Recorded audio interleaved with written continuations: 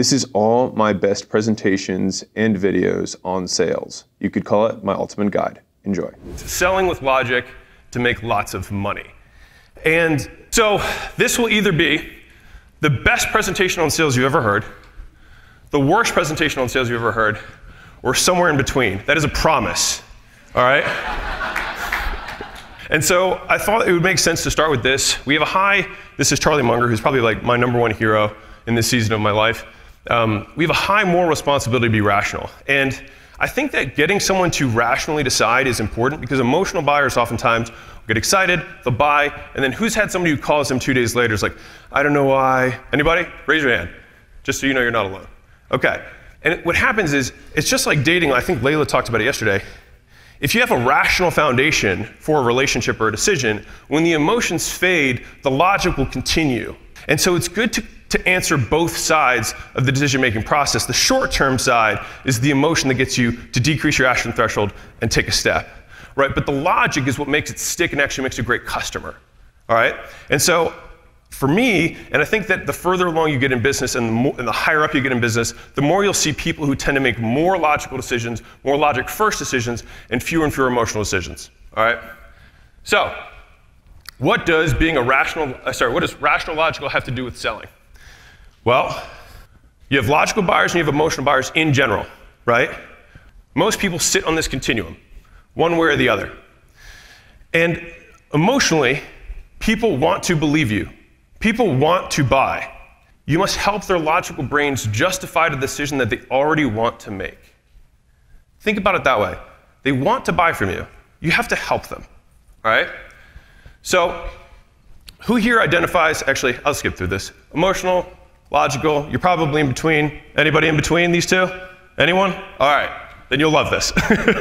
So before we get started, I thought I would give you a few beliefs about selling that have served me very well throughout the years. Number 1, people want to believe you, they want to buy, you must help their logical brains justify the decision. 2, selling happens before you ask for the sale. Closing happens after. So you're selling for a lot longer period of time, but the moment you kind of like take your pants off and you're like, this is what it is, that's when you're closing, right? You have now solicited.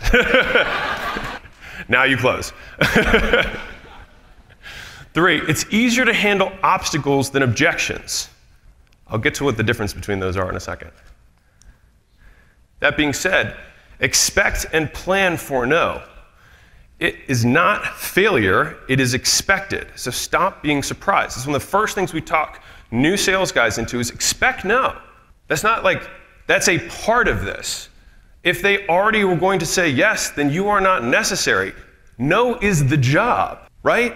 If they could make the decision on their own, they would just send you the money, right? The reason they're struggling is because they can't and they need your help, which is why sales is actually the first step in coaching. And I see sales as power. If you can have the ability to direct or influence others, that is power. And I feel like it should be made much cooler than I feel like it is. 5, if you didn't get a gasp from the price tag, you didn't go high enough. This is another belief. So for those of you who are afraid to raise your price, if you're not getting gasps, you're not going high enough. Straight up. And when you do it that way, you can always walk down and have a beautiful price anchor. Right? When you say $100,000 first, $1,000 feels like a rounding error. It's true, but when I say $10 first, like I'm saying right now, $10, then I say 1,000. Sounds way fucking bigger, doesn't it? So you gotta get the gasp, and you gotta train your guys, if you have a team, they have to be comfortable with the no, and they have to be comfortable with the gasp. They gotta go for the gasp. And be like, dude, you should have heard the gasp on this one, right? There we go, 7. Selling properly is the first step becoming a coach, right? Your first impressions and the expectations you set dictate the relationship. How you sell, the fact that you use logic in the sale will set you up for success and your client for success in the long run. 8, selling is helping prospects make decisions to help themselves. Like you are helping them help themselves. That's where the power comes from. You are not helping them, you're helping them help them. See the difference? It's nuanced, but it's real. 9, keep the prospect, not the sale, as the priority. It's not about us. The more you can vanish in the sale and magnify them, the better your selling conversations will go. Because it's not about us. They don't care about you. They only care about them. And they will talk about themselves as long as you'll let them. This is a really important one, especially when you start to getting into closing. Seek to understand, not to argue. And the way that I train our sales teams around this is childlike curiosity. So when someone objects to something, it's like, that's so weird. I wouldn't have thought that. Tell me more about that, right? And you get to be able to maintain that childlike curiosity the same way they train fighters to not breathe too much during a fight, through exposure. The more times you get into these uncomfortable, high-stakes closing scenarios, the less weird and high-stakes they become, because they become what you do every day. And the good thing is, you get to have this conversation hundreds and thousands of times, and they only get to have it once. So you fucking better be better at it than them. Closing is a dance, not a fight. It's seduction, not rape. I mean, I'm being super serious about this. The goal is not to beat them into submission. The goal is to sell from your back foot. It's like, I'm good. I want to help you. And if that means not doing this, then I fucking love it. I'm with you. I'm on your team. And I'll give you a bullet around that in a second. Selling is a transference of belief over a bridge of trust. Therefore, there are two things that are required. You must believe so that you can transfer it, and you must have trust to make the transfer. Because if you truly believe, and a lot of times, anyone been on a hot streak when they're selling? Anyone? Anyone who just had their hand up ever been on a cold streak? Right?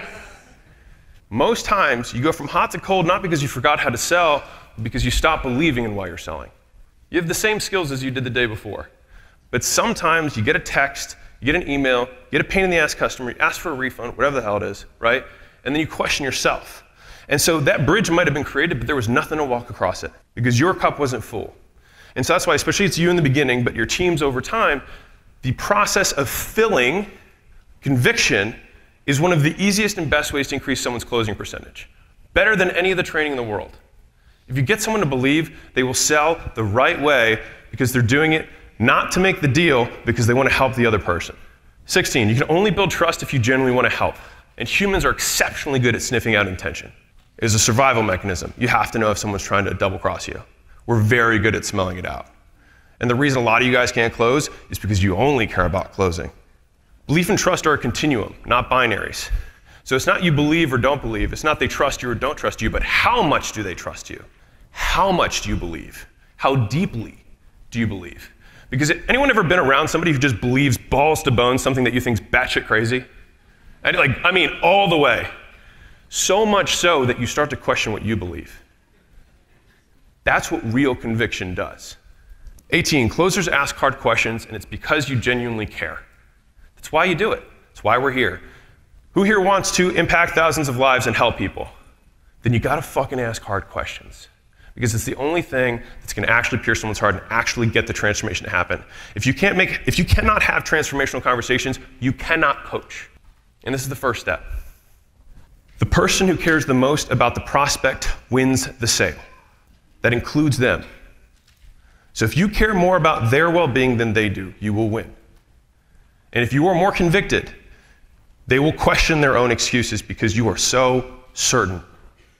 Little nugget for you. Record all your sales, by the way. Because when you do get on that hot streak, right? When you get on that hot streak and then you get cold again, watch your hot streak.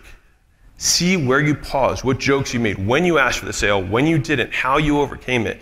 And it'll get you back in the flow much faster than trying to question yourself, what do I do? Always record all your sales. It's also the easiest way to train new people. And then lastly, 21. Power is the ability to direct or influence people. If you want to be powerful, you must understand this skill. And that's what we're going to talk about. Cool? Awesome? When does selling happen? Does it happen when they're a lead? Does it happen when we're qualifying them? Does it happen when we solicit the sale? Does it happen when we close the sale? When does the selling happen? All the time. The entire time selling is happening. But what are we going to talk about today? Just this. Just closing. Everything you have to do after asking someone to buy. Why are we doing that rather than the entire process? Beyond the fact that we'd be here all day, the other reason, and I love this, is that closing has one of the highest predictors of success in business. And here's an analogy for it. Everyone familiar with the NFL? Yeah. Great. So here's an insane statistic. The top 5 red zone offenses in the league now, last 5 years, made the playoffs 90% of the time. Here's why this is interesting and crazy. There's a million other stats. They could have horrible defenses. They could have terrible coaching. They could have a terrible, whatever it is, right? They could have all these things that are wrong with they could have terrible special teams, whatever. But just this one stat, if they're in the red zone, they fucking close. And I can tell you, if you have this ability, if you have this skill, it will make up for a tremendous amount of deficiencies in other areas of your life and business, and it will buy you time to learn those. But if you can't close, it's very difficult to grow in business, especially in the beginning, because it's probably you. That's why we're talking about closing. Why is this important from a money-getting perspective? Well, first off, if you have 100 people walk in the door, 10% are never going to buy. Just accept that, right? Problem is you don't know which 10% it is. But 10% are never going to buy. 10% are always going to buy. You just got to not fuck it up. And most of you guys, these are the only sales you're getting. They're like, well, I'm already here. My friend told me about you. I have my credit card out. And some of you are like, well, let's make sure. You're like, just shut the fuck, just take the card. You know what I mean? Like, shut up, right? That's like, hey, my friend's so awesome. You got to meet him. And she's like, oh my God, he's great. And then the guy starts talking and she's like, oh, just kidding. Like, terrible, right? But this is what we fight for. This is what we train. And if you want to make a big impact, that's what we're fighting for. It's the middle 80. Why this presentation will make you money. If after this presentation, you just have one more bullet, one more play in your arsenal to close, or I get you one more deal a month, I'll feel like my job was done, all right? And hopefully, if you just do that, it'll pay for your entire weekend, all right? That's my goal for the presentation, that everything that you guys have done for this whole weekend is paid for. Is that cool? Fair outcome? All right. So this is one of my favorite sayings. You're only one decision away from changing your life forever. And whenever I feel overwhelmed, or I feel like I'm decreasing, like I feel powerless, or I feel like I have less power than I want to have, I always say this to myself because it's like, I can take one decision and change fucking everything. You know what I mean? Like, I can drink a bottle of Jack, get in the car, I can change everything with one decision, right? I can make a step to invest in something. I can buy something, I can invest in myself, I can have a terrible conversation with Layla, or I can have an amazing conversation with Layla. But just one decision. And that's always given me power. But the thing is that instead of changing our lives, we blame. When I say blame, I want you to think, give power to sources outside of our control. And this is what you, and this is what your prospects and your customers are doing. And this is why so many people are weak and powerless. And so we're going to do a fun activity today, because I want you to be involved so you can learn it. And we're going to do this so that 1, you can help decisions to help yourself with whatever decisions you're facing. 2, you can use these frameworks to help prospects help themselves. And then 3, become more powerful. So, but rather than keep this hypothetical, I need you to visualize the decision that you need to make, all right? Can you do that for me? Yeah. Fantastic. And this is why. I want you to actually think through a decision together, because this is a statement from Confucius. I hear and I forget. I see and I remember. I do and I understand.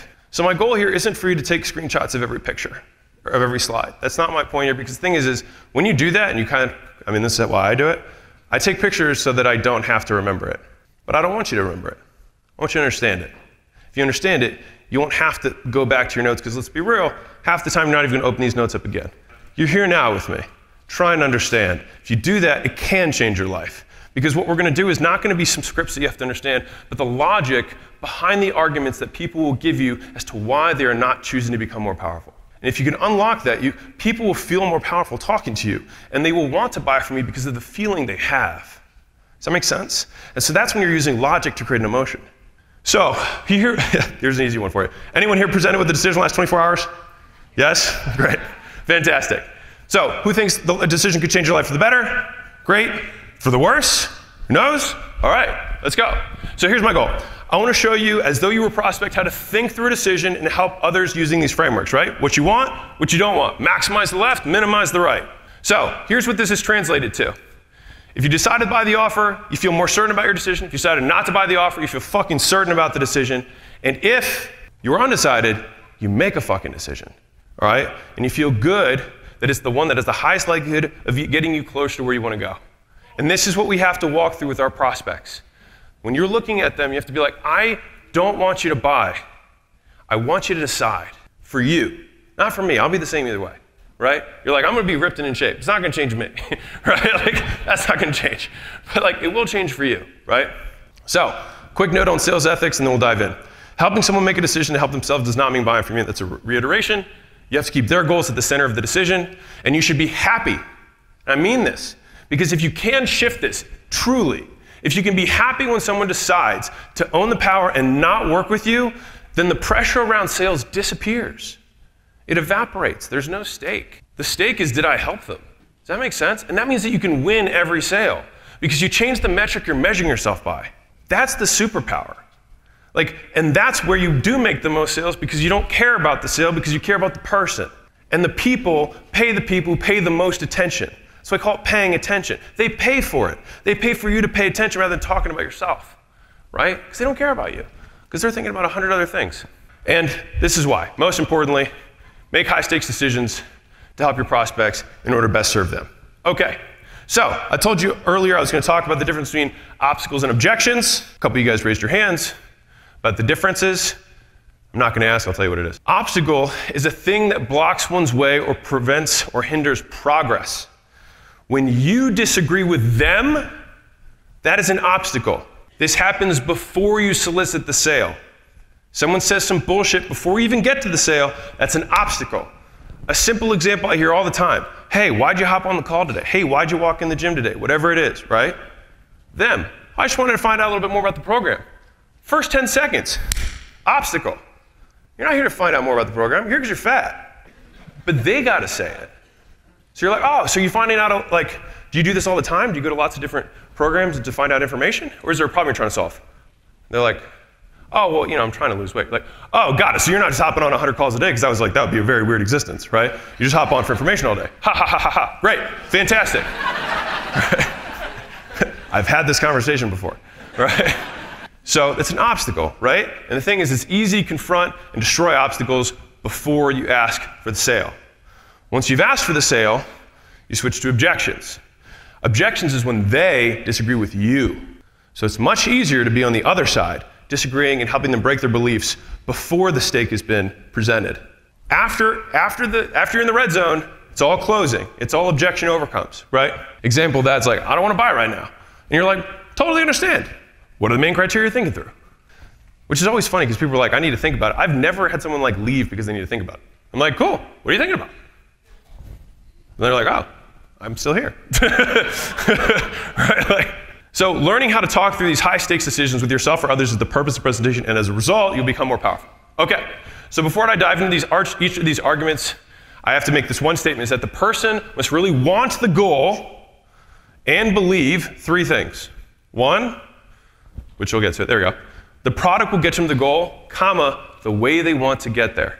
And I learned that second half the hard way, because we found out in gym launch that people would say no sometimes to buying memberships, right? Or buying challenges or whatever.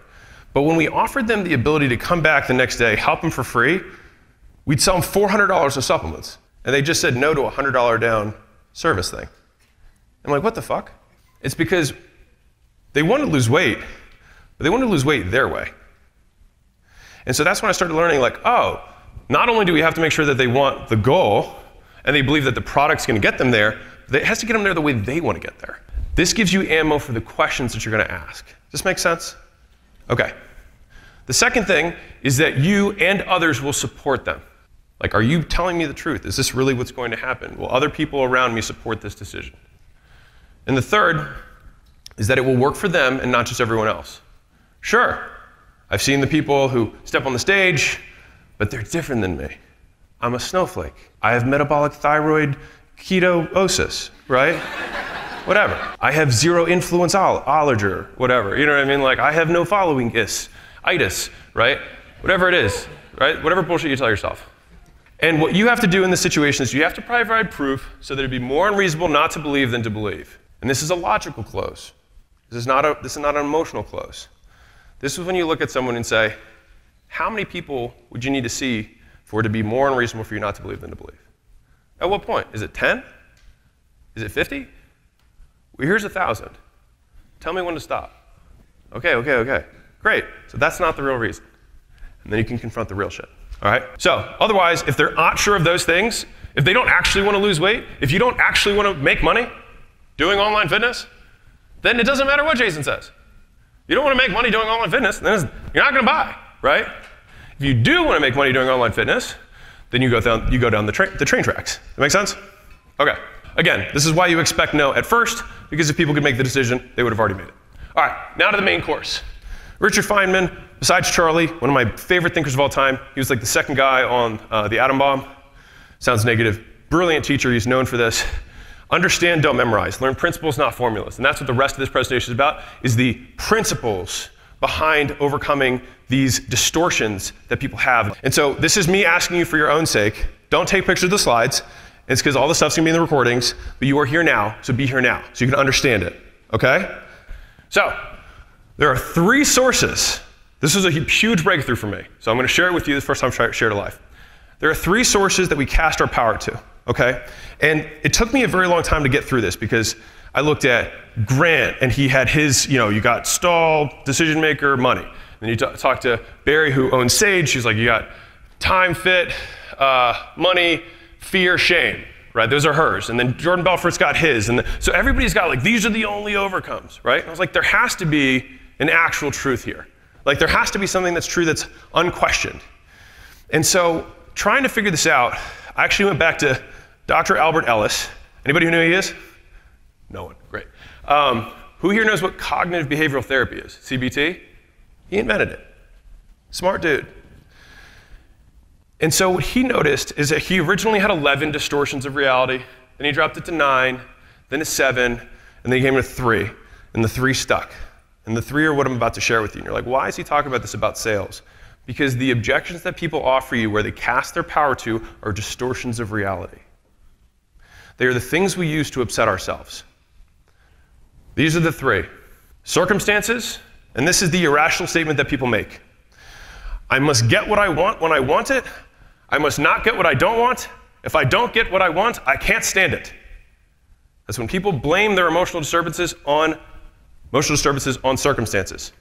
2, others. Other people must treat me fairly and kindly, and if they don't, they are no good and deserve to be condemned and punished. It's like your animal brain, right? 3, self. I must do well or else I am no good. These are the 3 core distortions that upset people. This is like mental illness, right? And so I'm not saying anyone has mental illness if they don't agree with you. It's more so that these are distortions that are not real. And if you can understand, not memorize, if you can understand this, then you can have these high stakes conversations understanding exactly which distortion they're suffering from. And I'll show you how to overcome them, okay? And so I like to consider like the onion of blame. This is like one of the bigger breakthroughs I had. They start with the outside. They blame circumstances, time, money, other shit. And then the step next to that, they start to blame other people, my spouse, my kids, my employees. And then finally they say like, it's me, it's my fault. And so you might have to overcome multiple layers as you peel back. And based on the objection they give you, you can know where you're at. You can know how close you are. If someone just says, I have to think about it, then you're like, great. I'm talking to the person who's in power and the decision maker, and I just need to get them to say yes. If they're like, I don't have, they're casting the power away. And some of you guys are probably casting your power away on decisions you need to make, which is why I'm making this presentation. Even though that these are the things that distort people's realities, because you're like, no one's ever said, circumstances are getting in my way, right? Like, no one says that, right? They manifest in 5 ways that I want to equip you to deal with, all right? For yourself and others. So these are the 5 most common excuses, scapegoats, that people use. And if you find other ones, these are the biggest buckets, because I didn't want to have 100 things here, but the big 3 buckets are circumstances, others, and self, right? But they manifest with time in multiple ways, and I'll show you how. Value, price, money, etc. Fit, I'm a special snowflake. Others, which is I don't have the authority to make the decision. And then finally self, which is, what if I just don't make the decision? Let life make it for me, right? Avoidance, stall. You go from surface level to core. And as a side note, you should never get stuck on the stuff near the top. And ideally, you should really never get stuck anywhere on this equation if the person wants what you have and you truly believe in what you have to help them. And I mean that. Like, if you understand this thoroughly, you can walk someone towards helping themselves. Okay, this is what they look like, or this is what they sound like in reality. Not a good time right now. I'm really busy, right? That's time. Can't afford it. Too expensive. Fit. Not sure if it's for me. I hate broccoli. I can't do a plan with broccoli, right? Can't do a plan where I have to DM people every day. It's against my brand. I'm poor, but it's against my brand, right? Authority. Have to talk to my partner, spouse. I have to talk to somebody who has more power than me. It's funny, because when you start thinking this way, it sounds silly. And then avoidance. I need to think about it. Well, clearly, let's think about it now. All right? And so I told you I want you to think about the principles behind these things, not memorize. You've got circumstances, you've got other people, and you have yourself. And we drill down. So, quick test. Who here is physically in the room? Raise your hand. Wonderful. Arms are working. We're rocking. So, here's my ask. Raise your hand if you or your prospects present with this distortion. So who here is a time person? I'm busy, it's not a good time, maybe in the future. Anyone deal with these? Sometimes it's yourself, totally. So I'm also going to tell you a secret about this.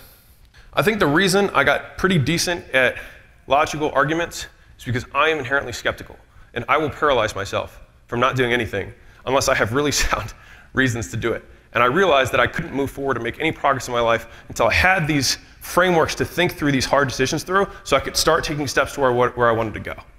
It took me years to get there. And so hopefully I can give you some keys that help me unlock my own head to get out of my own fucking way so that you can too and help your clients, all right? So the way I think about time, and there's a lot of overcomes for all of these things. What I tried to do is bunch the 3 biggest ones that I like to use most frequently. And if I veer from like the bullets on the screen, it's because I'm riffing with you and I'd rather just kind of stay in the flow. Is that cool? Okay, fantastic. So when you're overcoming this one, each of these is kind of a specific angle that you're attacking it from. So macro is like, this is a busy season for me. I've got lots of stuff going on, right? Micro is like, I don't have any time in my day. So you're one person saying I've got lots of shit going on, one person's like, I can't find the time. It's different. Sounds subtle, but it's both about time, but in different ways, all right? And then the last one is, well, when I have time, I'll start, right? Which everyone knows is fucking horseshit, but whatever. Okay, so, as always, we never disagree with prospects because you're not in a fight. Totally get it, totally understand. Do you think, like, do you want this to be something that lasts for the long term, right? It's a question. You're like, yeah. Do you think that you're gonna be busy again in the future? Well, yeah. So you want this to last in the long run, and you do think you're gonna be busy again in the future. Well then, don't you think it'd be best to start now when you are busy? Because if you learn how to do it when you're busy, you'll be able to do it forever. If you can only learn it during a perfect circumstance, then you're gonna fall off when it gets busy again. And isn't that the time you'd wanna have the most support? It goes for you guys too. Well, that's just number one. We got so many lore, right? And so, when you knock that out, the goal is that the person says, well, fuck, that's not a good reason, and you take one step towards the truth. So when you're thinking about it, it's not like, oh, I've got to overcome this one thing and then they'll buy. You got to keep peeling. And if you have this framework, you understand the direction you're going in. And you can start listening for the, oh, they're talking about themselves now. I've gotten 2 layers deeper, right? So that's seasonal. Micro. You can't tell someone in a sale, hey, take out your phone, take out your hours by week, pull it up, oh look, 22 hours on social media this week. You've got time. So you say it differently. You say, you know what, I had the same issue, and I used to complain all the time about like how I didn't have time to be successful and do the things I needed to do. And my wife got so sick and tired of me saying this, she pulled my phone out and she was like, look, I guess I just found you time, didn't I? I was like, ah, fuck. And you can say it that way, and then a prospect feels better. So anybody here feel like they don't have time, right? And the first thing that any program's gonna do, if it's a good program, is going to cut out the 90% of the shit that you are doing, which is causing you to feel overwhelmed, which is probably the real reason you feel like you don't have time. Jeff Bezos got the same time you do, right? It's just, what are the things that you're doing that he's not? It's not about adding shit to your plate. It's about removing the stuff that's not working. Because clearly everything that you're doing that's filling your time is not making you more money. So you're doing the wrong shit. So there's going to be plenty of time. Because all the stuff you're doing now is not working, right? Sounds simple, but that's the reason, right? So we want macro, grow. When then? Hey, in the future, when I've got time, I'll totally sign up for your program, right? Anyone heard this one? Anyone say this one? Right? And again, you wanna empathize. You don't say like, oh, that's bullshit. You say, totally understand. I was stuck like this for years. If you can step in their shoes, you're not attacking them, you actually go from the inside out. You step into their self, and then you walk them through the epiphany that you experienced. And it doesn't feel judgmental, it feels helpful. That make sense? I used to feel the same way, right? And I found this out actually from Jason Fladley, and he was the one who told me this. It's a logical fallacy. It's called the when-then fallacy, which is why that's how I remember it. And the when-then fallacy simply states, when I have X, then I will do Y, but it flips sequence. So it's like, when I get better, I will go to the hospital. Sorry, there's just so many like hilarious ones about like money and stuff, like, I will start saving money once I'm rich. Like, all right, but the thing is that we do this, right? We do this. I'll pay for the program that'll make me more money when I have more money. That's the point of the program. I'll pay for the program that'll help me get a six-pack once I have a six-pack. Once I have more time, which the program's gonna help me have, you know what I'm saying? Like, it's a fallacy. And so what that means is it's a distortion. It's not real. And so the goal of having these high-stakes conversations is simply showing people, we're not attacking, we're just walking them through it and being like, do you realize that this is holding you back? And I know this better than anyone because I'm a skeptical motherfucker. The reason I can do all these logical things is because I'm the first person I'd overcome, right? And you might be too. So, once we attack time from these three angles, it depends which one they present with. If they present with one and then move to the next, you can knock all three out. You'll probably find some that make the most sense to you. But the thing here is, it's not about memorization. You just got to get it. Macro, you're always going to be busy. Won't you want the most help when you are busy so they can stick forever? Yes. Time. My wife showed me my phone. Turns out I got fucking time. But the reality is, it's not about what I am doing. It's about the stuff I got to stop doing. And that's what I help you with, right? This isn't scripting. This is just understanding it, right? And then when then? It's a fallacy. It's a distortion. It's not real. And then just use two crazy examples like, once I have money, then, or I'll save money when I'm rich, right? It's just like ridiculous. Okay. So what do? One reason down, and we're getting closer to the core, right? Right. So who here is somebody who's like, I can't afford it, it's too expensive, or has heard this from a prospect? I was like, I better see everybody's hand. Especially if you're selling high ticket, which hopefully you get a gasp. So these are the four frameworks that I think through. There's a million like money closes, but these are the ones that I like the most and that to me resonate the best, right? And so why a lot is good is kind of like my first one here. And so the reason that if someone gasps or think that this is a lot of money, you just ask them, is this a lot of money to you? And they're gonna say, yeah. If they say no, then you're like, awesome, buy it. And if they say yes, right? And if they say yes, then you're like, that's the exact reason you're gonna be successful.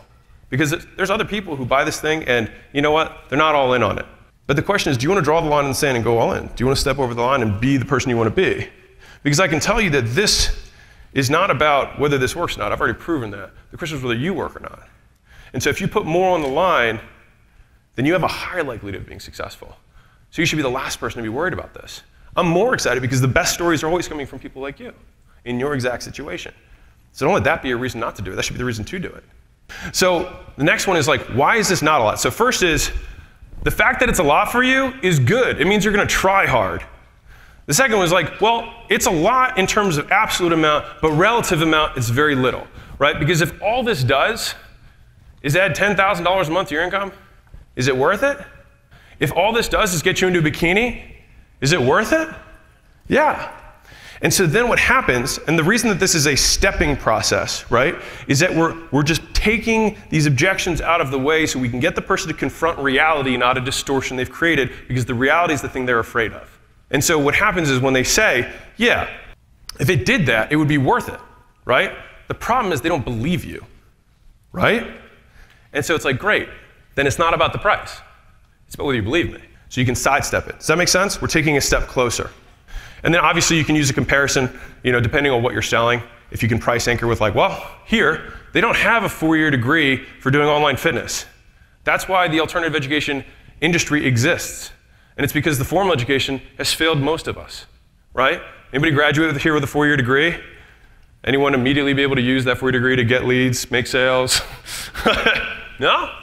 Me neither, right? And what's crazy is that some of these degrees are $50,000, $100,000, $200,000 and take 4 years when you've got something that can help you make that entire amount of money in half the time, right? For a tenth of the price. When you think about it like that, frame, it's actually a great deal. Does that make sense? So you just frame it. You have to give context, all right? So number one is the fact that it's a lot for you is good. It means you're actually going to try. Number two is if it does what we say it's going to do, the value is there. So that's not actually what you're opposed to, which then we can take the next step. All right? Number three is what's money good for anyways? This is actually one of my favorite lines of reasoning for a variety of reasons, and I'll get to it. When you're looking at a prospect or looking at yourself, you're going to spend this money either way over the next 12 months. You're going to spend it, right? And in fact, not only are you going to spend it, you're going to buy the program. The question is whether you're going to pay for it in money or pay for it in time. And so like you can learn every single lesson that's in this program, whether it's losing weight, getting leads, selling online, whatever it is, right? You're going to learn these lessons. But do you want it to take 12 weeks or 12 years? And the question is, are you going to be able to live 1,000 lifetimes because of the 1,000 people that we've helped just like you and gathered all those lessons and put them together so you don't have to do the trial and error for that entire period of time? So the question is not whether you're going to buy it or not, it's just how do you want to pay? And so for me, this is a personal note, and I'll probably say it at the end, but like the reason we've been able to move quickly through life is that I will buy other people's mistakes. Because it's the only way you can buy time in this life is to buy the knowledge to take less time from other people who have taken their time. And like if you think about human civilization in general, Edison took however long to make a light bulb, and then we just bought the lesson from him, and now we have light bulbs, right? And the next guy figures out the next thing, and then we just buy the lesson from him. And that's how we have to move faster. So you're gonna spend the money either way. The question is 12 months from now, is it gonna be on shit that didn't get you anywhere or stuff that is going to get you somewhere? And no matter what, you're buying the program, you're just gonna pay time or you're gonna pay with money. And if we're being real, you've probably been paying for time the last 6 years. How's that working for you? Do you wanna do more of that? This is a classic one, it's a very easy one to remember. But like, who here knows the difference between a self-made billionaire when they had nothing and where you're at right now if you have nothing? Zero. You're both broke. They were broke, you're broke, whatever it is, if that's where you're at right now. The only difference is that proves that if they were successful, it wasn't about the resources they had, it's about how resourceful they were. So I'll tell you a quick story about this. So anyone here read Shoe Dog? Right, story of Nike. So in the story, he talks about how he was about to lose everything multiple times. It's a crazy story. And this time it was like, it was gonna go down. Like it wasn't gonna happen. And he needed a tremendous amount of money and he just didn't have it. He'd extended all his credit lines, the banks wouldn't do it, and the next lender said they canceled on him, and the company was gonna fold because it was growing too fast. At that point, he could have just given up and said, there's nothing I can do. I maxed out all my cards, I maxed out all my banks, there's literally nothing I can do. And his people had already worked for free. And they were like, we can't do this anymore. He went to his vendors and said, you need to pay my payroll for me. He went to his vendors. Anybody use like landing page software? Anyone? Or anyone use something from a vendor? Right. It's like going to that guy, like going to your videographer and be like, listen, you gotta pay payroll for me this month, because otherwise I'm not gonna be able to keep doing business with you because I'll be out of business. Resourceful, not resources. And the reason this is so important is because when you have nothing, it's the easiest excuse to give yourself. Because you're like, well, I have nothing, that's why I can't. It's like, of course, but every self-made millionaire and every self-made billionaire was self-made. And they started with nothing, which puts them in the exact same seat you are. So the question is, do you want to have power or do you want to not have power? When you have power, you're resourceful, not resources, right? And so if we want to make these decisions that are going to help ourselves, we need to step into that. And so when you're talking to your prospects, it's the same thing, right? Does that make sense? Okay, rockin'. I mean, and you can drill deeper into this. Is like, do you think there's anyone else who's been in your situation who's achieved this, or maybe worse than your situation? The answer is yes. And if they can, why can't you, right? So we're taking steps closer. Are you guys digging this? Yeah. Okay, cool. Oh, thanks. Okay. Thanks. I wasn't sure if it was rapt attention or sheer boredom. So we're not, you feel what progress we're making? Like the person presents and says, I don't have time, shit's busy, blah, blah, and you're like, nope, we're gonna take one step closer. And they're like, you know what, but I don't have the money or it's too expensive. You're like, well, if you don't have the money, you're gonna be successful. It's worth it, right? Yes, I understand why it's worth it. Well, you don't need money to begin with, right? You gotta be resourceful and you can find the money. Because I'll ask you, this is a fun one for business owners. Who here has had an unexpected bill ever come up? Taxes, right? Yeah. And then okay, so everyone here is still alive? Who raised their hands? Who here was able to magically pull money out of their ass and figure out a way to do it? Raise your hand. Here's what's crazy. You have the ability to be resourceful when it's for someone else and not for you. And it's because you choose to be powerful when someone else needs it, but not for yourself. Fucked up, right? So stop doing that. If you function like you have to make payroll tomorrow, and like you're back on rent, and you're gonna get kicked out, you think differently. And if instead of paying your landlord, you're paying you, because that's what you wanna do, it shifts internally. Because everyone's here just proved the fact that you can be resourceful when you choose to be. So just choose to be.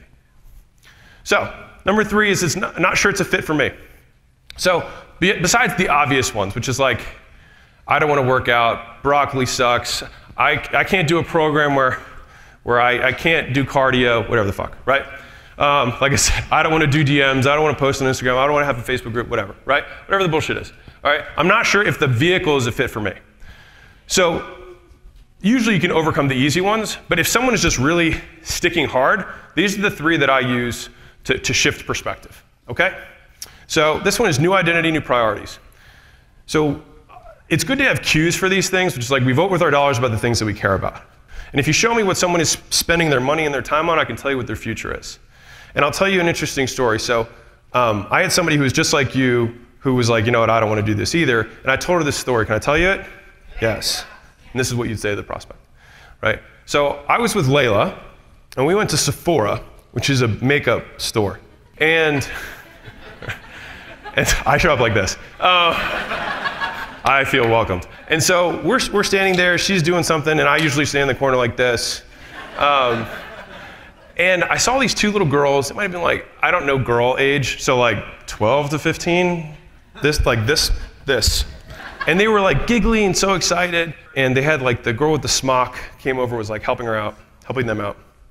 And she was like, okay, this is like eyeliner, and this is lipstick, and this is whatever, blush. I'm just like using words I've heard. This is how you paint your face. And the thing is the girls were like so excited. And then they were like, right before they left, she was like, girls, she's like, you have to remember, like now that you're getting older and you're becoming a woman, you need to start budgeting for this stuff. All right, so you're gonna start buying this every month. All right, so like remember, you gotta save some money for this so you can have it. And the girls were so excited that they were like, yes, like we're becoming women now, and these are the things that women do. It's because when you have new identity, you have new priorities. And so you've had priorities that are aligned with your old identity, right? There's the you that goes out, the you that drinks, the you that does the blah, blah, blah, blah, blah, spends money on shit you shouldn't do, spends time on shit you shouldn't be spending time on, and there's the you that you want to be. And so right now, we can draw the line in the sand and be like, do you want to keep walking down the road that you have been walking? And if you don't, then you have to step into a new identity. And with that new identity comes new priorities. Because people who want to be rich spend money on themselves. They spend money on education. They invest in their skill sets. Because I want to align my identity with the identity of those who came before me, who've done the things I want to do, right? And just like those little girls stepping into that identity, we too must step into the identity we want to be. Does that make sense? And so when you're talking to somebody who's trying to lose weight, and they're like, I can't afford a gym membership, and you're like, girl, you're spending $200 on your nails, and you've got a $1,000 outfit on, do you think another $1,000 outfit would make you look better, or your high school weight? Right? Do you think another $1,000 outfit would make you look better, or being rich as fuck? And I say that for those of you who are thinking about it on the money side, right? Like you waste money. Some of you guys have bigger shoe collections than like, it's like fitness people and shoes. It's like the weird, like, and Lululemon and the, you know, spandex. It's like 100 pieces of spandex. Anyways, so it's like your whole wardrobe could be consolidated into a skill that could buy you as many wardrobes as you want if you chose to, right? Okay, rock it. I don't like this certain aspect. This is one of my favorite, easiest ones to hit, which is like, you gotta change to change, right? What you have been doing has been getting what you've been getting. And you gotta change to change. Because like, I remember I would go through meal plans with people, and they'd be like, well, can we change this? Because this is what I eat for breakfast. Can we make that the breakfast? And I'm like, that breakfast makes you look like you.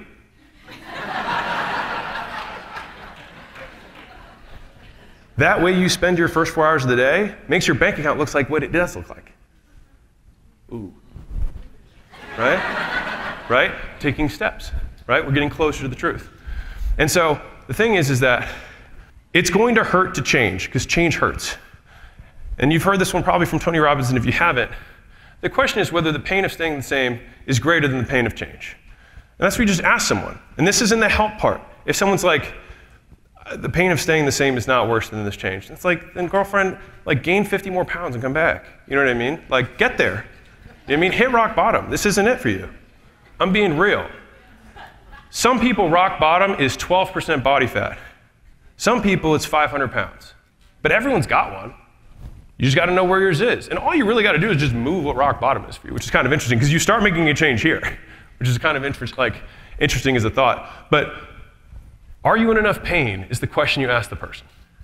So for those of you who are unwilling to make a change because it feels contrary to like, oh, I don't want to seem salesy. I don't want to help people, like whatever, right?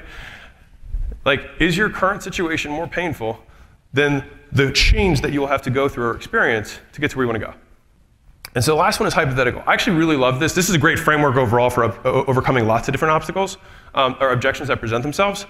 But the hypothetical, and there's lots of ways of phrasing this, which is like, you've probably heard the unicorn close. You've probably heard like, if this were perfect, would you do it? On a scale from 1 to 10, where would this program be? If 10 was amazing and 1 was terrible, where is this? They say a number, and you say, cool, what would make it a 10? Why isn't it a 1? Like, you guys heard this scripting before? So you guys are like, no, please talk slower. The reason I said we have to learn the principles behind it rather than memorizing the script is that it all is based on one thing, which is hypothetical, which is, if this were perfect, would you do it? Because you get a hypothetical agreement. And they say yes, if it were perfect. The thing is that if you're like, if this were perfect, would you do it? If someone says no, then you're like, girl, okay. Like, let's take 5 steps back. Does my breath smell? Yeah. Because the thing is they've actually told you a lot there. It's like, it has nothing to do with the stuff you're talking about. They don't trust you. And now we can talk about that, right? So it's a great question to frame, like, where are we? And so it's like, if this were perfect, would you do it? Sometimes they'll laugh. If you ever poor, they'll laugh. They'll say yes, right? And so then you get to flip it and say, then what's the difference between perfection and what we've got? And the thing is that people are very hard. They don't actually know how to generate making a program because they're not going to like know all the things you can deliver on the spot, right? And so they're like, most of the time, they'll be like, I don't know. And you're like, right, well, because it sounds like it's nothing to do with the program. It's all about to do with you. So let's talk about that, right? And then all of a sudden, boom, one step closer to the truth. Does that make sense? Yeah. All right. And that's why we do hypotheticals. So if it were perfect, what's missing? And then if you can, if they do give you an answer and they're like, I just don't want to do broccoli, then you're like, I do green beans, would you do it? They're like, yeah. You're like, great, green beans it is, sign here, right? Like, you would be fucking amazed how many times shit like that happens. It's like one crazy thing, it's like, well, if we didn't have that, would you do it? Like, oh yeah, sure. Like, where were you 10 minutes ago, right? And that's how you do a hypothetical. Okay, we're making progress. You still with me? Still digging? Okay, cool.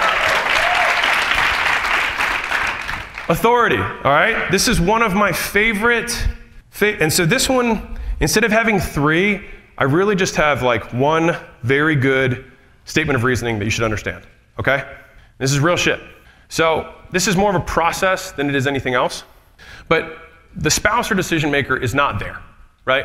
Now, note for you guys, a lot of you guys have had the opportunity to go talk to a spouse, but a lot of you guys don't have that in your business, right? Like, spouse ain't there, and they leave, they're not coming back, right? Or they are, but a very small percentage don't wait for it. Okay, so what we have to do is try and sidestep it by isolating the objection and casting aside the partner, because the partner's not there. So how could they object to anything? They don't even fucking know who you are, right? And so the idea is, and again, this is assuming if you have a really long-term thing, then you want the partner to be there. Right? Like ideally, that's what you have. But if you don't have the opportunity, then you got to go through the next step, all right? Which is, what do you think they wouldn't like? And then they will tell you, and then you just overcome the thing, which has nothing to do with the spouse, because spouse isn't there, right? Very easy sidestep. Does that make sense? This works really well. It's like, why wouldn't they? Well, it's like, well, because they don't want me to fail. Ooh, they don't want you to fail. Let's talk about you. And so this is the process that I walk through. Do they approve of your current struggle? Are they happy that you're struggling? No. Okay. Then why would they not approve of something that's going to fix something they already don't approve of? Right? They're not happy with how you're currently doing. Why would they be against something that's already making them unhappy? right? Right. Well, let me ask you this, and then pause. Well, if the roles were reversed, and your husband needed this to make what he wants, his dreams happen, or your wife needed this program to make her dreams happen, would you support her? Then why wouldn't you support you? Right? Right. And I think the real problem that we're dealing with here, and this is the kicker, this is for everybody, is that you're asking for permission instead of support. Because it is your life, not theirs. And what happens is, if you give that power to them, and then 2 years from now, you're still fat, you're still poor, whatever it is, who are you going to blame? Them. And so that's when you have a resentful marriage, because you didn't own your shit. And so I'm not saying you shouldn't explain the decision to them, but the way you explain it to them is what I just said, which is, if I don't do this for me, I'm going to end up resenting you. And I don't want that. And instead of me bitching to you every day about how we don't have money or about how I don't like my body, I'm now doing this and I'm joining a group of support, of community of people just like me. And crazy enough, for some reason, doctors go to college, right? Right? That makes sense. They go to medical school, lawyers go to law school. But where do entrepreneurs go? There's no entrepreneur school. No one teaches this stuff, but it turns out there are people who teach it just for this specific industry, and I can take failures of 1,000 people and pack it into a year. And it's 1/10 the price of a 4-year degree, right? And so instead of whining to you, what I commit to is I'm going to show up and be a better husband, a better wife, a better partner. I'm not going to bitch to you about this stuff because I'm going to take this seriously. I'm going to go all in, and I'm not asking you for permission. I'm just asking for your support, all right? That's how you can overcome it, because I'm going to be real with you.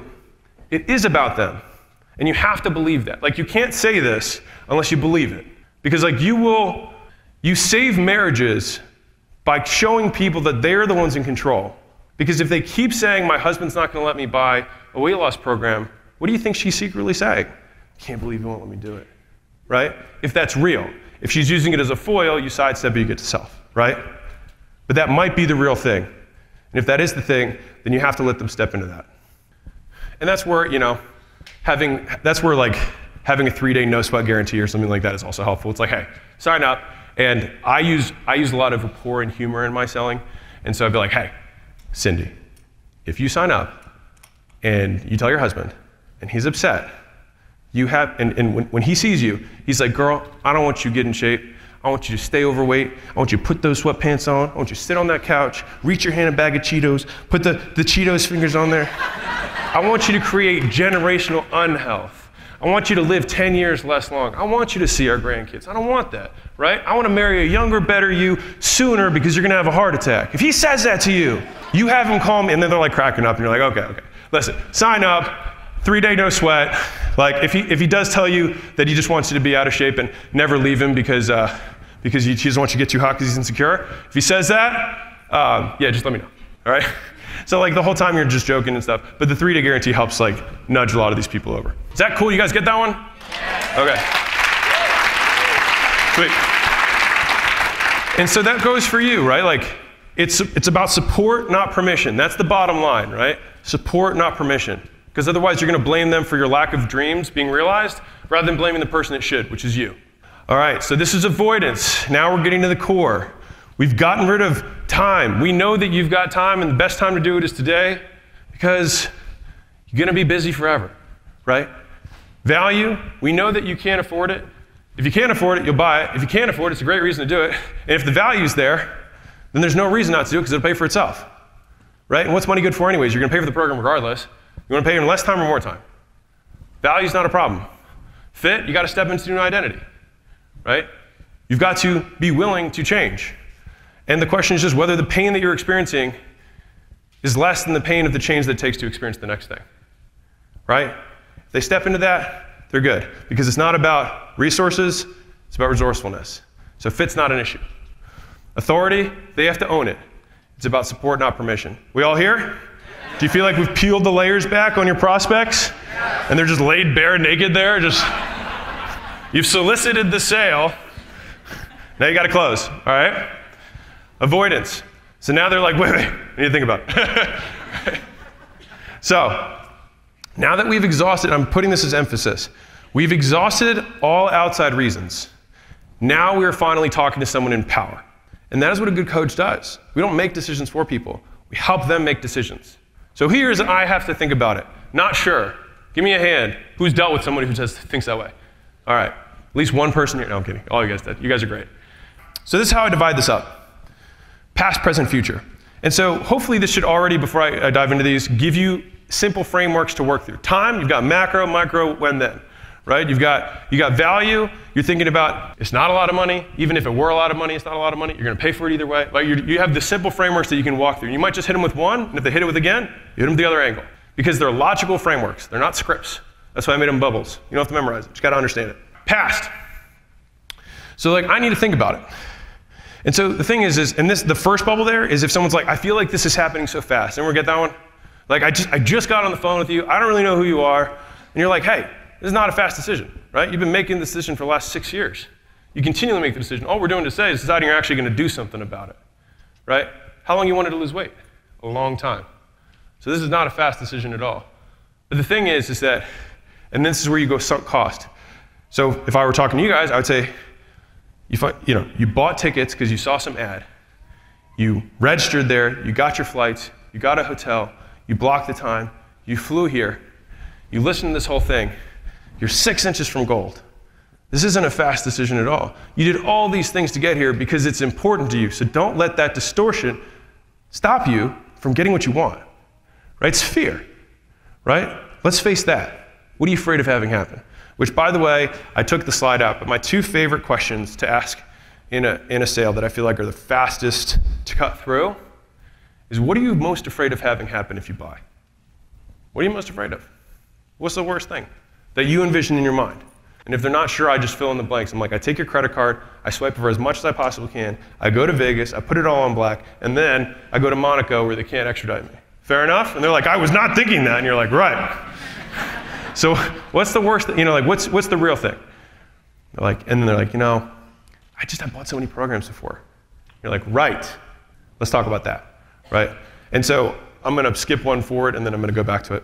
This is one of my favorite obstacle or objection overcomes. I call it don't let it burn you twice.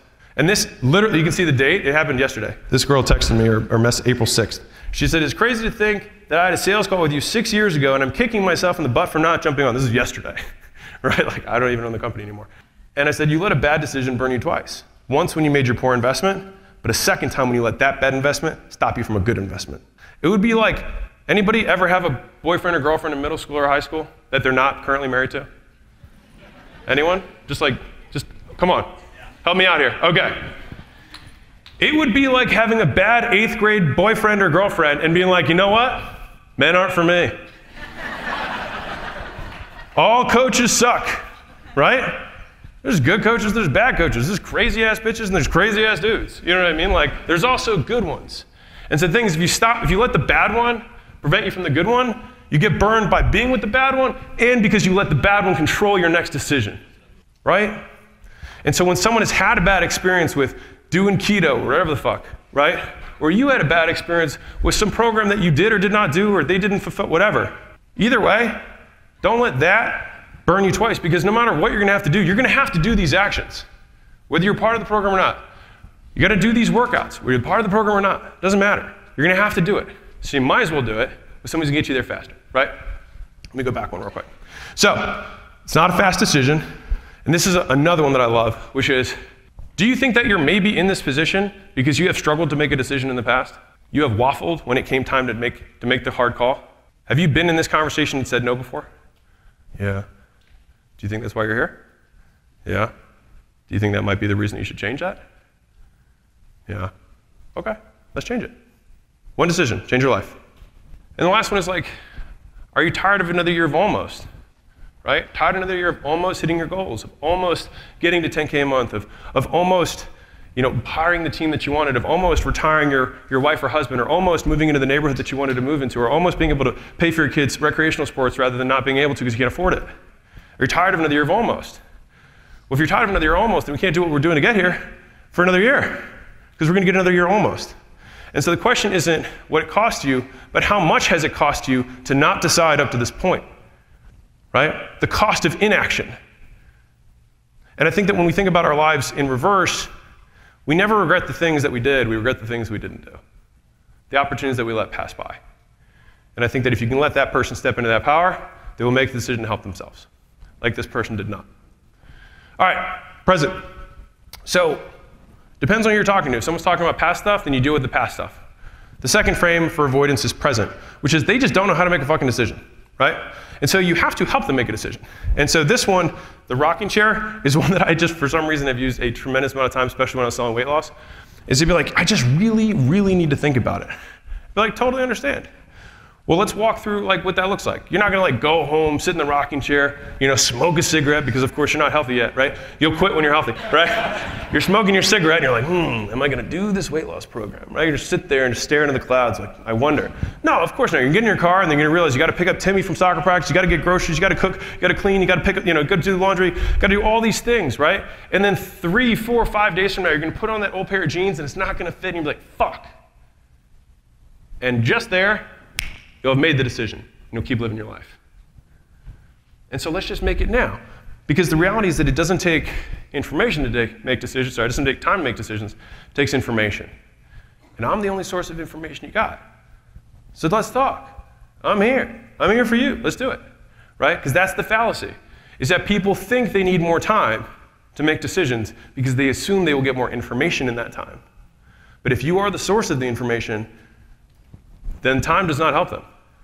And so let's confront it now, and let me answer the questions you have to make the decision, one way or another. Does that make sense? Yeah. All right. And so then they're like, well then fuck, how do I make a decision? You're like, glad you asked. So there's 3 things that we gotta understand. Do you believe that this product or service is going to help you achieve what you want? Yes or no? They're gonna say yes, right? And if they don't, you can confront it.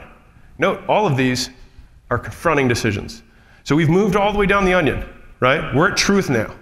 And the theme of the last bullet is confrontation. We have to confront the decision. We got to peel it back and be like, are we going to do this or not? Right? Because we already got out the time, we got out the fit, we got everything out of the way. It's just you. Do you think that this is going to help you get closer to your goals? Yes or no? 2, do you trust me to fulfill my word? That I said I'm going to help you, I'm going to do these calls, I'm going to do these workouts, I'm going to do whatever, right? 3, this is probably the most important one. Do you think it'll work for you? And if they say no, you say, why not? And then they have to defend why not. And then it's very easy. At that point, it's a 6-inch putt, right? And once they say yes to all 3, which is usually what will happen, you're like, cool, we'll make the decision together. Do you know how to make the decision? They'll say no. You go through the 3. And the last question is, they said yes, yes, yes. It's just, do you have or have access to the amount of money to get started? Do you have the Amex? Do you want me to help you enroll in an Amex? Because I want to help you. I'm good either way. But if you believe that this is going to help you get closer, you believe that what I'm saying is true, and you believe that you can be successful, then it's my moral obligation to get you going and do everything in my power to help you get the money or get access to it. Because the real is, if I was giving you a Ferrari right now for $5,000, you'd find the money. If your landlord needed you to come up with $10,000 because you had background in payroll, you'd find the money. So find the money. Let's do it, right? 3, who wants to make informed decisions? Yes? How can you make an informed decision if you haven't even tried it? Huh? So this is when you have some element of trial in the program or some sort of guarantee, which is why I'm a big fan of guarantees. It's like, well, you can't make the decision to buy that's informed until you're on the inside. So I'm not even asking you to make a decision right now. I'm just asking you to make an informed decision, which you can only do on the inside. And if after 30 days I'm not what I said, this product doesn't do what I told you, I didn't fulfill my promise, and you don't think it's going to work for you, you let me know, I'll give you the money back. Low pressure. You get someone to decide by not deciding. Even easier. Does that make sense? Yeah. Think that'll help you close? Yeah. All right. And then this one is, it depends on who you're selling to, but sometimes if you have a logical person, it's like, do you know what deciding even means? Like where the etymology of the word comes from? It's decadere, which is Latin, which means to cut off, to kill off. And so the question is, which future are we killing off today? Are we killing off the future of the dreams that you want? Are we killing off the future? Are we killing off the future of not doing anything and the life that you've lived up to this point? Because indecision is a decision. Inaction is an active decision, right? And so it's just, which one are we killing today? We killing your dreams or are we killing your past? Second to last one, future. So we talked about past. So if they're thinking about the past, the things that hurt them, don't let it burn you twice, etc., right? They don't know how to make a decision, rocking chair, this is how you make a decision, 3 things, you have access to money, great, let's get going. You want to kill your past, you want to kill your future, right? Awesome. We're talking about the future, this is actually magnifying pain, which is, cool, you got here, it's been 5 years you've been struggling. How's another 5 years sound? What if we just keep doing, let's go with indecision. Let's look at it. What does 5 years of you doing what you've been doing look like? And is that a place you want to be? No? You got to change the change. Let's do it, right? And then you go right into let's consider the options, which is like this is logic, right? So let's consider the options. Option 1, you do the thing, you get the result, life is awesome. Option 2, you don't do the thing, you don't get the result because you didn't do the thing. Option 3, you do the thing, but then you don't get the result. All these are the options that can happen in front of you. Because we have a guarantee, they're all risk-free, except for one of them. Only one of them has a true guarantee of not getting you where you want, which is walking out the door. So which risk-free option do you want? The one that's risk-free, that guarantees that you're not going to get there, or the one that's risk-free and has the potential to get you where you want to go? Right? That's not an emotional close. It's logic. And if you have an offer that's set up that way, you should be able to close most people as long as they don't think you're an asshole. Right? Okay. This is one that's more around urgency, because again, this is avoidance. If someone says, I'm still not sure, I want to think about it more, whatever, you say, well, you're not going to struggle forever, right? Like, you don't want to struggle forever. You're going to do something about this, whether it's weight loss, business, whatever. They're going to say yes. You're like, well, if you're going to fix your business eventually, you might as well start fixing it now so you can start enjoying the fruits of that labor sooner. Would you prefer making more money faster or slower? What's your preference? Great, so if you're going to do it eventually, you might as well do it now. Does that make sense? It's a little nudge. This is a final one that I just really like from a framing perspective, which is, instead of this has to be my savior, this program has to get me to an IFBB Pro bikini body, and I'm 100 pounds overweight, probably not realistic, right? Reframe the question is, do you think that making the decision is going to help you get closer or further from your goal? That's it. Because if we keep making decisions that keep getting us closer, we will get there eventually. But if we make decisions that get us further away, we will not get there. And so do you think that this is going to get you closer to your goal than what you're currently doing? Yes. What are we waiting for? We don't need to be snipers. We need to be directionally right. If we do that long enough, we'll get there. Does that make sense? That helps you too, because we have this fear of perfectionism. Is this going to be the one? Probably not. But it will get you fucking way closer, right? So I can tell you, there's no one program that changed my life. But the decision to buy education changed my life forever. Does that make sense? Yeah. All right. Boom. And so let me look at the top. We have no reasons left not to own the power that you have. It's just you. All right? And here's bonus number 6. And you can use this as one of, there's some closes that you use all the time you always go back to, right? The reason you are telling yourself not to do this is the reason you need to do it. How long do you want? I can't afford this to be on your list of problems in life. The fact that you don't have time is the very reason you need to do this.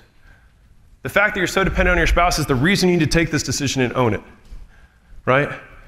The fact that you're not sure about the person that you want to be is the very reason that we're going to help you get it in this program. So whatever the reason is usually the biggest chain that you're holding on to, is the thing that you're enslaving yourself to, is the thing that you're casting your power to. If you break that chain, power comes back to you. And so the very reason that you're holding yourself back is typically the very reason that you need to do it. So hopefully, this helps you realize that you and your clients are always in complete power. Did I accomplish that?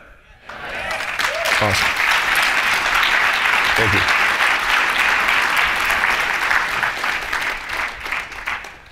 And like I promised at the beginning, my hope is that you become more powerful by making decisions rather than letting life make them for you. All right, so here's a few final thoughts.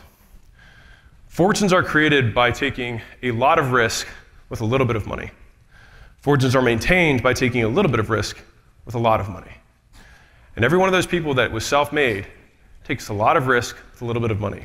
And sometimes you need to take that step because it's the only way to build the fortune, all right? And if everything that I've ever made in my life, everything that I've made in my life is a result of investing in my own education.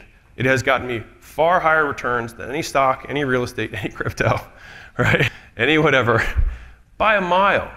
And people say it's all about investing in yourself. I think it sounds amorphous. It's buy experience and skills. Because no government can take that from you. No divorce can take that from you. Nothing can take that from you. And I come from a family where, so we're Persian, and so my parents had to flee Iran during the revolution. And so they had land and houses and other stuff, right? And my uncle was the brother to a guy who started the lottery in Iran. He owned the lottery, because you can do that there, right? Very rich. And so my dad and him, he went to London, my dad went to the US. He had no skills. And he was able to just forge enough money to buy a print shop, and he lives above the print shop in London. And still to this day, that's what he does. And I went to visit him. It was incredibly sad, seeing just like, and his wife, my dad gave her a scarf, and it was like a nice scarf apparently, and she just bawled. She's like, I used to have rooms of these, and now I have nothing, and blah, blah, blah, blah, right? My dad came to the United States with $1,000. But because he had skills, he built it all from scratch. And so, I mean, he was a doctor, as all Middle Eastern and Indians are, right? Doctor, lawyer, accountant, engineer. Anyways, the only 4 approved paths. But when we say invest in that, we come from a place where like, it was literally all taken. The government was like, that's our house now. That's our land now. That bank account is our bank account now. And so that was why it was so, and like, that might be a benefit for me. I had somebody who was always like, it's the only thing no one can take from you. And so why would you not invest in the one thing that can never be stolen, can never be taken, and compounds with time? And it increases your capacity to make money, increases your capacity to live. And so I like to think of the investments that I've made in myself as bricks on a bridge. And so if I'm on the bottom left here, and where I want to be is the top right-ish, right? Looking like the Nightmare Before Christmas now. You're going, like, there are many skills that it takes to cross the bridge, right? And just like you have an arithmetic teacher in high school, once you learn calculus, you're not like, that guy was a load of shit. Calculus is what, no, you have to learn things in sequence, right? And so the thing is that when we build this bridge, it's one brick at a time. And I always come back to the same question, which is this going to get me closer to where I want to go? I don't need it to get me there. I just need to get closer. And if I get better, I'll get there eventually, right? As long as I don't stop moving. And so that's why what I've dedicated my life to education. My mission is to document and share the best practices of building world-class companies. Because when you realize that you are the source, you realize that Superman is not coming. It's just you. And every decision that you make is a vote towards or against the person that we want to be. And so the question for you is that, are your decisions voting towards the person that you want to become, or just more of what you already have? And so people ask me all the time, how do you move so quickly? And the answer is, I know how to buy time. And the follow-up question is, how do you buy time? You buy time by buying the time it took other people to make mistakes that taught them the lessons. That's how you do it, right? That's the hack. And so right now, the ignorance of not knowing how to create $1 million a year is costing you $1 million a year. The fact that you don't know how to make $1 million a year is costing you $1 million a year. Think about it, right? And so therefore, you should always be willing to invest money to increase the capacity for your income. Because once you have it, that capacity pays you forever. You're increasing your ability. Does that make sense? We're widening the pipe. And so when I thought about this, I just added zeros to it, and I was like, it's fucking costing me $1 billion a year not knowing how to make $1 billion. God, right? But it's true, because the number one tax that no one appreciates or no one respects is not the tax of the government, it's not capital gains, it's not income tax, it's the time tax of ignorance. Someone asked Layla yesterday, what's the number one thing that people from 0 to 10K are messing up? You don't know what the fuck you're doing. That's what's messing you up. You're ignorant. You have no idea. You're eating an orange like an apple. No clue, right? And it's not because you don't have the processing power. It's not because you don't have the ability to reason. It's because you just don't know. And so the goal is to pay down the time tax of ignorance as fast as humanly possible. And the only way you do that is by educating and investing yourself. All right? Specifically, investing in experiences that build skills. So make the decisions to help yourself, implement like crazy, take ownership, because we just discovered that all the other shit is not real. It is literally a distortion of reality, that anything that you give your power to that's not you is fake. You're making it a false god in your life, and your prospects are too. And now you know how to confront those when your mind tries to play tricks on you. And realize that there are no silver bullets. No program is going to save your life, all right? But some things can move you close to your goals. And when those rare opportunities present themselves, take them, all right? Because either you win or you learn, and both of those get you closer to wherever you want to go, all right? And so I'll wrap up with this. 10 years ago, that was me in a swanky, when I was a consultant, looking cool. It was actually after, I don't even have a good picture when I was a consultant, but there's me in a suit. And I knew I hated the job that I had. I made okay money, but I just really wasn't happy. And I emailed 40 gym owners and I was like, hey, I think I want to get in fitness. Can somebody help me out? One guy was like, sure, you can work for free. I was like, awesome. That guy was Sam Bakhtiar. And anybody know who Sam Bakhtiar is? Raise hand. Jeez, okay. Well, seven-figure Sam is what he used to be known as. He actually died during COVID, which was really sad for me because I really looked up to Sam. And the thing is that when I got to his office, I literally drove across the country from Baltimore to LA, or Chino Hills, which is where he was. And I showed up without notice, and he was like, you're a psychopath. I just met you from the internet. And I was like, I'm here, I'm ready to learn. He was like, I'm going to lunch.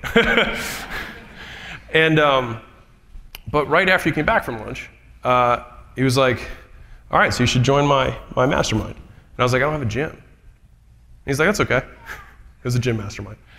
And I was 22. I did not have a lot of money. And he was like, well, it's 10 grand. And I was like, I don't know. And he's like, you need to fucking commit, man. He's like, you've been waffling back and forth. I had multiple phone calls with him before I left. He's like, I think you need to draw a line in the sand. And thank God he did. Because I did take a step over. I had no idea what the fuck I was doing. But I was trying to start paying down the time tax of ignorance. And I got around a whole bunch of other fitness professionals, and I learned way more from all of them than I ever learned from Sam.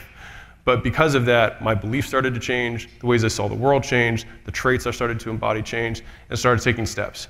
The mastermind I got from Sam is not what made me $100 million, but it got me on the right path towards making it. Over the years of having hundreds of salespeople work for me, I've seen these 9 things that the best salespeople do differently than everyone else. And so if you boil it down, a salesperson has 3 jobs to do. They have to maximize the number of opportunities they have to convert the highest percentage of those opportunities, and this is the important part, they have to do it consistently for a very long period of time. And so the 9 things they do differently will fall elegantly into each of these 3 buckets. Let's start with the first one, which is maximizing leads or maximize the number of opportunities that a salesman has.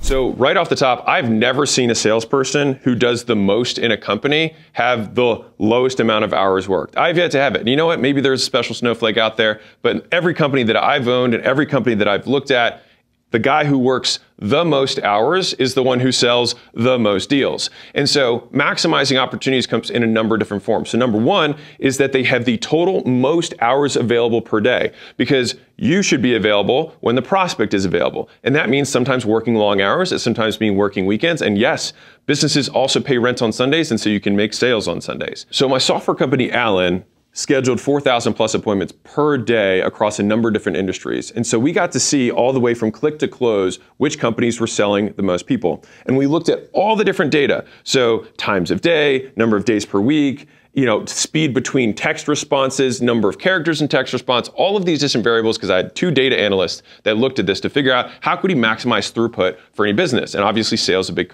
component of that. And the single greatest lever on throughput across all companies was the number of total available time slots, which means availability was the strongest predictor of total sales. And let me give you a tactical example of this. When Layla and I were traveling the other day, we went to a different city and she wanted to get her nails done or something. And so she just pulled up Yelp and looked at the one that had the top reviews, called them up and they said, oh, I'm sorry, we don't do same day appointments. And they're like, we can book you in for 2 days from now. And she was like, yep, don't care. Called the next one, same thing, called the third one. And then they were like, yeah, we can take you right now. And boom, she went in. And the thing is that both those other business owners, the first two business owners that said no, lost money. And the next time she comes to that place, she'll probably go back to the one that she went to as long as they did a good job. And so trying to be egotistical about it rather than accommodate customers, it's like, well, we're so great. You just lose money. Now, if we maximize the total number of time that's available for the salesperson to sell, then the next part of maximizing their opportunities is getting as much of their day as humanly possible filled with the best opportunities. And so the second subunit of this is they will pull up calls. And so the first thing is if you see a call that gets booked or you book a call that's on Thursday and today's Monday, if you have a time slot that's open, you grab your Thursday appointment, you drag it into today because today appointments always have higher show-up rates. And if you pull it up, then they're even more interested and you can close even higher. And you can have 2 or 3 calls by that same Thursday time so you increase your sales velocity. Now, a corollary to that is if you look at your calendar and you've reached out to a prospect and that person has not responded back, and now it's the same day and they're coming up in a few hours. Well, what do? Well, the best salespeople pull that time slot and say, hey, sorry, I didn't see that you confirmed. Why don't we do the same thing for tomorrow? And you can push it out one and then try and fill that time slot with somebody who is responsive, even if they're later in the week. And that increases your total number of calls per day. And so fundamentally, the perfect day for a salesperson is that they have call back to back to back to back to back with the best possible leads that are the hottest that day. I learned that little tactic about pulling up because we had one of our companies, it was in solar sales, and they had one rep that massively outperformed everyone else. And I was like, what is this guy doing? And so what he was doing was he would, whenever a new appointment would book, he would immediately call the appointment to qualify the lead because that checks 2 boxes. One is he says, okay, is this person qualified to buy? And if the person was, he had 2 decision paths. If they had the time right then, he would just go straight into closing because he was in an off the call SOP. And then by getting in contact with the lead, became on the call in terms of his SOP. And if they said they had time right now, he just went for the sale. That maximizes his time on call. If they said no, then the reason for his call was that he had an opening later that day that he was trying to fill up. And so he either takes the moment now that he's working the lead and turns it into a sales call, or he fills another slot later in the day and turns that into a sales call. Both of those things maximize the number of sales that guy was having. And this guy was selling like 4 times more units than the second best guy on the team. And then they obviously saw this and then adopted it company-wide. And then of course I saw it and adopted it across all my entire portfolio. And let me double down on why that's so powerful. Because not only does the salesman have 2 opportunities to sell, now or later that day, he also opens up the slot later in the week for availability for another customer that can't make it today to book that time then. Because what I have found, and we saw this with the software, was if you have fewer time slots, people may still book with you, but they are not booking at the most convenient time for them. You'll see schedule rates, but then show rates will drop because it's not the time that works for them ideally. And so you want to make it the most accommodating. So it's not just is it convenient or inconvenient, it's how convenient is it? If I have a tight deadline and a hard stop and I've got something that I'm stressed about afterwards, I might be able to schedule a call then, but I might not be in the mood to buy. But if I say, you know what, Sunday afternoon I'm free, I'll have all the time in my world, I'm going to have zero urgency to get off the call. I'll listen to you and I'll be in a completely different zone. And that might be when I'm in receiving hands in terms of prospect brain mode for buying. And so one of the things that the best salespeople have, and this is something that companies should provide but often don't, is that you have 2 SOPs, meaning standard operating procedures. You have an on-the-call SOP, which is what you say when you're talking to prospects, and then you have an off-the-call SOP, which is what you do in between. The vast majority of companies don't have an off-the-call SOP, and they're losing tons and tons of money because they just say, yeah, just work the leads in the meantime. When the total amount of output that a salesman has is so correlated with the amount of opportunities they have, and they get those opportunities by the time they have when they're not on the call. And so they should have 2 separate checklists if they don't have them in front of them, and this is what the best salespeople do, is this is what I'm doing when I'm on, and this is what I'm doing when I'm off. And you can just switch hats as soon as you're off, and you start at the top, and you're like, I'm following up with this person, I'm following up with this person, I'm dragging this person forward, I'm canceling this appointment, and they have high activity. One of the things that we do across all our companies, and I learned this acronym from my friend Sharon, BAMFAM, which is book a meeting from a meeting, which is that the best salespeople never finish a call with a prospect not knowing when the next time they're going to talk to the prospect. So that prospect should never fall into no man's land. They should never fall between the cracks where they're like, I don't know. And so if you get to the end of the call and they're like, yeah, let's connect offline and we'll circle back up and we'll find another time.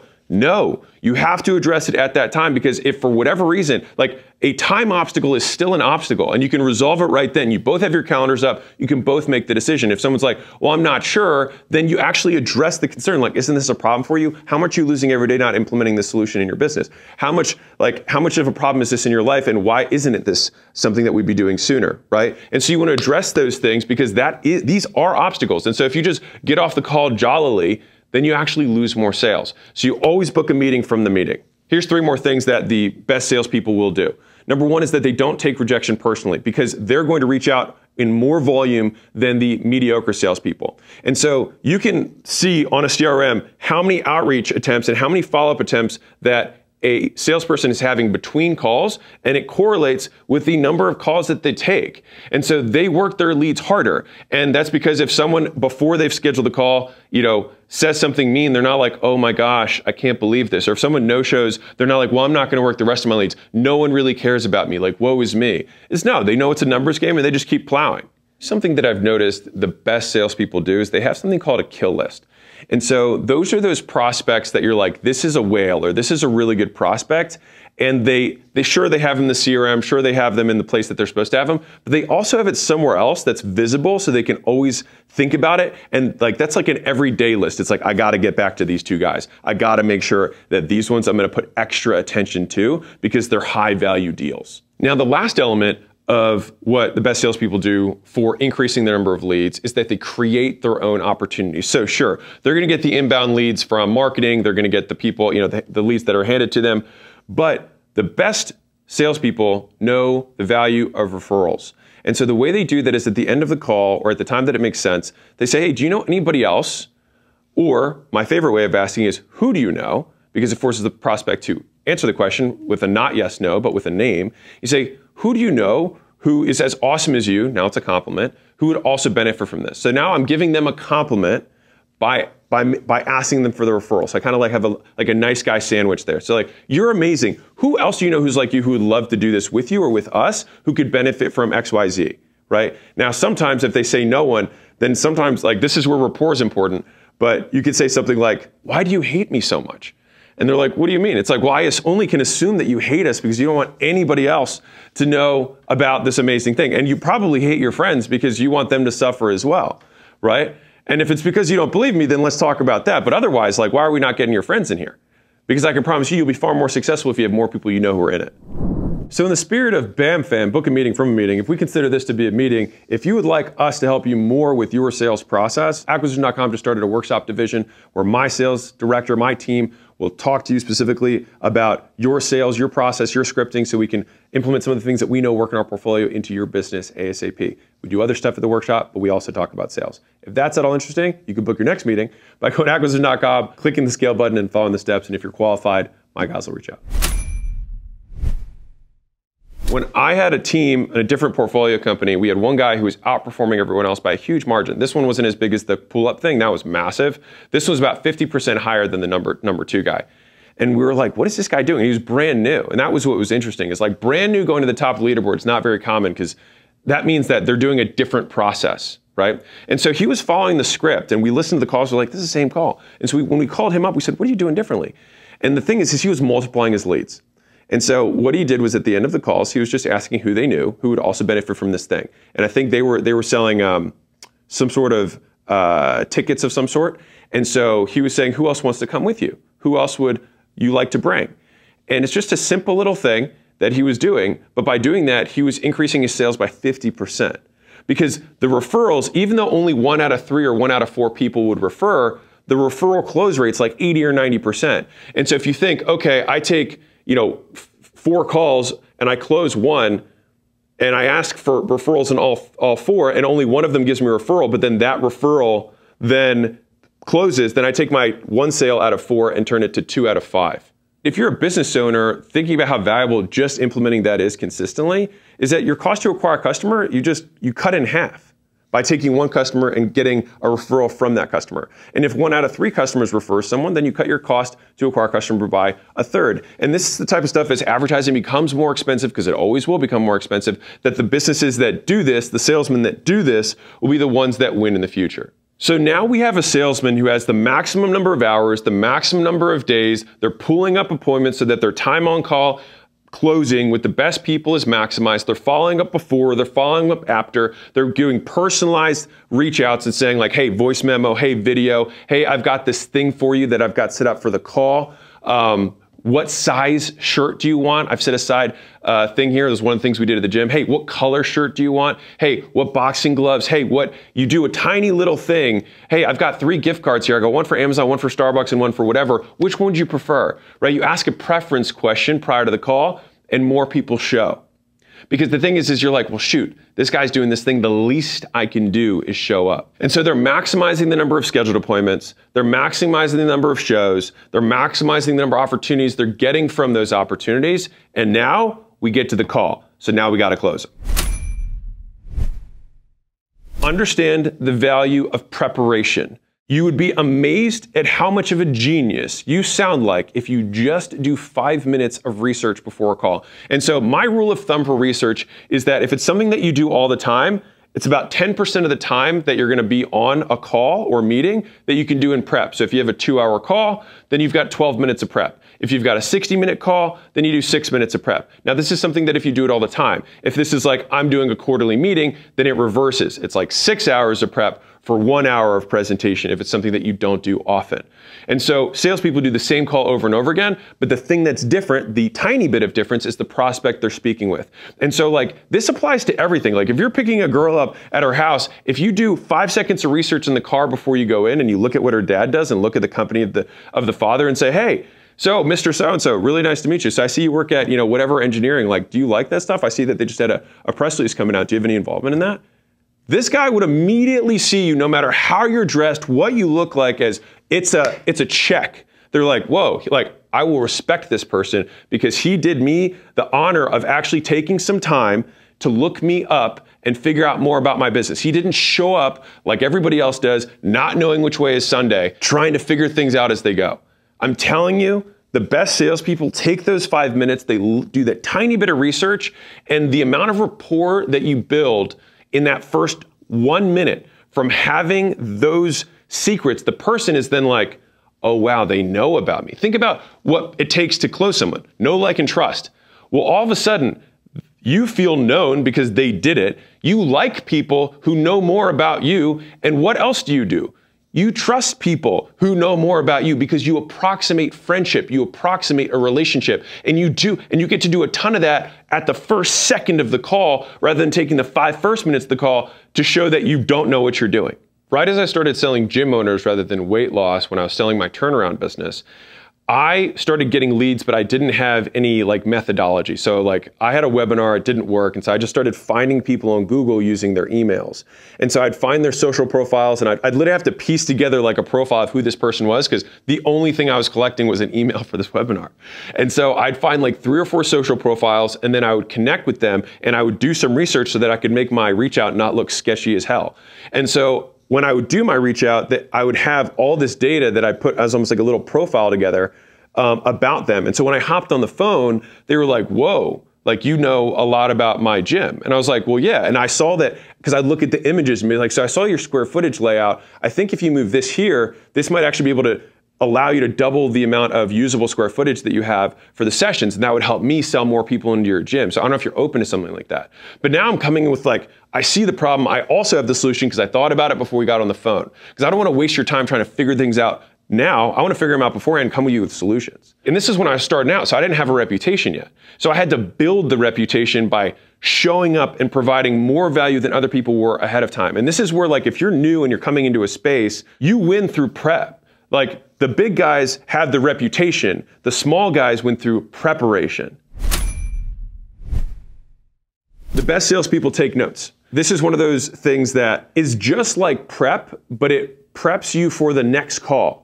And so you do your public preparation with what you can find and observe. You do your second call preparation with what you find out on the phone. And I'm telling you, if you hop on the phone and say, oh yeah, so you've got your daughter Sarah and Jessica, and they're at Colorado and they're finishing up, and you've got X, Y, and Z happening in the business. Is that correct? Okay, cool. Just making sure, because just reading over some of the past notes got on the call. They're like, oh wow, I don't have to re-say my whole life story again. This guy, now when this guy makes recommendations, I assume he does it within the context of my business. Because one of the big things when you are selling something is that people want to make sure that it, not only that it works, but it's going to work for them.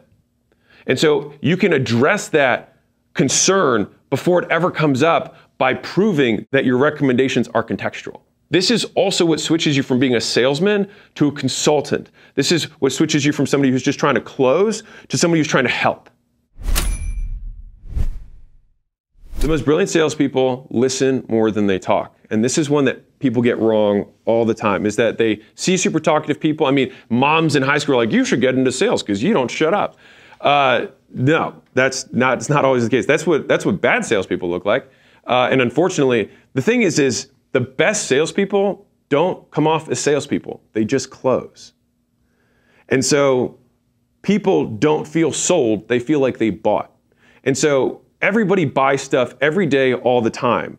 And they're buying from companies that have salespeople, and they don't know it. So when you go to a restaurant and they ask you if you want dessert, that's a sale. They get commissions on those things.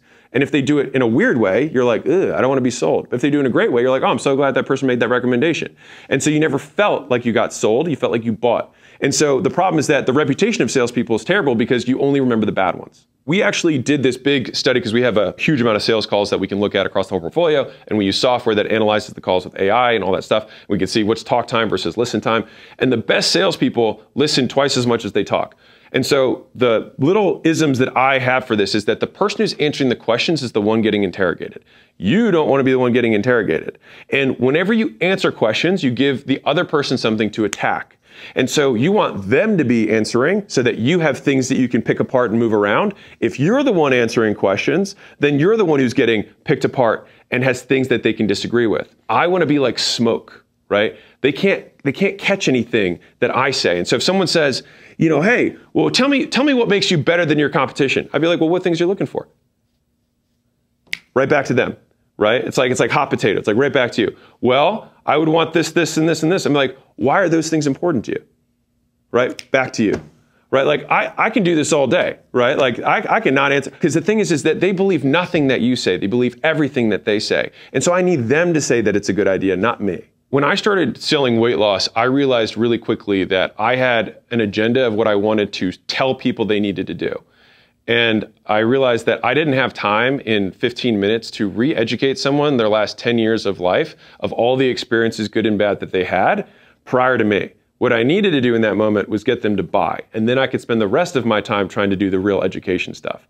And so I wanted to simply align with where they were coming from to get them to make the sale. And so that was why I started asking, what have you done before? What did you like? What did you not like? Rather than picking apart the things they did and then them be like, I actually really like that about that other thing. Lost the sale. Only takes a few times of doing that to be like, I'm gonna shut the fuck up and just let them tell me what they liked. And then I'll say, we're like that and not like that. And so the whole concept here is you want to educate the prospect so that they can come to their own conclusion. And so the only gaps that you're filling is hard information, and I only give that information after I already know it's the right answer. And so just like lawyers don't ask questions when they're on the stand that they don't already know the answers to, you should never ask for the sale unless you already know they're going to buy.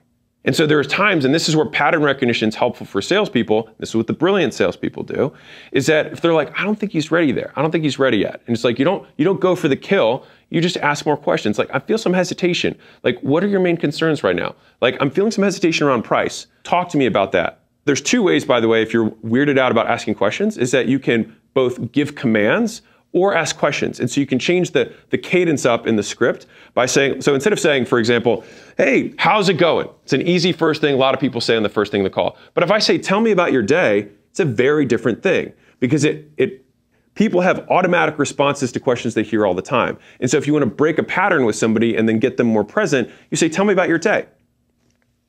And then like, oh, I mean, it was good. I had a couple calls before this. And you're like, oh, that's fantastic. Was that related to this thing? Because I looked you up online. Totally different perspective on that salesperson in the first 30 seconds, right? So they listen more than they talk. They are like smoke. You only answer questions with questions unless you already know that the statement that you're going to say is in alignment with what you know the person wants. And so if they're like, tell me why you're different, then I'd be like, well, what have you done in the past? Because then it'll give me more context so I can help explain it. Now they're gonna say all these things. I'll be like, well, what did you like about that? What did you not like about that? And so when I get to the point where I actually have to say what are things about, I'm gonna highlight all the things they liked about the other stuff, and I'm gonna not highlight the things they didn't like about the other stuff. And all of a sudden they'll be like, this is perfect. I'll be like, what do you know? I just asked you the question of the things you wanted, and as long as they are the things that we can actually provide, I highlighted those features about our thing because I already knew which piano keys to play because you told me. They breathe the script. And so the reason I use that is because that is the best description I can give, is that they can say it without thinking. Just like you breathe without thinking, they can say the script without thinking. Because you can't listen to a prospect if you're waiting to talk because you're trying to remember what you're gonna say next. You need to know all of the script like the Bible or like something that you've memorized in the past so that you can be 100% present with the prospect and listening.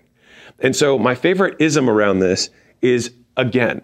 And the first time I learned this was I saw an exceptional sales trainer training a rep, and he was just drilling them on the opening 30 seconds of the script. And so they did the script, and I was watching him listen to them while giving them visual cues. And so this was a huge advancement in terms of my understanding of selling happened. Because before this, I knew how to sell, but I couldn't transfer the skill. But this guy was sitting there and he was like, yep, yep, yep, pause harder on this word, do it again. Nice. Do it again. Nice. One more time. Nice. Keep going. And so he would get them to drill it 3 times in a row the right way after making the correction, and then he would keep going in the script. And so the point is that if you're a salesperson, you need to be able to do it again and again and again, because the word concision matters a lot. You don't want to be one of these salespeople that takes 100 words to say something you could say in 5. It'll also make your sales way longer. So again, the best salesperson can take more calls because they shorten the call required. A mediocre salesperson will do the script in the beginning and it'll close. And they will have coughed right before they ask for the close. And then the person closes. And so they get reinforcement for coughing. And so the next sales call they take, they add a cough in, and whether that person closes or not, they're like, well, it worked on that other one. And so all of a sudden they add coughing in right before they close. Now, the next time, on the time that they close, let's say on their 4th call after this, they also added a second question in before the close. So they add the second question in, and then you see where this happens, is that they cough and add a second question to every single call that they do. And by doing this over time, the length of the script and the length of the things that salespeople do continues to expand because they get positive reinforcement. But the reality is that that person might have just been willing to buy no matter what. And so the script gets longer and longer, even though it might not have nothing to do with what was required to close. And so you want to be as concise as humanly possible, and this is what the best salespeople do, in order to close the most sales per day, per unit of time, because the less time you're on the phone after you make the sale, the more time you have to fill your calendar back up and close more deals. And so the 3 tactics, this is the sales managers, is that you rehearse the script every morning.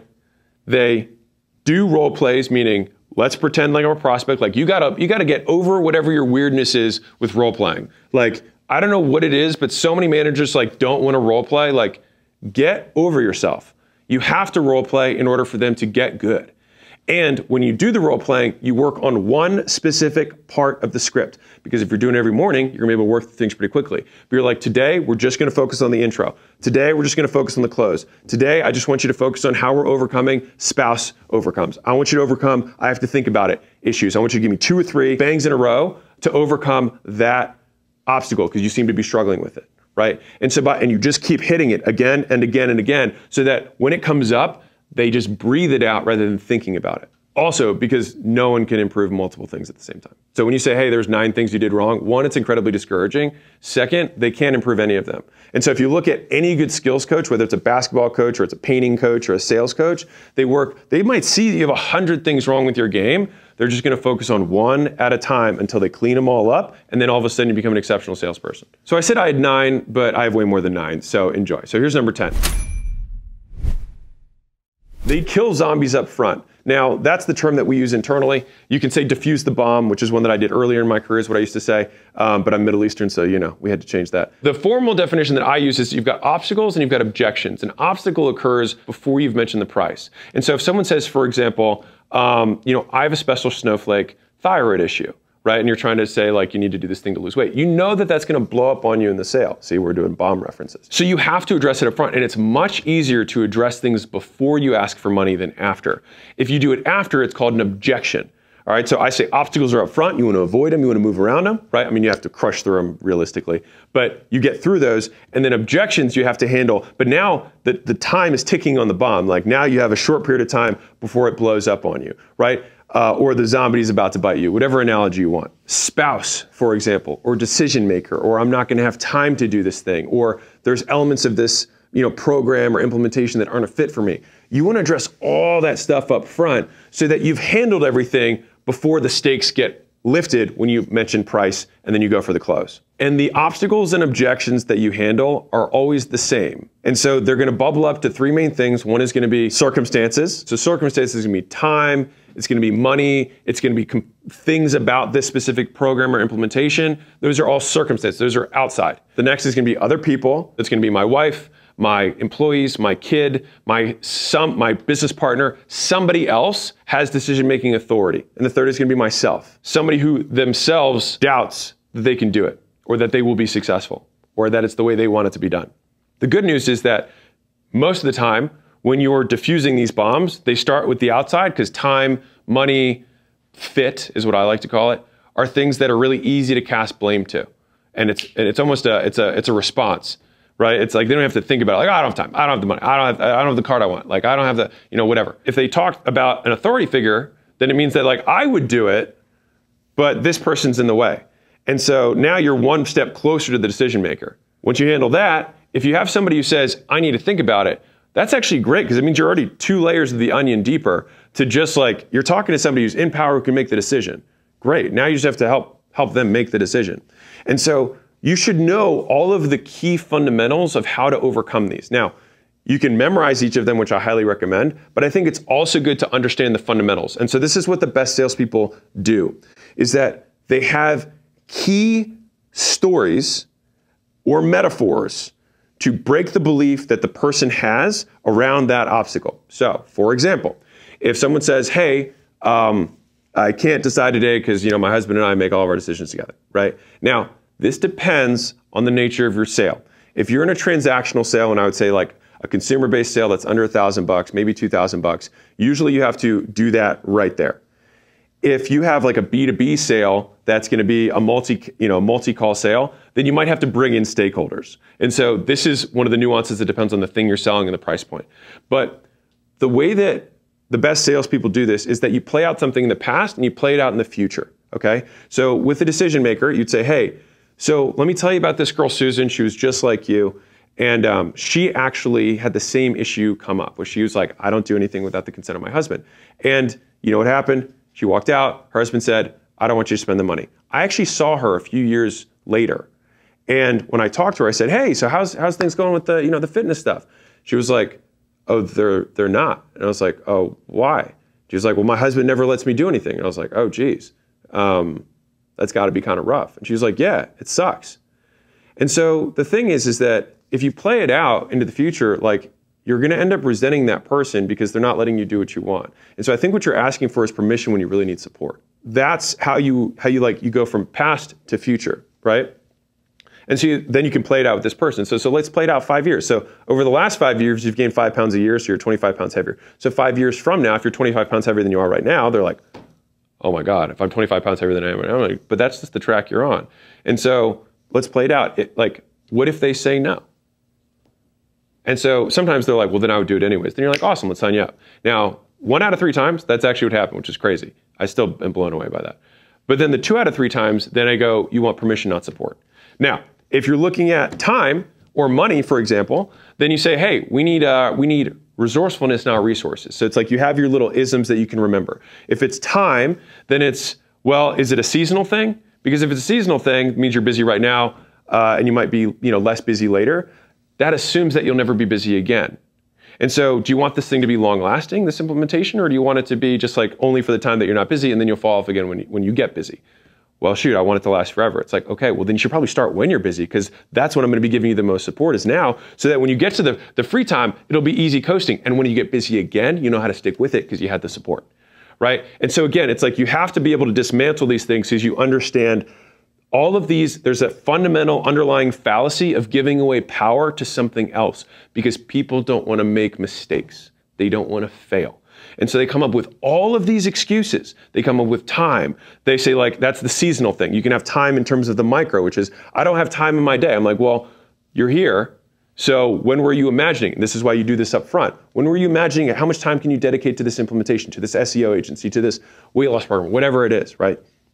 If you ask that up front, then if they say, oh, I don't have time with it, then you can say, well, what changed between then and now? Just so I have understanding. Did I ask the question in a weird way that made you like not understand it? And again, this is where tone matters a lot because now you're in the red zone, right? Now it's like the bomb's way more sensitive because the time ticker's going. And so we want to be extra. This is where rapport is so important in the beginning because I'll add this in. This is a bonus one. I call it the ghetto tone, okay? And I learned this from Sam Bakhtiar. So he had a personal training business and that's who I shadowed underneath when I got into fitness. He let me just work for him for minimum wage. And so I learned how the gym business worked. But anyways, I saw him have this, rich white lady, doesn't put her weights back, right? And he was still training at the time. Like he was training sessions a little bit.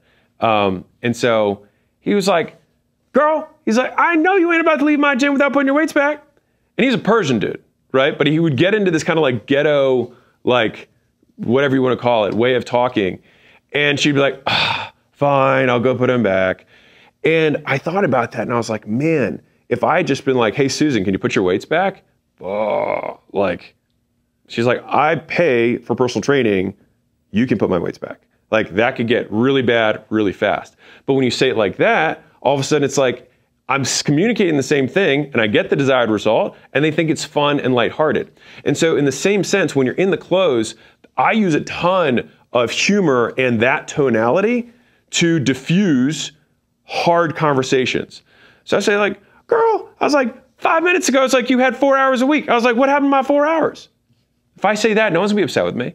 They'd be like, well, I mean, I didn't know that it was gonna be X, Y, and Z. And then I'd be like, fine, I know. I'd be like, so, and then tone switch, and you're like, what's really going on?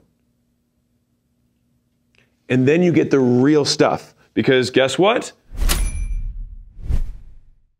Closers ask hard questions, right? And they're the questions, it's the place where you don't want to go versus where you need to go, which is you want them to defuse the bomb in front of you, not when they get home, right? And so you don't want them to sit with the decision, you want them to confront. It's like, you might be wondering, this is a lot of money.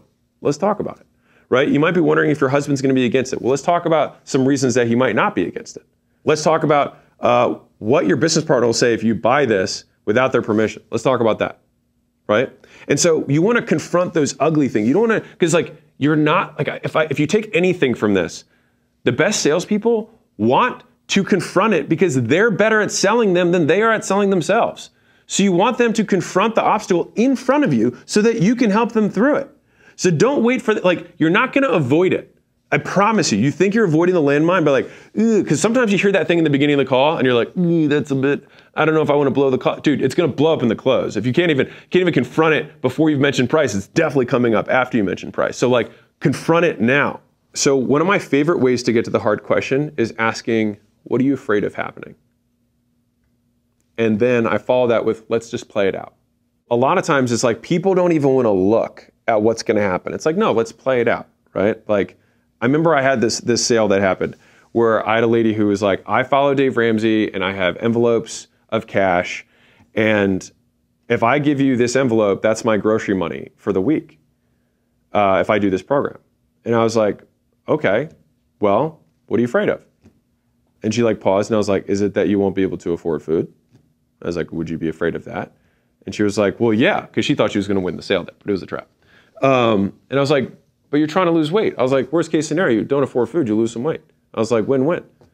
Now, I did that with a good tone, so she got a laugh out of it, right? And I was like, but let's be real. I was like, have you ever bought anything in the past that you weren't sure you could afford? I was like, and where are you now? You still survived. You're not on the couch, right? I was like, we always make it work in the end, right? And if you have to cut somewhere else, I was like, this is something that's going to last with you forever. Like, you have all these clothes. I was like, you want to make all of them look better in 6 weeks? I was like, just lose 20 pounds. What are you afraid of? Let's play it out. Best case, worst case. When you do that, you can basically take away the emotion from the decision and say, okay, worst case scenario, You're on your friend's couch, and you know what? You were poor before this, and you were happy then too. So worst case scenario is you're in the same position you've been in before, and it was fine. Best case scenario, you change your life forever. So does that feel like a bet you're willing to take?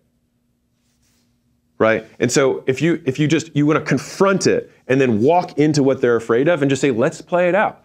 So this happens here, best case, worst case. And I can tell you, like, I've probably closed more sales on best case, worst case than any other close I have. Ask for the sale again. And so this is a big one. If you do not ask for the sale, you will not get it. That is a promise. Once you ask, if you ask again, you'll increase the likelihood that they buy. Now, there's a right way to do this and a wrong way to do this. If you just ask again when someone says no, bad luck. If someone says no and you ask why, and then you resolve the why, then you ask again. And that makes sense. It says, hey, I can't make Tuesdays. And you say, no worries, if we were able to do it on Thursday, would that work for you? And they say yes, they say awesome. So you want to move forward, you ask again, right? So all you're doing is resolving the concern. There's terms in the industry called looping or obstacle overcomes, whatever wording you want to use, is that you resolve the concern and you ask again.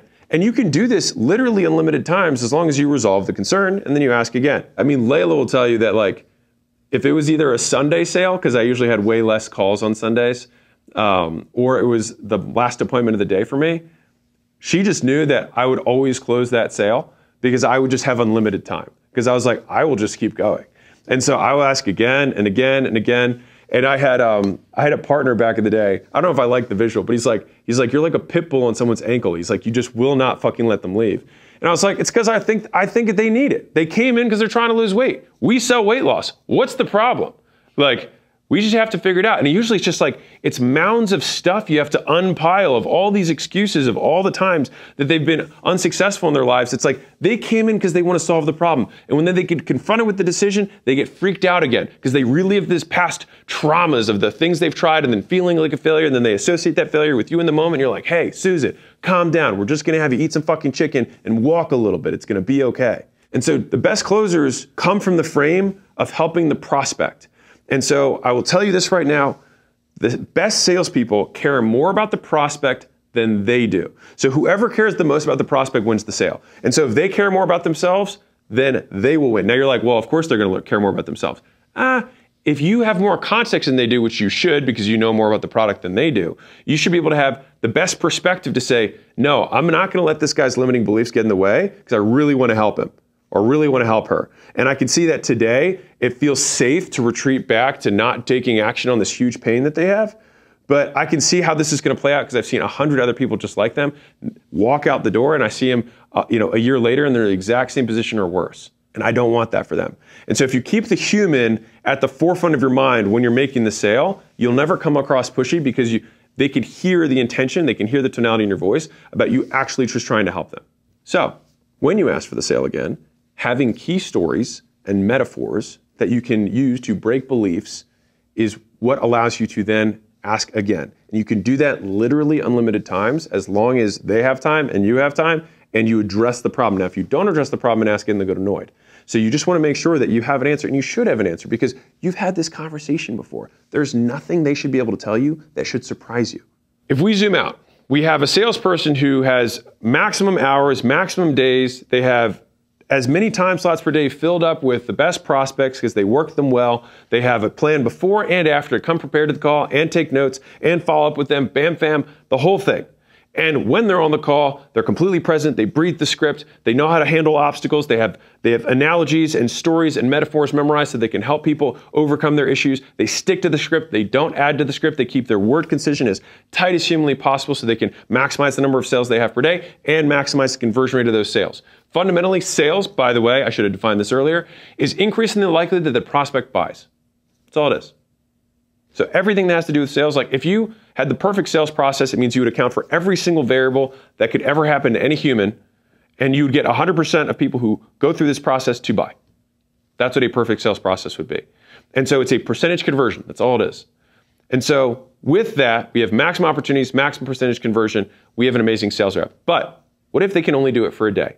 That gets into the third bucket, which is what I would consider meta skills, which is traits of the best salespeople. The things that most salespeople struggle with are trait issues, meaning They are on and then they're off again. They're on and they're off again. They get motivated, they get demotivated. Motivated, demotivated. If you feel like this, then it's a skill deficiency. You just don't know how to sustain performance for a long period of time. And I promise you, the difference between champions and everyone else is they can sustain performance. It's not like, oh, I don't know if sales is for me. I don't know if I'm growing enough in my... Dude, here's the clear deficiencies. You can't stay consistent. There's some growth that you can tackle right now, being consistent. Another kind of meta skill around this is enthusiasm. Like they're enthusiastic one week, they're not enthusiastic the next week. Being able to sustain and maintain a high level of enthusiasm for both the role and when you're on the call is a skill. It's a skill. You whistle while you work. You got to learn how to do it. You got to learn to like the stuff you don't love so that you can do the thing you really love, which is sales. The best salespeople kill for sport. So let me tell you this little analogy. Notice the little analogies. So I heard this from Mike Arcee, I just love this. He said, there's 3 types of salespeople. There's dogs, horses, and tigers. He said, dogs, you got to feed them, and if you don't feed them, they starve to death. And you got to give them all this attention, you got to rub their belly every day, and the moment you stop, they die. Horses, they will gallop as long as you keep whipping them, but the moment you stop galloping, they just go down to a trot. He's like, but tigers, he said, a tiger can eat a full meal, but then if a bunny walks across his line of vision, we'll kill the bunny for sport. He's like, you want tigers. And I love that little analogy because the best salespeople that I've ever met in my life, they love sales. They love the thrill of the close, of the hunt. When I was selling weight loss, I would sometimes have homeless people and things like that that would come in who would respond to my ads. It would happen, right? I had 2 ways to take it. I could try and not take it seriously, try and just like basically just get through the sale so I could move on with my life. Or I could see it as free practice. And what's crazy is the amount of times where I judged someone as poor and turned out that they just dress different, I don't know anything about that, was more times than I can count. And a lot of them were like, hey, I appreciate you just like, you know, treating me well. And I was like, of course. I was like, this is a business. Your money spends the same. And so you either practice the skill or you close. Either way you win. It's a lot like lifting weights, where if you have your warm-up reps and they look different than your heavy reps, you're actually not practicing at all. So you're wasting all these opportunities that you could be practicing your skill, sharpening the sword, which is what we call it in the sales world. You could be sharpening your sword, but you're actually making it duller because you're practicing the wrong way. You're learning bad habits by not taking the sale seriously. So the best salespeople kill for sport. And so I had, I'll tell you a Jacob story, which is my young, you know, started with me at like 15, and now he's been with me for however many years, 7. He started as a low man on the totem pole. And so when we would have lesser qualified leads, they handed all of them to Jacob. He's like, I'll be the garbage man. He's like, I'll take anybody's leads. He's like, I just want to get good. I just want to practice. And so he's trying to take as many reps as he possibly could. And guess what happened? He started taking more reps than everyone else did. And guess what happened after that? He got better than other people did because he took more reps, and he took every one of these as a fucking gift, which is what it is that someone's going to give you the time to learn the skill of sales. The business paid for that lead. Maybe it's less qualified. They paid for it just the same. And you have the benefit of learning. The amount of people who want to learn how to sell better and are unwilling to take, quote, unqualified leads is ridiculous to me. It's free practice with stakes, and you still have the possibility of winning and closing a deal. Track data. The best salespeople track data, and so they're meticulous about the data they track. And so let me explain this.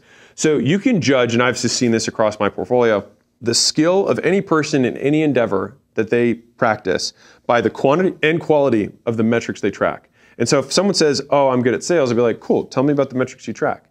Now, if they're like, oh, just, you know, close rate, it's like, well, there's so many other metrics that you could track to understand how good you are at sales, because the close rate is really just an outcome. It gives you no leading indicators. It tells you nothing else, right? I want to know what percentage of leads you're booking. I want to know what percentage of scheduled things are showing. I want to know of show rate, what percentage are you offering? Of offer, how many of you're closing? What's your average call to close? Are you doing 1 call, 2 call, 1.2? Like what's your average number? What's your average number of cash collected? Like there's so many other metrics that you can track to know how well you're doing as a salesperson. And yes, for everybody, like shout this from the rooftops. If you can get their schedule rate up by 20%, it's just as good as getting their close rate up by 20%. And so there's so many other things in the funnel that the best salespeople know about closing, about how to increase the total number of sales they get by controlling all of the other variables that are under their control. Now the bad guys, the dogs, are like, I only want these times and I want them to be spoon-fed to me, and if I don't get them fed there and you don't pat me on the head, I'm gonna starve to death and die.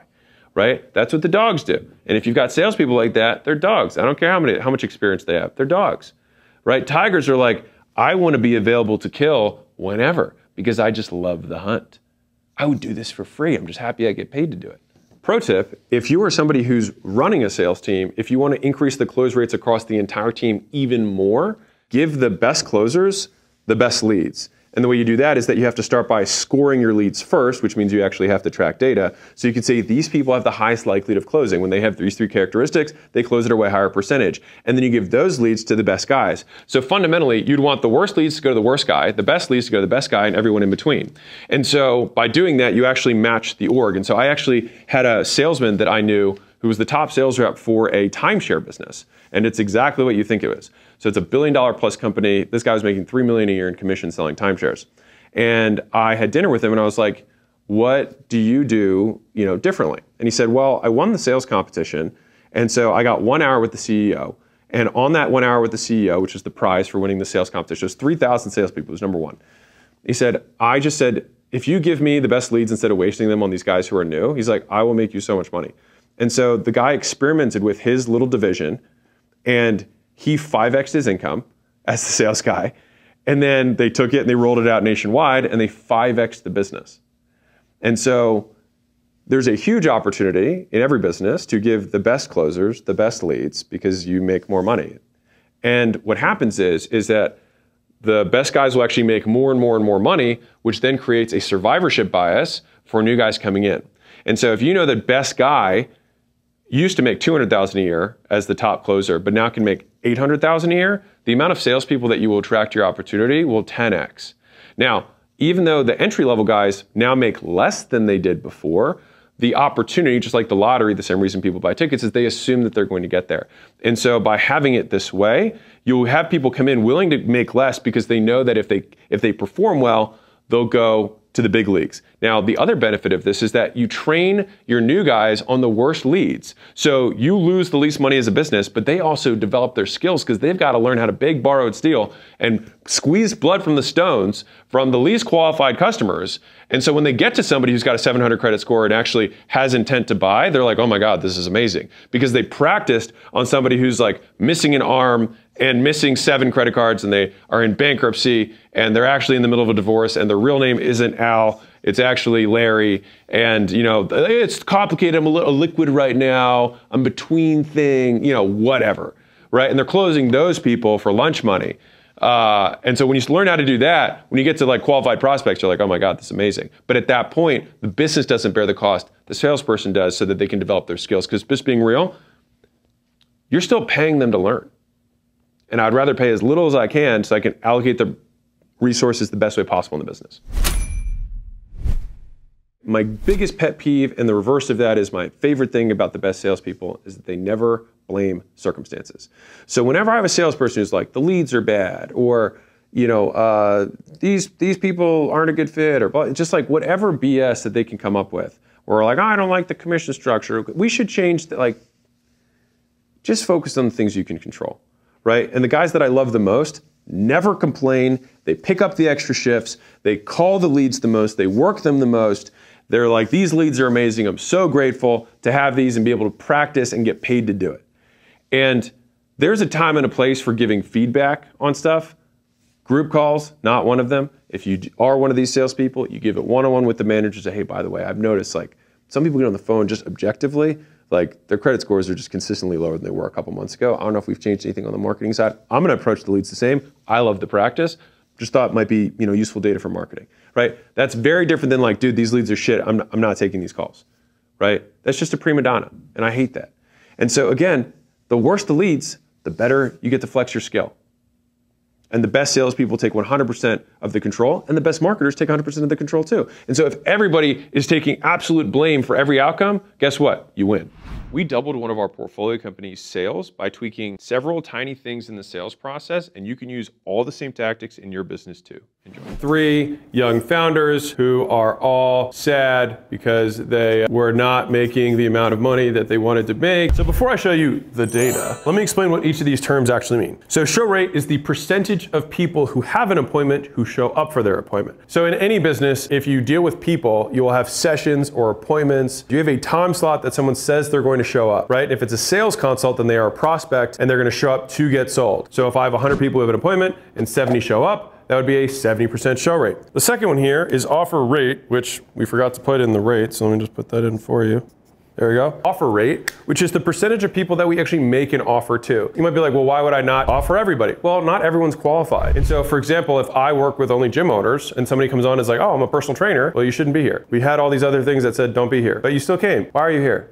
That means that you don't offer them anything. And that's it. Now, if 100% of people who showed up, show rate, you were able to offer to, then that means that your offer rate would be 100%. And that is an indicator of the quality of the lead flow that you have. The third is close rate. This depends on how you can track this, all right? So you can either do it based on percentage of people who show, or you can do it on percentage of people who are offered. What I normally do is I'll just track both. I'm gonna guess that this one is off of offer rate because it's what we have here. It's good to have both stats here because let's say a salesman wants to artificially increase his close rate. Well, then he will just say, well, I'm not gonna offer anyone unless I know they're gonna say yes. And so then their close rate's high, and then they'll show that there's a really low quality score. But if that salesman, this is why having team stats is so important and individually, is because if the team is all saying that their offer rate's 70 and one guy's saying his offer rate's 30, but he has 100% close rate and they all have 30% close rates, we know where the data went. And this is why having high quality data allows you to see what the problems are. If I didn't have this percentage, then I wouldn't know it's because we have low quality leads or because my salesmen suck. This data allows me to identify the problem and then fix it. So the fourth step here is percentage of cash collected up front. Meaning, if we're selling $1,000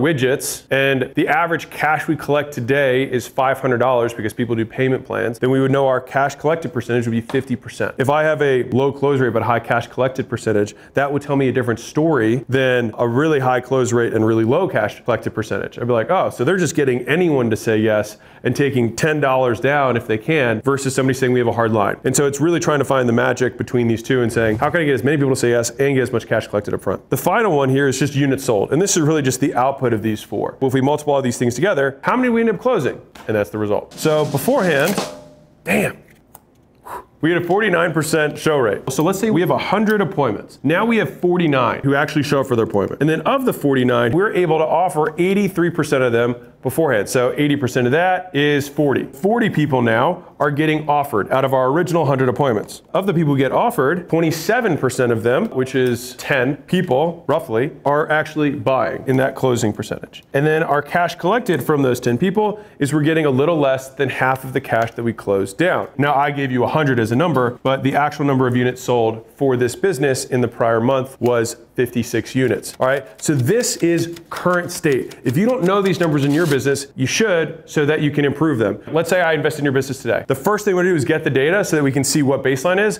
so we can see where the discrepancies are and where we think the biggest opportunities for improvement are. And you're gonna have to wait till the end of the video. I'm gonna show you what happened after. So let's start with problem number 1, or opportunity for improvement number 1. We had a low show rate. As in, based on our benchmarks of 70% for any kind of appointment type business, we think that we should have at least 70 there. UseAlan, which is a company that I had, all we did was show rates. We were doing 4,000 appointments a day. We experimented, we had a machine learning team to think like, what was the number of communications that we had to have with a prospect? What was the delay between responses that got the most people? What were the total number of exchanges? How far apart were the exchanges? There is lots of data that we were able to collect. So their number was 49% of appointments were showing up. What we wanted them to be at was 70%. This is our benchmark where we'd say, okay, this isn't a problem anymore. Now, do we want to improve things? Absolutely. But where are we going to allocate our effort? At the constraint. This was a constraint. Now, to give context here, this delta is a 40% difference. 40% is a lot. Think about the S&P 500. They're like, we try and grow 9% a year. It's like, boom, I unlock that. I get 40% growth. I don't have to do anything else for like 4 years in the S&P. Big wins. That's what we look for. Lots of things can affect show rate. By the way, the number one that affects show rate is number of total time slots you have available. Take that to the bank. But one of the other ones is the targeting and the offer itself. So targeting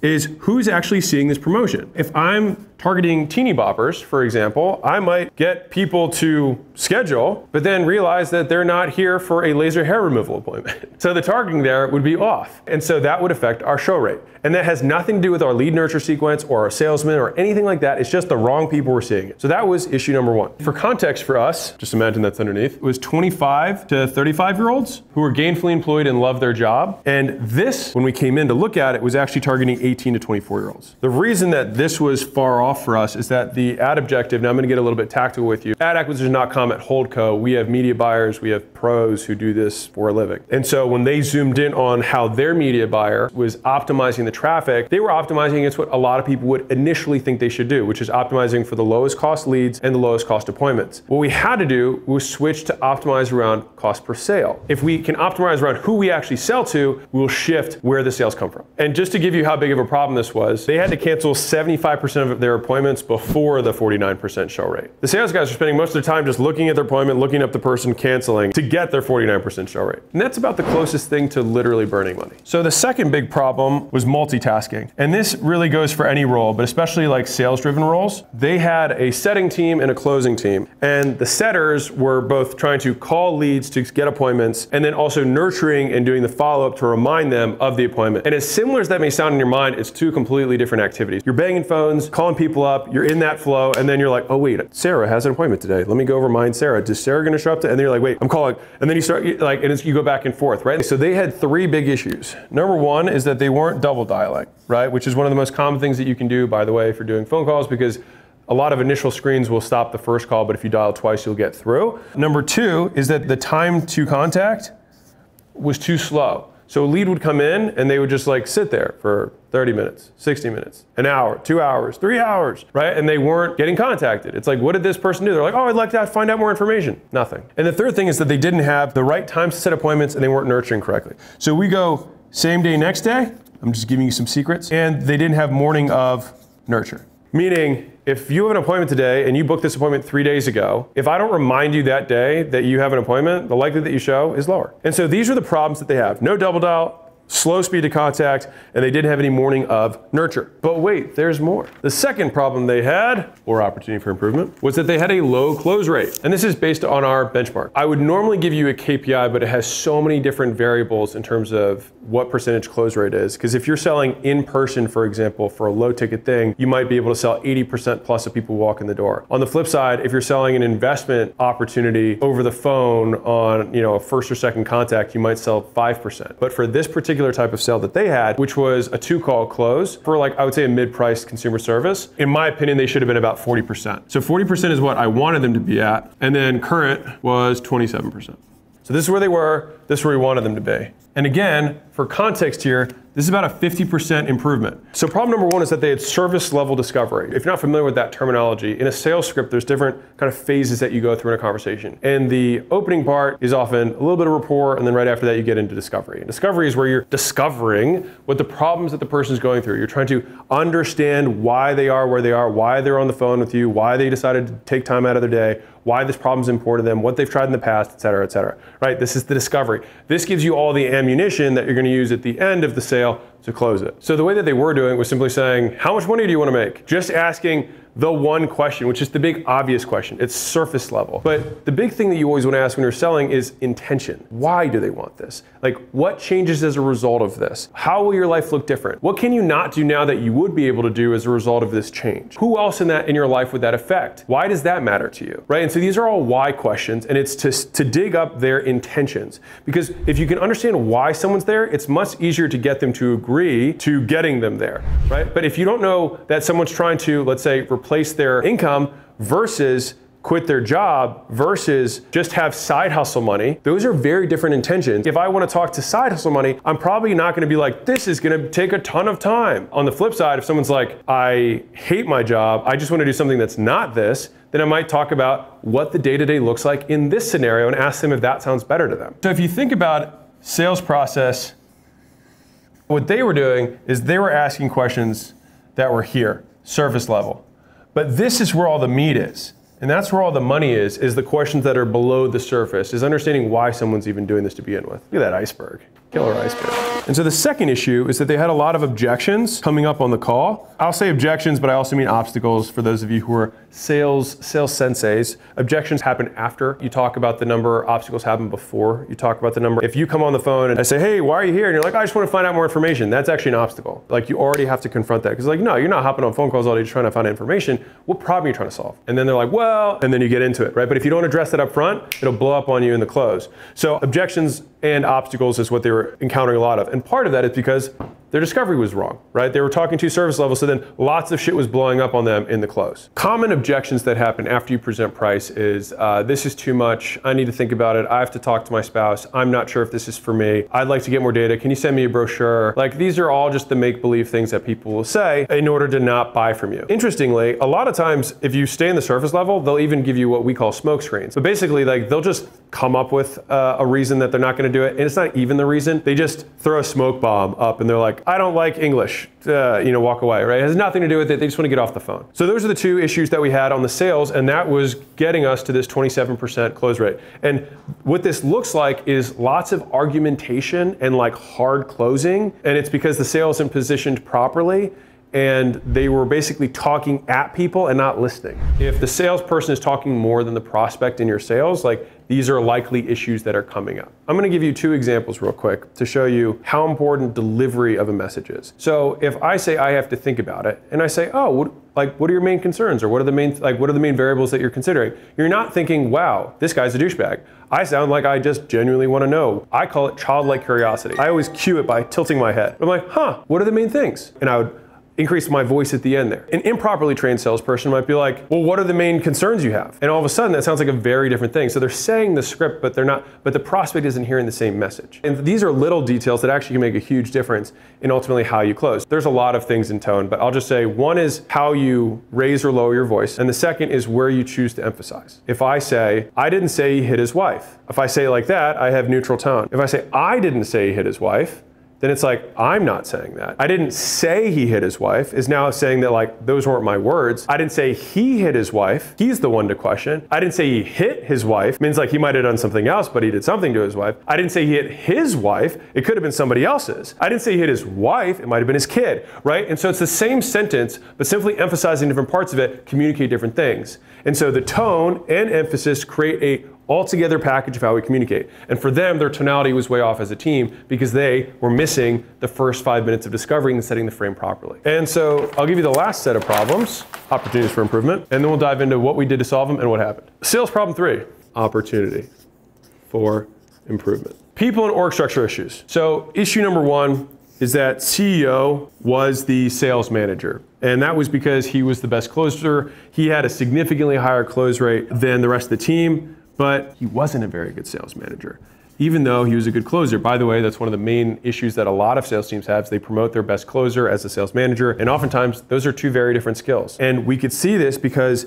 the churn on their sales team was through the roof. Just to be clear, like, they were a group of young founders. It's not uncommon, it's actually probably very common. Because usually when you start a business, learning how to promote and sell the product is usually the job of the founders. Like, how do I get people to want to buy the thing? And so they end up getting the most reps early on and also understanding the prospect better than just about anyone. And so one of the big things, you guys are in a little mini sales lesson today, is that companies will over-educate on the product and under-educate on the prospect. The person that you should be educating your sales staff on is who we're talking to more than what we're selling. Because for me, if I know someone deep in their core, what their intentions are, I can tell them anything. I know someone inside and out, and then someone says, sell this thing, and I know nothing about it. I could probably get them to buy. On the flip side, I know everything about this thing, and I don't know who I'm talking to. I'm talking to a child, a man, a woman, old, young, different language. And so a lot of people talk like, hey, sell me this pen. When in reality, what we want to do is like, talk to John. The majority of good sales trainers who try to do that gimmick, what they want the person to do is ask them a question. It actually has nothing to do with the pen. And so if they say, sell me this pen, what you do is you take the pen and you put it in your pocket and you say, how's it going?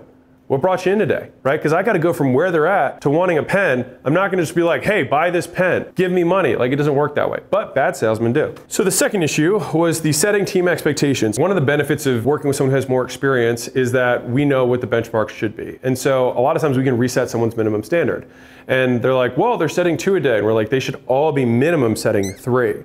And that sounds tiny, but again, 2 to 3 is a 50% increase in sets, and that's across the whole team. So that means a lot of productivity. But if you set the bar low, people will just naturally shrink down to that level. All right, so you understand the problems, and here is the data. This is before. They had a low show rate issue, they had low close rate and multiple issues around that, and they had people and organizational issues. So I want you to pause real quick in the video, in the comments, to be like, what would you do? How would you attack these issues if this was your business? And then I'll tell you what we did. Now, there's two elements to solutions. Element one is, what would you do to attempt to solve the problem? And the second is, which one do we do in what order? The third problem, that was actually the first thing we decided to fix. So we hired a sales director. The reason for that was because the CEO was overly involved, he was micromanaging, he wasn't a good manager, and he also wasn't doing CEO stuff. And so we had to hire an experienced sales director who in this instance had been a sales trainer for a similar type of sale in a consumer good. This guy ended up being exceptional in being able to implement the rest of the changes that we outlined. So this was, in terms of order of importance, I think if we hadn't done this and had tried to do the rest of them, it would have fallen flat. This is like one of the most common errors that business owners and founders make, is that they see the what and not the who, or they focus on the how and not the who. And if you have the same problem that has recurred multiple quarters in a row in the same department, underneath of the same who, it might not be a what issue, it might be a who issue. One of the reasons having experience is helpful is because you know what it looks like when it's right. Some of the biggest costs in the business are hiring incorrectly. You waste the time trying to find them, you waste the time onboarding them and training them, and then you waste the time of all the time it takes you to figure out that they're not the right fit, and all the lost growth that you would have had to then start that process over again. That's tough. But a lot of businesses have to deal with that, which is why picking personnel is so important. With this instance, we looked at culture fit, which is like, do we think that this guy will fit in? Which we usually, the founders pick that part out. Like, hey, does this guy fit in? Cool. And then we're gonna hardcore drill on usually experience and tactical knowledge. And so we have subject matter experts at Holdco, media buying, CRO experts, sales experts, finance experts, whatever. And we will then do tactical interviews. We talked about earlier, you can know that someone is good based on the quality and quantity of the data that they collect. I would ask somebody, what data do you plan on collecting and how would you plan on fixing those things? Based on how vague they are and how high level they go in terms of their solutions, it'll tell you how nuanced they can be in their thinking and ultimately executing solutions. Sales directors specifically, in my experience, when I have guys who are like, I just want to build up people, I want to give these guys skills, and they marry that with like, and these are the metrics that I track to know X, Y, and Z, that's a good sales director. The next thing we decided to solve, boom, was fixing the ad targeting. And the reason we did the sales director first was because we're like, well, how do we know if anything else is gonna happen afterwards if we fix this? So what we ended up doing here, it turns out, is that we also had another personnel issue. The media buyer was asleep at the wheel, they were optimizing around the wrong stuff, they were trying to split their attention and start their own side hustle. It was clear that they were negligent. They actually were doing the right thing, and then they stopped doing the right thing, and it was clear that that type of behavior the founders felt was not going to correct itself. So they let go of that person, hired a new person, and boom, fixed the ad targeting problem. We were back to 25 to 35-year-old people who love their job. What did we fix next? Boom! We reduced the sales team. What? And we reset expectations for the setting team. What we looked at is sales team utilization. If we know that guys can take 10 sales a day and they're actually only taking 4, then we have too many salespeople. In this instance, it gives you an opportunity to cut the fat, for lack of a better term, and reward the people who are actually doing their jobs and closing well. If you cut the lowest percentage of the team and you have utilization, like you have space, you lose the lowest closing percentage people and you gain more closes just by shifting the closing rate overall of the team. When you make those changes, in my experience, salespeople get into a rhythm. If you don't take enough sales calls, you're too desperate to close the deal, and then you start being too hard and not listening enough because it's about you, not them. When salespeople have more and more consults, they sell from the back of their heel, they're open-minded, they're asking questions, they're feeling good, and they get in a rhythm. The setting team, we both downsized and increased expectations. How did all these sales increase? By having fewer people. We had better people, that's how. And that also helps recreate the culture of the team so that we can have a new standard set of high performers. Because there's nothing that demotivates a high performer like a low performer who's still on the team. And so we went from 2 to 4 in terms of our expectation per day for the team, in terms of sets. Sales fix numero 4. I'm messing all my columns up now, so you're gonna have to deal with it. We promoted one setter to lead nurture specialist. I was saying earlier that they were multitasking, right? So they're doing some setting and they're doing some lead nurture. And that gets really hard for a team of 6 guys to split those things. We took one of the setters who was really good and made that person the lead nurture specialist, who basically acted as the bridge for both the setting team and the closing team to basically coordinate and remind the people of their appointments. And we equipped that lead nurture specialist with one of our checklists for what that role needs to do to get the most people to show up. And I'm not gonna give you all because it's a long checklist. I'll give you 2 quick examples. One of them is doing a 3-way intro once you have the set appointment between the setter and the closer, and doing it via iPhone if you can. Because now you have a known person and an unknown person and a person that bridges the two. They might no show on Johnny over here, but not on the guy that they just spoke with. And so the idea is, how can I bridge that gap and kind of make the association for them, add some trust. The other thing is that the closers, morning of, would remind them with either a voice memo or a video text personalized to them, being like, hey, John, really excited for our appointment today. I saw your profile, XYZ personalized to you. Really pumped for you. I think we might be able to help you out. So that's just a couple of things that we have on that list that we had them implement and all do consistently. And sales team fix number 5, boom, is we optimized the sales scripts. I said earlier that the discovery was too surface level. So we re-scripted the discovery, made sure we were asking deeper, more meaningful questions. And a part of that is also bringing some of the objections to the front. It's much easier, and this is the terminology that our team uses, which is killing zombies, right? It's a lot easier to kill a zombie when it's far away than when it's on top of you. If somebody's trying to bring up a zombie in the close, another way of saying it is like, you want to defuse the bomb before it goes off in the close in your face. So we solve the problem before we bring it up. Now, this is actually something that we added to this part of the script, which is prior to the appointment, we say, hey, is there anyone else who'd be required to make a decision about this thing? If they say yes, then you say, cool, well, let's push back the appointment and let's get that person on. That way, you have all the decision makers present. So these are just little things, but like little 1% improvements over and over again is what yield these 50% boosts. And the third main change we did was that we drilled the team on looping. And looping is just a sales terminology for basically when you encounter an objection, handling the objection, and then asking again. Handle the objection, ask again. Right? Because a lot of salespeople are afraid to ask if someone says no, and they don't want to ask again, right? And I can tell you this, is that the number of sales you make is direct proportional to how many times you ask. There's ways to do it wrong, and there's ways to do it right. The idea is that you should be able to resolve the concern, right? So if someone says, I need to think about it, and you say, well, what are your main concerns? And they say, well, it seems really complicated. And you say, oh, what part specifically feels more complicated? And they're like, it's the whole tech thing. And we're like, oh, we also have a vendor that can actually fill that in. I think it's a couple bucks extra, but like, we can just handle that for you. Does that solve the problem? And they're like, oh, okay. So you guys will just handle that one part of it. Like, yeah, we'll handle that part of it for you. Cool. Now, this is where the salesman says, great, you want to move forward? Do you have your ID on you? Hey, what card do you want? Like, you can just make the ask right after that. And so then at that point, you might say, ready to move forward then? And they might say, this feels like a fast decision.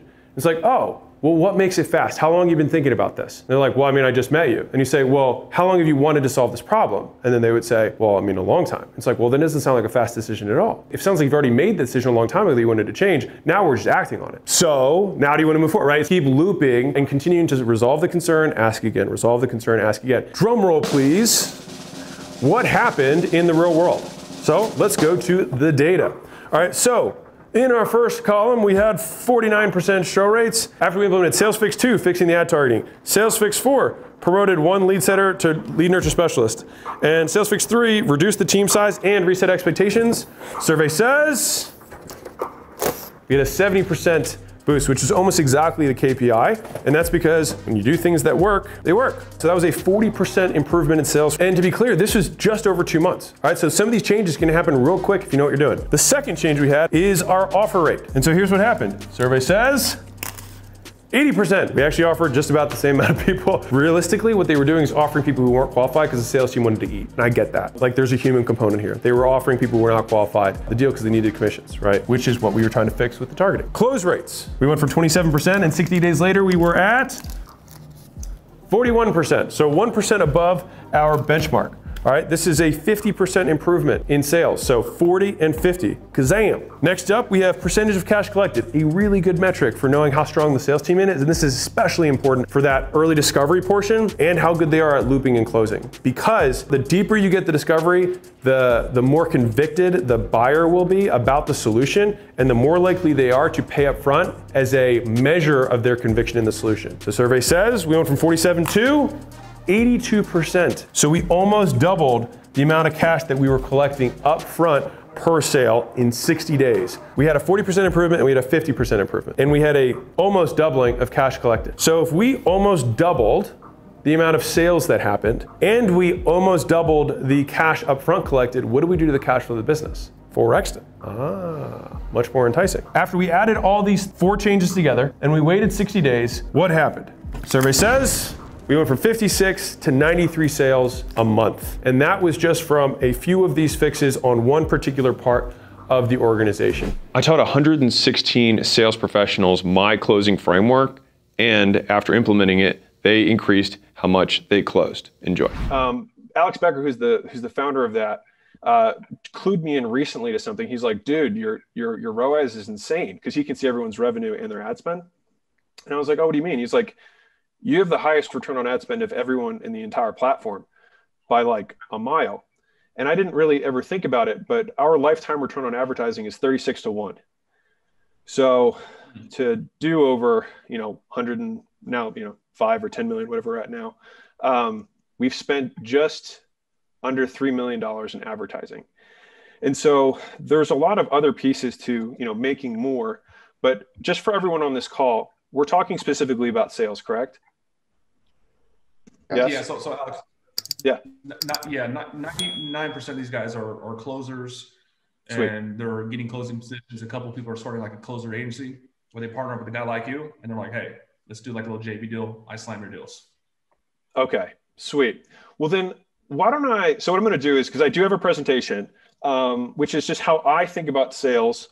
And I have the third part of the presentation about scaling sales teams. Does anyone here have multiple closers who work for them? Or is most people just closing on your own right now? You guys got to talk with Alex. He don't bite.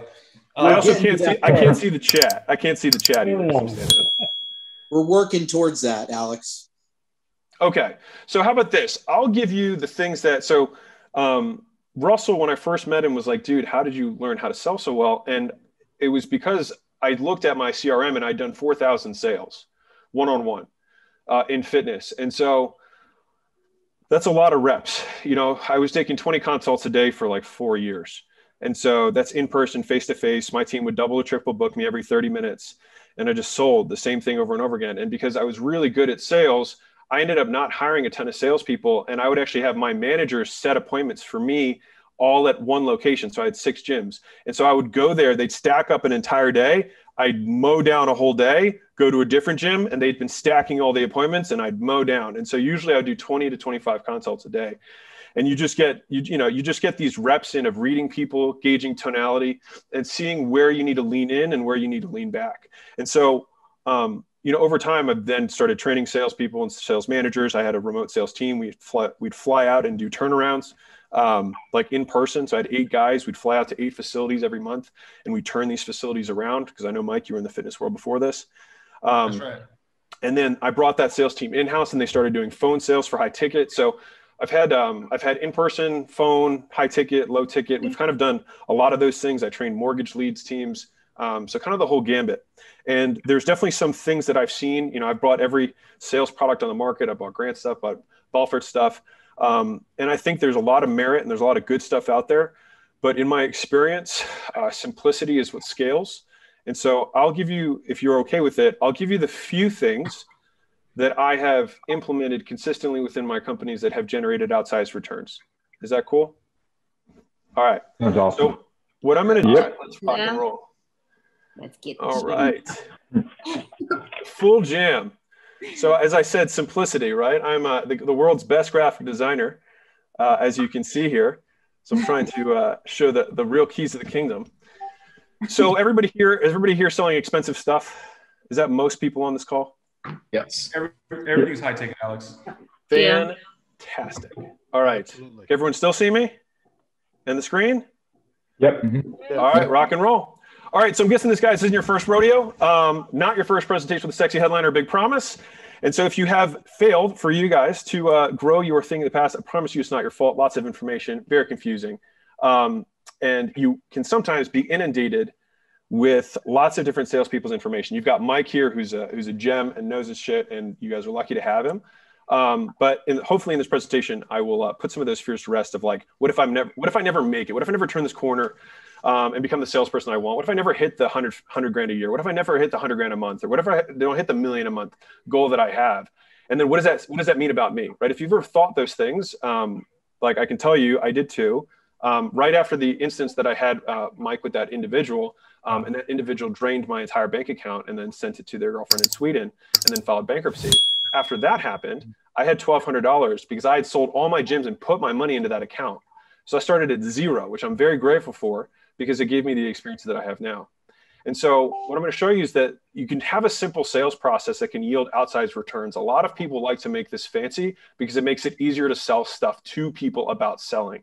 But these are the things that I have seen that have unlocked the growth for us, because I don't think I'm the best marketer out there. I think we've simply attached a phone to a funnel, and we've been very efficient at it. And so as a result of that, I've always been able to make more per customer than anyone else because of how efficient we are at the conversion process. All right. And so that's what we're here for. So I want to show you exactly step-by-step our process for selling. All right. And so there should be two types of people here. Some of you guys who are under $100,000 a month, and I'll show you how to never compete on price again. All right. And if you guys are over $100,000 a month, I'll show you exactly what we did to scale a team to get to $1 million a month and beyond. Is that cool?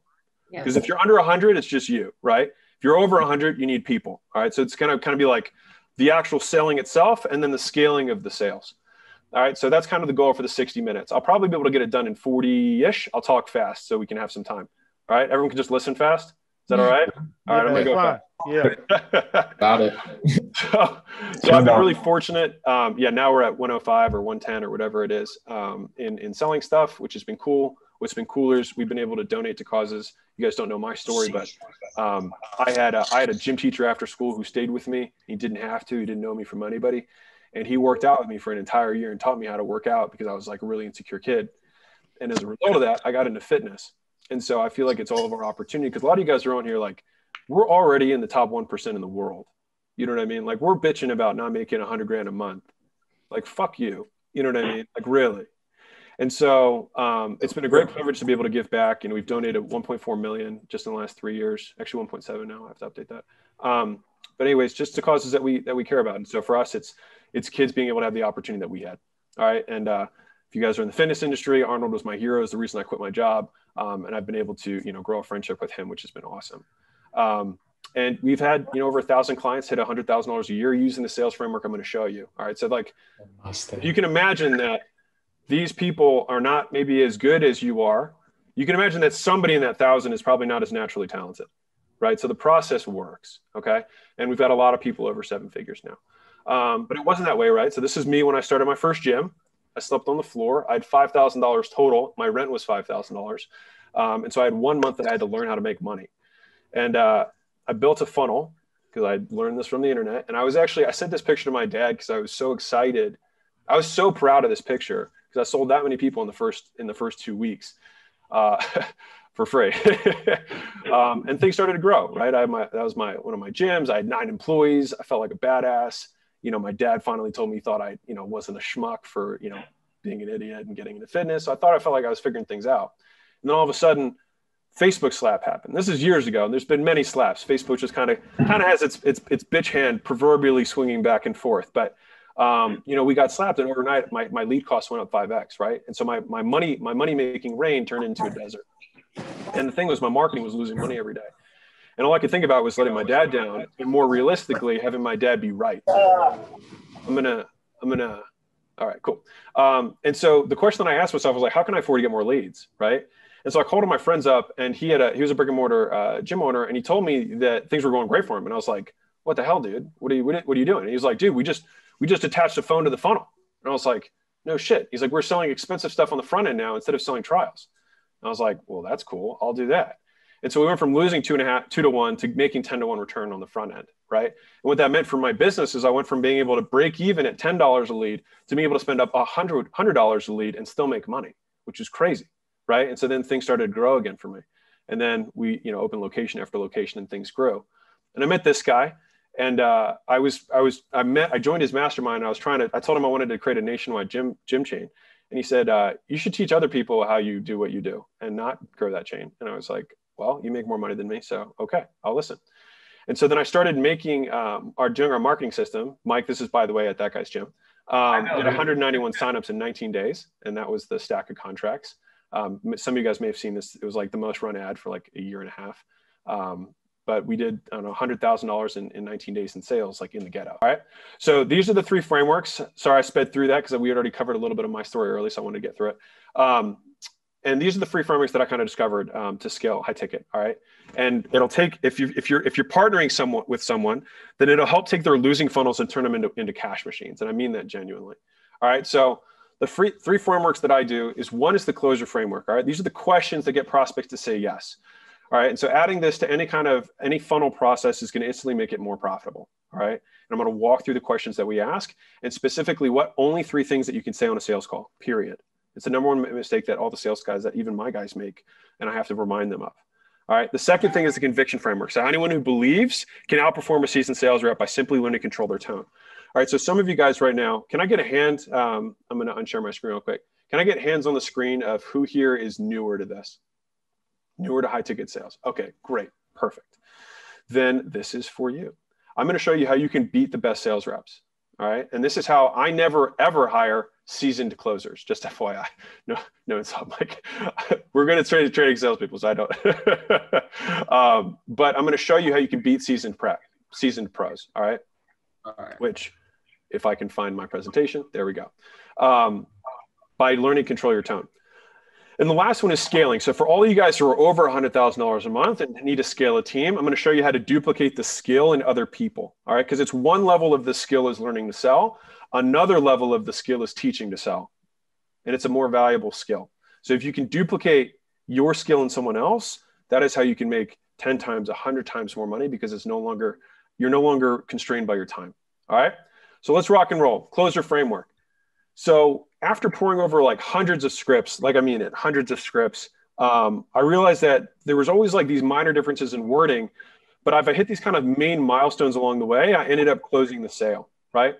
And the nice thing is that this process works for B2C and B2B. So I don't know what stuff you're selling, but it works for both. And it worked for $500 tickets as much as $100,000 tickets. The process is the same, all right? And the way I teach my sales teams and now thousands of clients is this acronym, right? And like, even when I'm thinking through sales calls, we're like closer, C, right? L. So the C is clarify why the person is on the phone with you. All right. That's the objective. Why are you here? Why'd you take the time to take the call? What's the problem, right? What are we trying to solve here? After that, they were like, got it.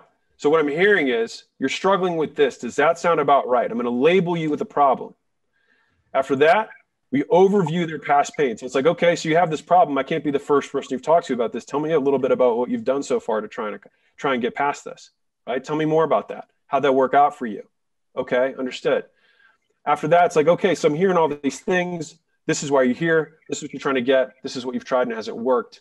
Okay, well, can I tell you about how I think we might be able to solve your problem? This is where we sell the vacation, right? And then finally, or step before finally, we explain away their concerns. So this is where we tell them about the program, and then we're like, do you want to do it? They say yes or no. If they say no, then we explain away their concerns so they say yes.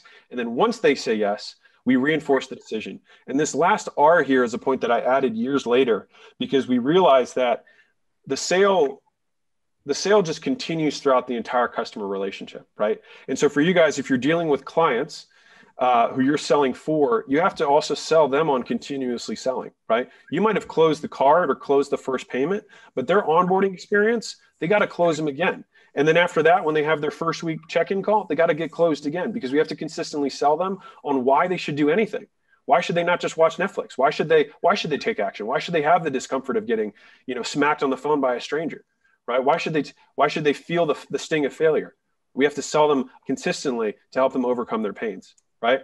And so I'll show you each one of these more closely. So clarifying why they're there, right? It's like, what made you come in today? What made you reach out? What's your goal right now? Why is that important to you, right? Okay, helping me understand what are we doing here, right? This is one where someone in the beginning, like, you have to hit this, because if someone says like, I just wanted to find out more information, you're like, cool, but why?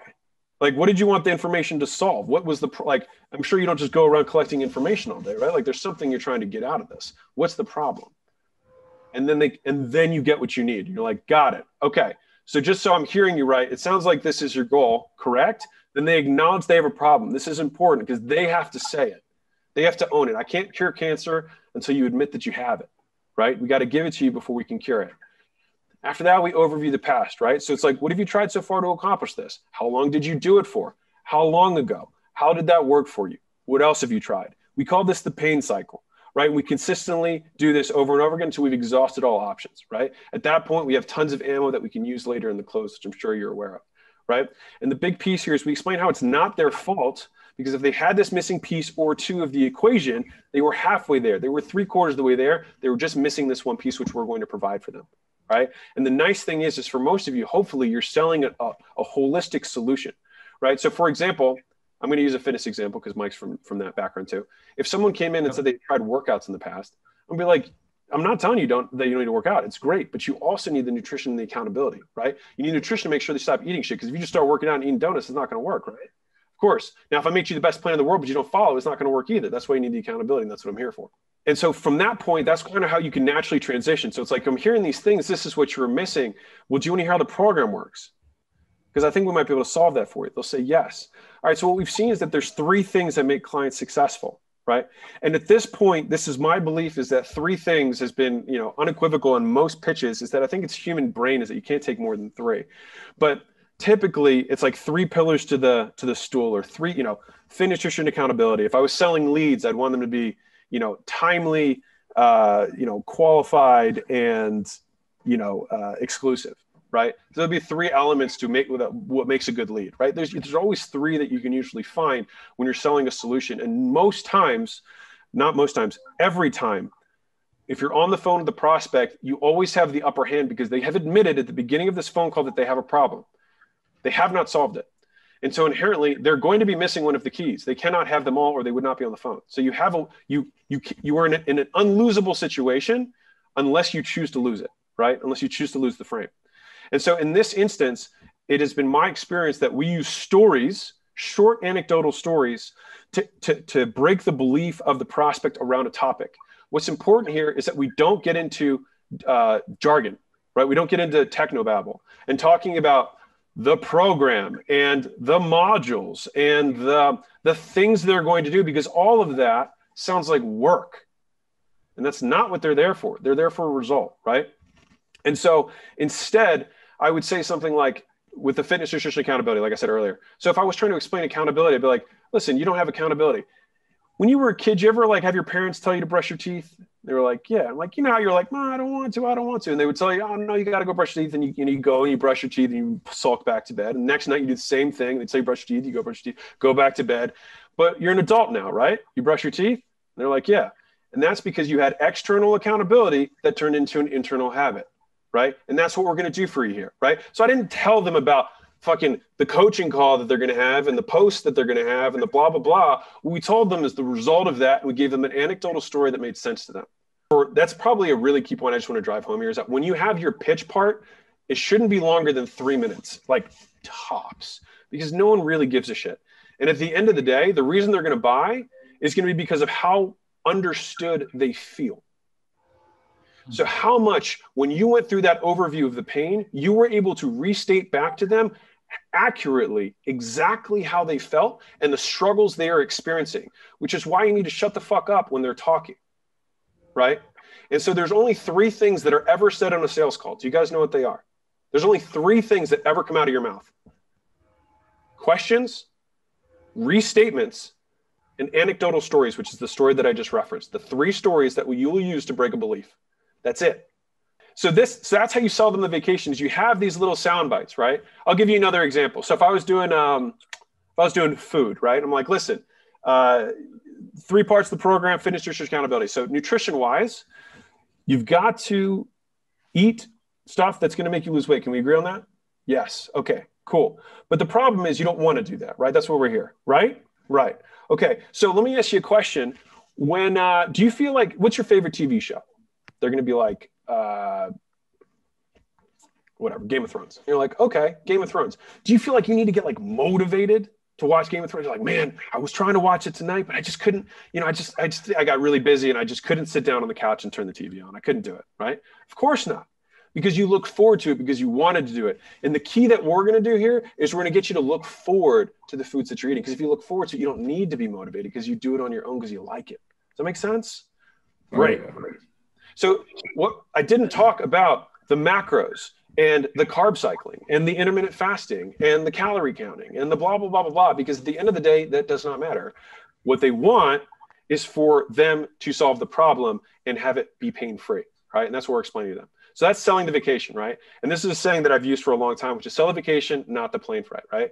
And so this is what everyone else talks about. They're like, sir, for us to get you these results, you're going to have to take your pants off. You're going to have to jump through this loop. You're going to have to go through the TSA, the airport lines, pack your suitcases, take your shoes off, do the layovers, connect your flights, have a person farting next to you. Don't worry, they don't have COVID. You'll have turbulence probably on the plane. Then as soon as you're out, you think you're done, but you still have to wait at baggage claim. They probably lost your bag, right? And in our world, it's your modules, your meal plan, your macros, your workouts, your support team, your URLs, your domains, your funnels, your targeting, your ads, and the other shit that doesn't matter, right? But instead, what they want is you sell Maui, final destination. And you always sell the same thing because the difference is only the level of service and how they want to get there, right? If you have multiple levels of service. So do they want to swim to Maui to where they're trying to go? There's sharks and you could drown or get robbed, right? Like this chick, crazy.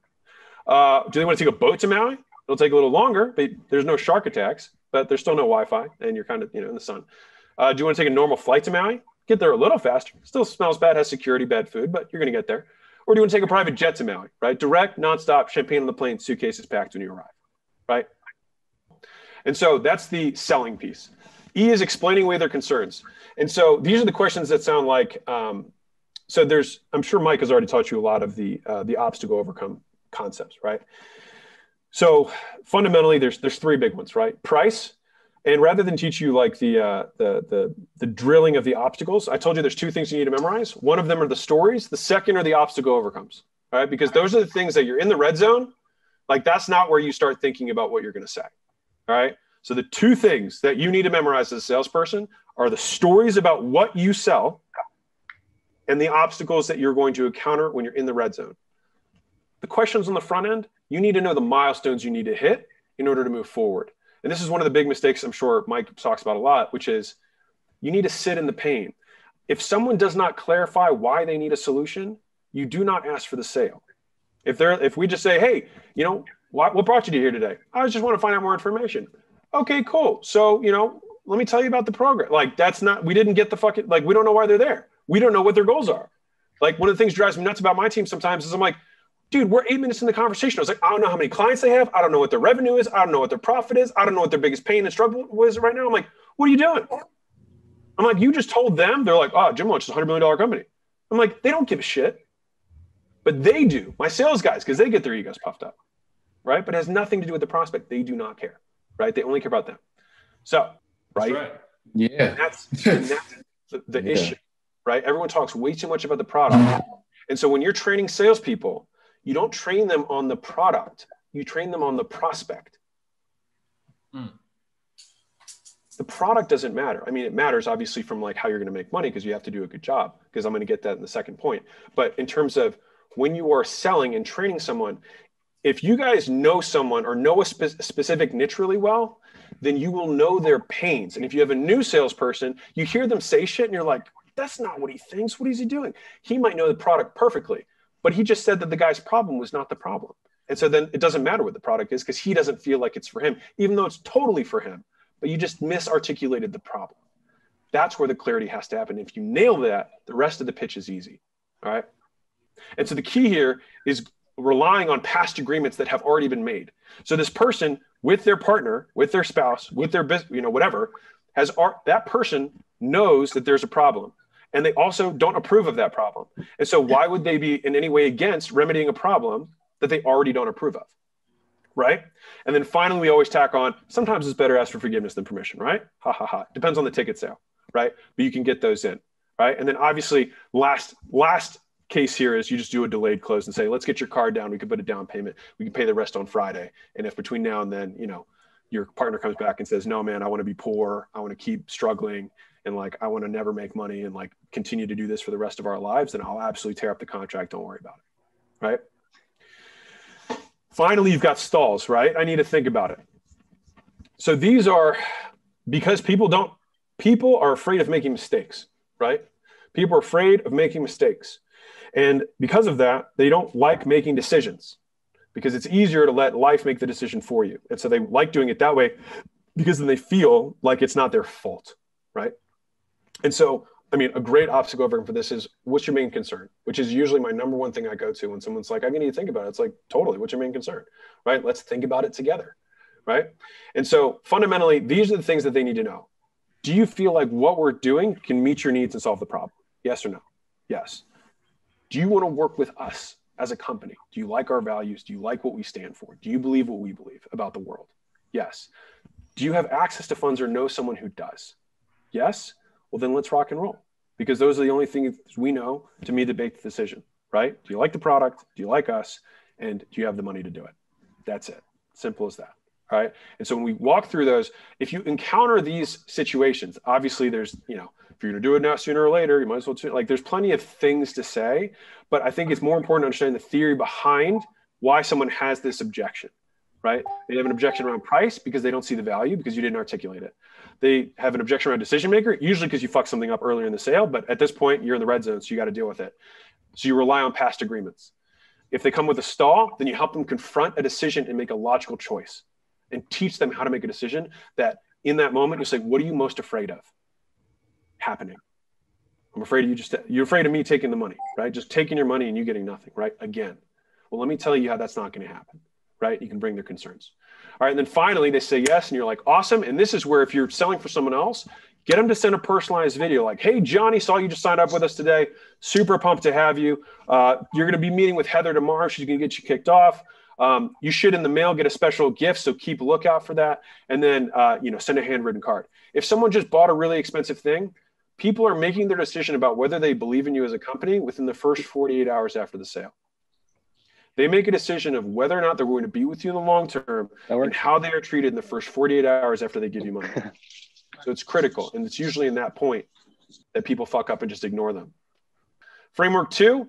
And, Mike, I can stop. I'll just do framework 2 and then we can do the Q&A, because if I don't have time to scale the sales teams, I can hit on the points later. So this is a big one for everyone who's newer to sales. All right. If you believe you can outperform a seasoned sales rep by learning to control your tone. All right. And so I reworked all of our scripts into the closer framework. And the thing is immediately some people were crushing it, right? While others were still not selling shit. And I was like, what the fuck, right? And so I talked to my friends and they were like, dude, you should read this book by Jordan Belfort. And the biggest thing that I got from the book was just, he was very specific about tonality. And that was a big shift for me in just learning to teach how to ask the question, not just asking the question, right? And so in the book, he talks about having the same issue that I had with scaling sales. It's like, I give the script to 2 guys, some guy crushes, some guy doesn't. I'm like, what the fuck, right? And the thing is there's a hidden dialogue that the sales team does not know that they are talking in, right? And so the words are not going to be enough, all right? They're just literally 10%. So the words that you have, it might be the most tested script in the world. It's still only 10%. 90% is how you say the words, right? Because how you say what you say is tonality. Like right now, I could give everyone here's, Jerry Seinfeld's stand-up script. You could read it. It wouldn't be funny, right? Because it's not just that you had the script, it's how you deliver it, right? And that takes time to develop, right? And that's kind of unconscious mastery. And so there's 2 ways to do this, all right, that I have found. You can either trick yourself into it or you can train yourself to do it, all right? And since we don't have enough time to train on the influence of tonalities, here's the trick that I teach. All right. Conviction will correct your tone. Conviction made real. So let me tell you this story. So I was brought in to do a day of consulting for this mortgage leads company to train their sales team. And the first half of the day, I reworked the whole script. I put the closer framework, made it a question-based sale. And then I came in and they were expecting me to like rain, fire and brimstone on these guys. And so I sat down and I was like, who's the guy you're having the most trouble with? It was this guy, John. So I was like, John. And they were selling leads. I was like, John, how good are the leads? He was like, well, and I was like, we're good. Thanks. And I was like, let me show you how you would answer it if you actually believed that the leads were good. I was like, you'd say like, dude, these leads are fucking unbelievable. Right now, I'm studying for my real estate exam so I can get in on these leads. My aunt is a realtor and she has more business than she can handle. And I'm sending her traffic. I'm trying to get my brother to do it with me. I'm not sure how long I'm going to work here because these leads are killing it for us, right? If you believe in the product, you don't need to have all the sales skills. You'll do it the right way because you'll actually want to help the person. So that's why the most important part of the sale is the product. Because unless you're a malicious person, like most people here, was everyone here have some level of ethics on some level? Like no one here just wants to like take someone's last dollar, right? So then the only way to sell hard, because if you're going to close, you got to sell hard. The only way to sell hard is to believe through and through, balls to bones, when you look at yourself in the mirror at night. And this is what I talked about when Mike said at the very beginning, like what happens when people start hating on you. The only way that I've been able to stay where we're at in the gym industry, Mike knows the amount of hate that I get, right? The only way we've been able to do that is that I read the testimonials, the 1,000 of them that I have, of gyms who have gone to 6 figures, of the 100 gyms we've taken to 7 figures, right? Like I know beyond a shadow of a doubt that our product works. I also know that if you sign up for a gym, not everyone loses weight. And I'm willing to deal with that. I'm willing to give everyone the opportunity to change their life. So here's the tactics around this. Reread testimonials out loud daily in front of your sales team, all right? And if the business that you're working for doesn't have testimonials, find another business, all right? I'm serious. You're not going to be able to close unless you're unless you're unethical, you're not going to be able to close. So go find something that is a good product because there's plenty of them out there, all right? Find a good product that you believe in. You just see tons of testimonials and then read those every day in front of the team, all right? Second, well, this is for the business owners, but fix everything you possibly can about the product. All right. And never blame a customer for lack of success. So as much as there are people who have not been successful who've used Gym Launch, I still take the fact that they were not successful and I think, what could I have done that would have made the next person like them successful? And you plug the hole, right? If you do that over and over and over and over again, you know, truly at the end of the day, when you look at yourself in the mirror, when no one else is watching, whether or not you truly put the effort forth that merits the price that you are charging, right? And only you can know that. And the thing is like the reason salespeople get beat up is because they don't put the work in and then it grates on their soul. And then eventually they burn out. They burn out not because they can't handle no, but because they can't handle how they feel about themselves. Right? And so you have to put the work in to have the conviction because that's what's going to get you through it. If you've ever met someone who's a born again Christian, all right, they are convicted. They do not care how many people tell them to shove it, because they are trying to save people's souls. It's real. Like if you let that hit you, it's real. You know what I mean? And if you can be a disciple of whatever the product that you have, an evangelist in the truest terms, then all the scripting stuff, it won't matter. Why are some of the best salespeople clients who had success? Because they believe in it. That's it. And the most convicted person will always win the fight. Right? They'll always lead the dance because they have conviction in their skepticism. You have conviction in your product, and one of you is going to win out, right? And it's the question is whose belief is stronger? Because belief isn't binary. It's not do I believe or do I not believe? It's how much do I believe? To what extent do I believe? Would I bet $1,000 on this product? Would I bet $10,000 on this product? Would I sell my mother this product? Think about it. If you would sell your mother this product, how convicted are you? Probably very. And you will have no problem closing deals. And notice that I have a lower tone right now so that you listen to the words that I'm saying so that you think that they're important. In terms of the training schedule, 60 minutes a day, 5 days a week. My guys do world-class sales training. They text me in the morning before they wake up. They text me once they're done. They do the first 25 minutes. They read the script out loud. 5 minutes, they drill obstacles. I need to think about it. I need to talk to my partner. This is expensive. And then they drill the second half, right? As a closer, you got to talk, you got to listen, you got to train both skills, all right? The talking's the tone and saying the words the right way in the right sequence without having to think about it. The listening is going over a recording and figuring out what went right, what went wrong, and what we're going to do next time. And saying it, drilling it as a team, marking it, and moving to the next one. That's the short answer. We 10x'd the recurring revenue in one of my portfolio companies by using what we call the diagnostic sale. There are 7 steps that you can use to follow the script and apply it to your business. Enjoy. I crossed $100 million in net worth by age 32. I sold my first big company for $46.2 million. And the reason we were able to do that is because we know how to grow companies. And so now I buy companies at a lower price, I grow them, and then we sell them. And so I want to talk to you about one of the companies we just bought. We bought them a year and a half ago, I think, or a year ago. They had 14 locations, so it was a chain of brick and mortar. And since then, we've gone from 14 to 32 locations. And the reason we're able to do that is because we focused on the sales process. And through a process that I want to walk you through, something that I call the diagnostic sale, we're able to 10x the recurring revenue of the business across all the locations. So before we get into the nitty-gritty of the story, let me just walk you through the steps in the diagnostic process. First is we like to have some sort of pre-sale questionnaire, which the purpose of that is to get more information that arms the salesperson so they know who they're talking to, what their pains are. But from the sales perspective, for them, they also increase their awareness of the problem. Second is we get their information in their credit card, which is key, and I'll explain why later. Third is we want to understand what their current situation is. Where are you at today? Then we have your desired state. So what would you like to be at? And then what's the obstacle? Why aren't you there? And then finally, once we have these big three, we present the desired state and our vehicle to overcome the obstacle, and we tie our price to the way that we're going to get them there.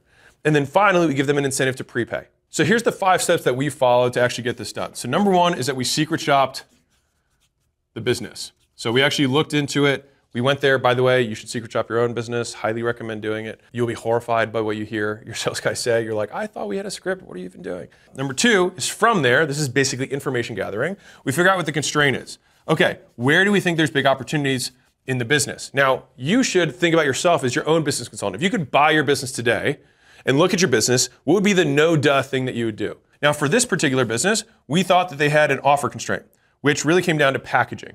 We had offer/packaging. Because fundamentally, we're not going to change the core of the business. We're not going to all of a sudden start selling soap when you sell HVAC. Like, that's not going to happen, right? So the core of the business can remain unchanged. It's how we're going to package the services we deliver or that the services we sell to a customer. How we're going to get them to perceive what we're selling.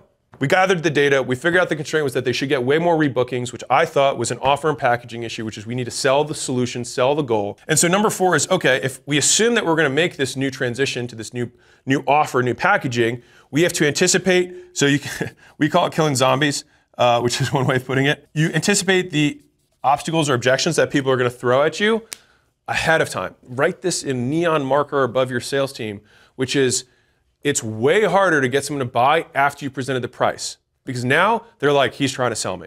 So we have to counter that. Before we become salespeople in their mind, we are a trusted expert, ideally if we're positioned well, and you should be that way if you know what you're talking about. And I like to use the frame of childlike curiosity. I always tilt my head. I probably even did it subconsciously just now. You tilt your head when you ask the question because it's non-threatening.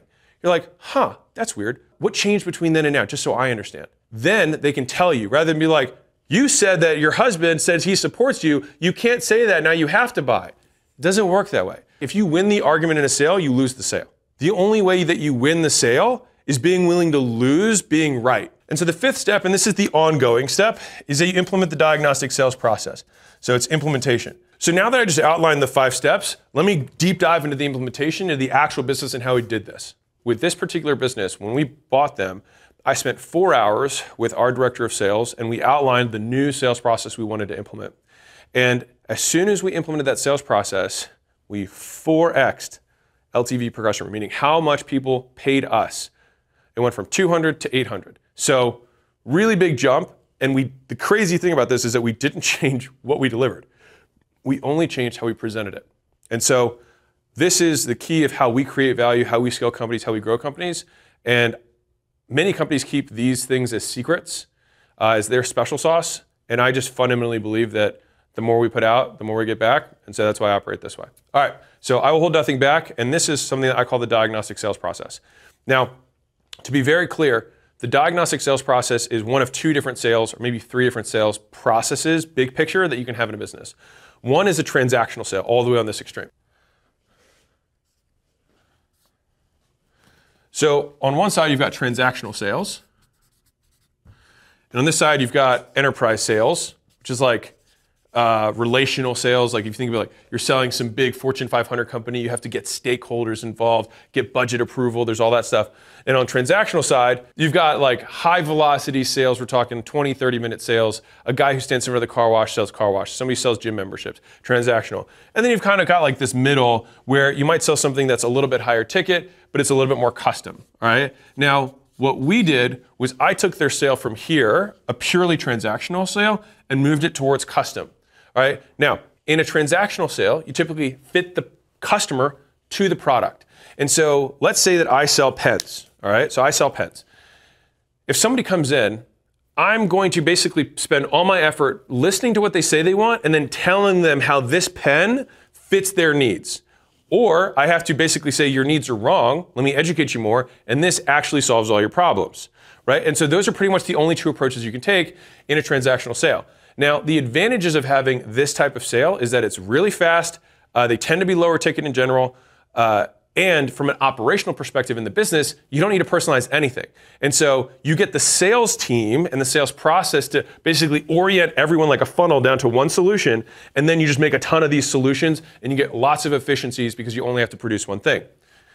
This, the custom sale, is a easier sale to do, but harder on the operational side. And so the magic happens when you can actually bridge the product component of transactional, which you say, okay, we only sell these types of widgets, this is the only thing we deliver, but I can do it in a way that feels custom, feels personalized.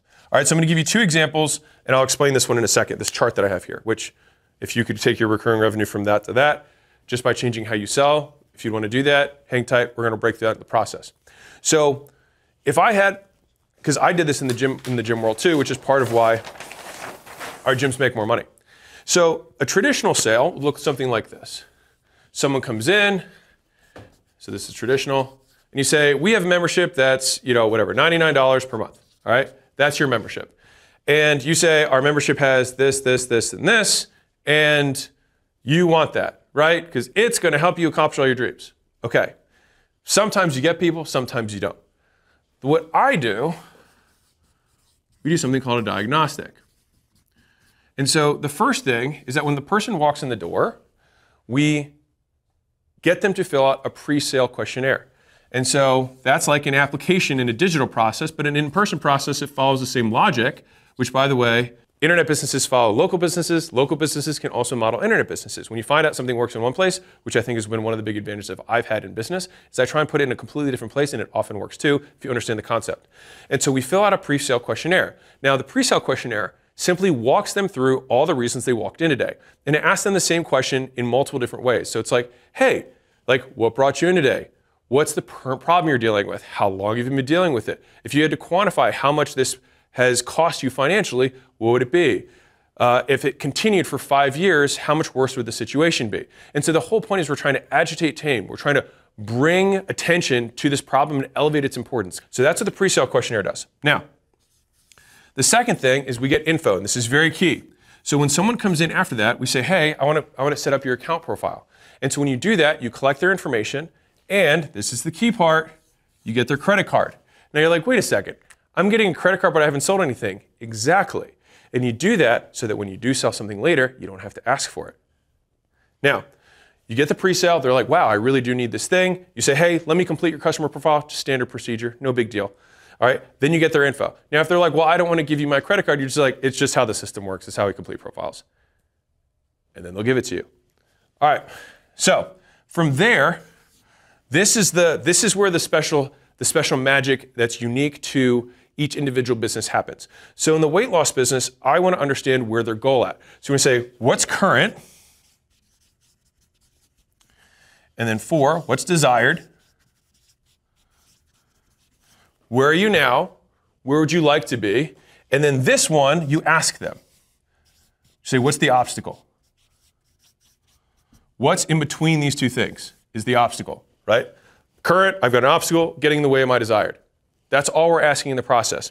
Now, in weight loss, and in most businesses, the thing the person thinks is in the way is often not the real thing in the way. And that's because they've never had this conversation before. They clearly haven't solved the solution, and that's why they're coming to you.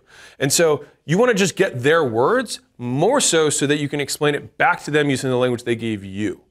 All right? And so in the weight loss world, for example, instead of selling a membership, I would say, okay, well, it sounds like you need these 3 things: fitness, nutrition, accountability. Fitness-wise, you need to work out X days a week. Nutrition-wise, you need to eat this food at this time, and we can help you meal prep the stuff so when you go to restaurants, you can still stick on it. And you need accountability, because if I give you the best fitness plan and the best nutrition plan, but you don't show up, doesn't matter, right? Accountability is what makes the whole thing work. Great. Fitness, nutrition, accountability, easy 3-step framework, fantastic. Now, this is where it becomes diagnostic. Now, most customers, and this is where the magic happens, is that even if you still deliver the same thing. So fundamentally, when I switch the sales process, the gyms remain the same. They still have workouts, they still have nutrition help, they still have accountability. Nothing changed, but how we present it changes. And so rather than saying, hey, I'm gonna sell a 4-week thing or a 6-week thing, I say, hey, you're currently 200 pounds, okay? Now, what's your high school weight? She says, I wanna get to 140. You say, okay, cool, you wanna get to 140. This is your desired, okay? So you have a 60-pound difference. Now, what we found is that we don't want people to lose more than 1.5 pounds to 2 pounds a week. All right, so let's just be conservative and call it 1.5. So then I take out my calculator and I say, what's 1.5 times 60? Which would be, other way around, it'd be 60 divided by 1.5, which is 45, okay? So 45 weeks is how long it's gonna take us to take you from 200 to 140. So you lose 1.5 pounds a week. It's gonna take 45 weeks. And so, 6, present price in relation to goal. So you say, awesome. So we currently charge 99 bucks a week. We can get you there in 45 weeks, which means it's $4,500. And that means, and for us, I added a guarantee on the back end, which said, hey, if you show up to the workouts for the next 45 weeks and you log your food and you don't lose the weight, I'll keep working with you for free until you do. So that means, this is the translation, this is the key part in the script. So that means when you pay this $4,500, it means that you can count that weight for good. You can put it out of your mind. You pay me this money, we're gonna get there, one way or another, as long as you follow the steps. You're gonna follow the steps, right? Great. And so here, you're trying to sell 99 bucks a month, or whatever. This would be 99 bucks a week if I was doing equivalent pricing, right? So this would be like a semi-private program. But by positioning it this way, I'm not selling a membership anymore. I'm selling exactly what they want and putting a price tag on it. And saying, you want to get to 140, it's going to take this long, and I'll guarantee that you'll get there, provided you follow these steps. And then they say, wow, that's awesome. And you say, well, if you want, I can save you a little bit of money. You want to save a little bit of money? And they're like, yeah, I want to save a little bit of money. Well, if you prepay, you can save 10% today. So I can save you 450 bucks. You want to do that? That's what most people do. Great. You want to use the card you have in file? Done. So that's the process. Now, I took this process and applied it to a completely different service business that we own, that's a chain, that this is a little bit more medical. But the concept still applied, which is, and this is the key part, is you have to figure out for whatever it is that you sell, what the current is versus what the desired is. So if I were a painter, all right, and I was painting houses, sounds crazy, right? You say, hey, so you currently have this thing, you want a completely painted house, and so now for them, this is like more us do it for you rather than self-service. Like I'm gonna have to, you're not painting your house and them helping you, so they're actually gonna paint the house. So then we just try and think, how can we sell to goal and break it into a price that we tie to that? And so it'd be like, okay, so we're gonna need 4 coats of paint, and it's gonna take this period of time, and then at that point, your whole house is gonna be weatherproofed, and so that means that when you pay this price, that's what you're gonna get by this date. And if we don't get it done by that date, I'm gonna give you this. And that way we can relieve their risk that it's not gonna happen, and we tie the purchase to the outcome. So this particular business, when I bought it, or bought into it, it was a business that they had really good lead gen, and they have a good product, but they didn't have good packaging. And I saw the opportunity because I knew that if I installed my sales process into their business, I could make a lot more money. And so if you have the opportunity to 4x a business without opening new locations, you do that.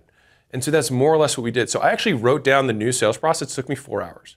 So I wrote down the new sales process, and then I presented it to the management team, and they were like, wow, this is the most valuable thing we've ever had happen to our business. And I said, great. So let me know when you do it across all the locations, and let's keep buying and opening new ones. And so 18 months later, we have 32 locations, and the recurring revenue in that time period has gone up. And the average revenue per customer went from $200 to $800 from this one process. And that was because before this, they were selling one-off transactions. They were saying, hey, we'll do this service for you. So think of it like Botox, or we're gonna do filler, or we're gonna do something this one time. And so rather than just say, sure, give us a call when you want it again, which is pretty much what the process was before this, I say, hey, you wanna look a certain way. You're not here because you want filler. You're here because you wanna look a certain way.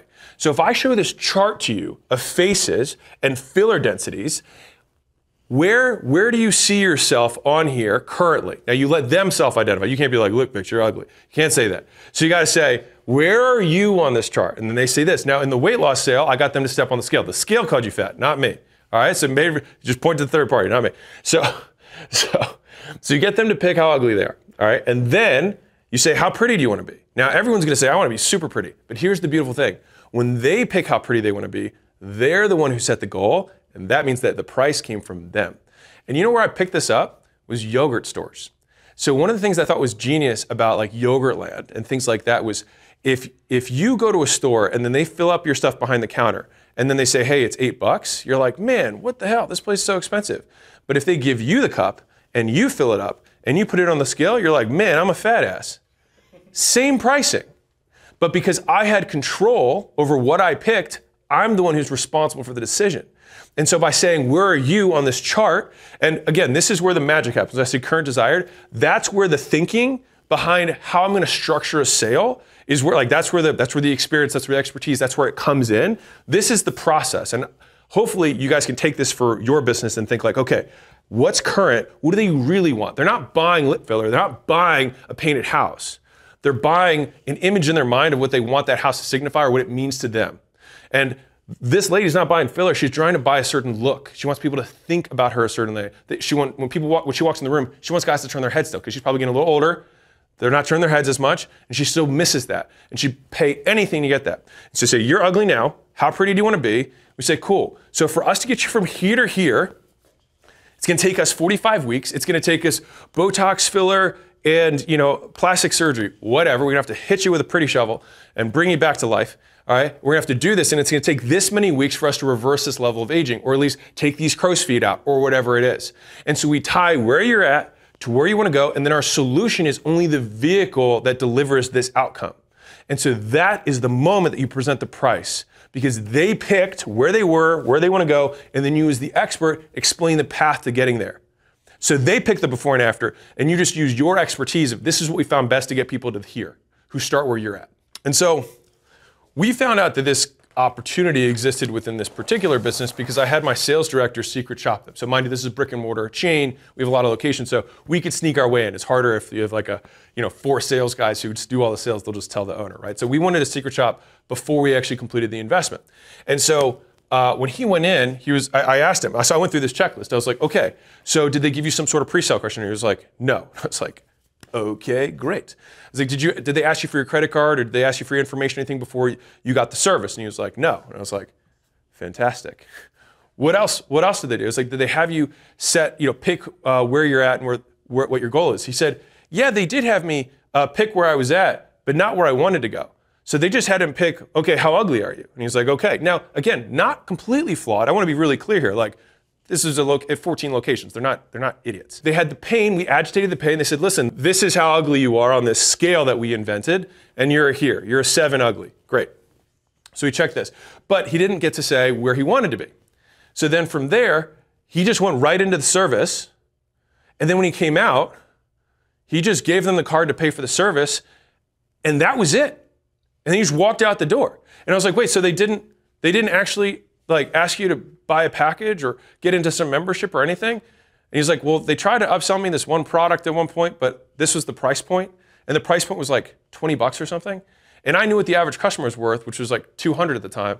I was like, that's like, by the way, if you're gonna do upsells, you want the price point to usually be 5 times more than the current price. Because if you get 20% of people, so customers are fractal. So we're gonna go into a little side quest here, but it'll be worth it for you since we're talking about sales. So you've heard of 80-20, right? So you've got 100 people, right? The top 20%, then you've got the 80 underneath, right? These are the people, 80-20, have 5 times the spending power of these people. And so because of that, if you get 20% of people to buy something that's 5 times as expensive, so let's say my current thing is $1,000. If I'm going to have an upsell, I want my upsell to be $5,000, because if 20% take it, then it's 20% times 5,000, which means I add $1,000 to my average ticket. So I go from $2,000, or sorry, $1,000 per customer to $2,000 per customer. And so when I heard that their upsell was 10%, it'd be like my upsell is $100.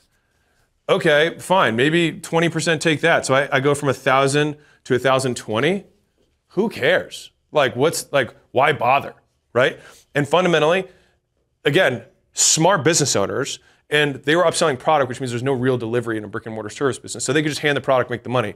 And I think they were using it more for commissions for their staff to increase the average pay, which a different objective entirely and totally fine.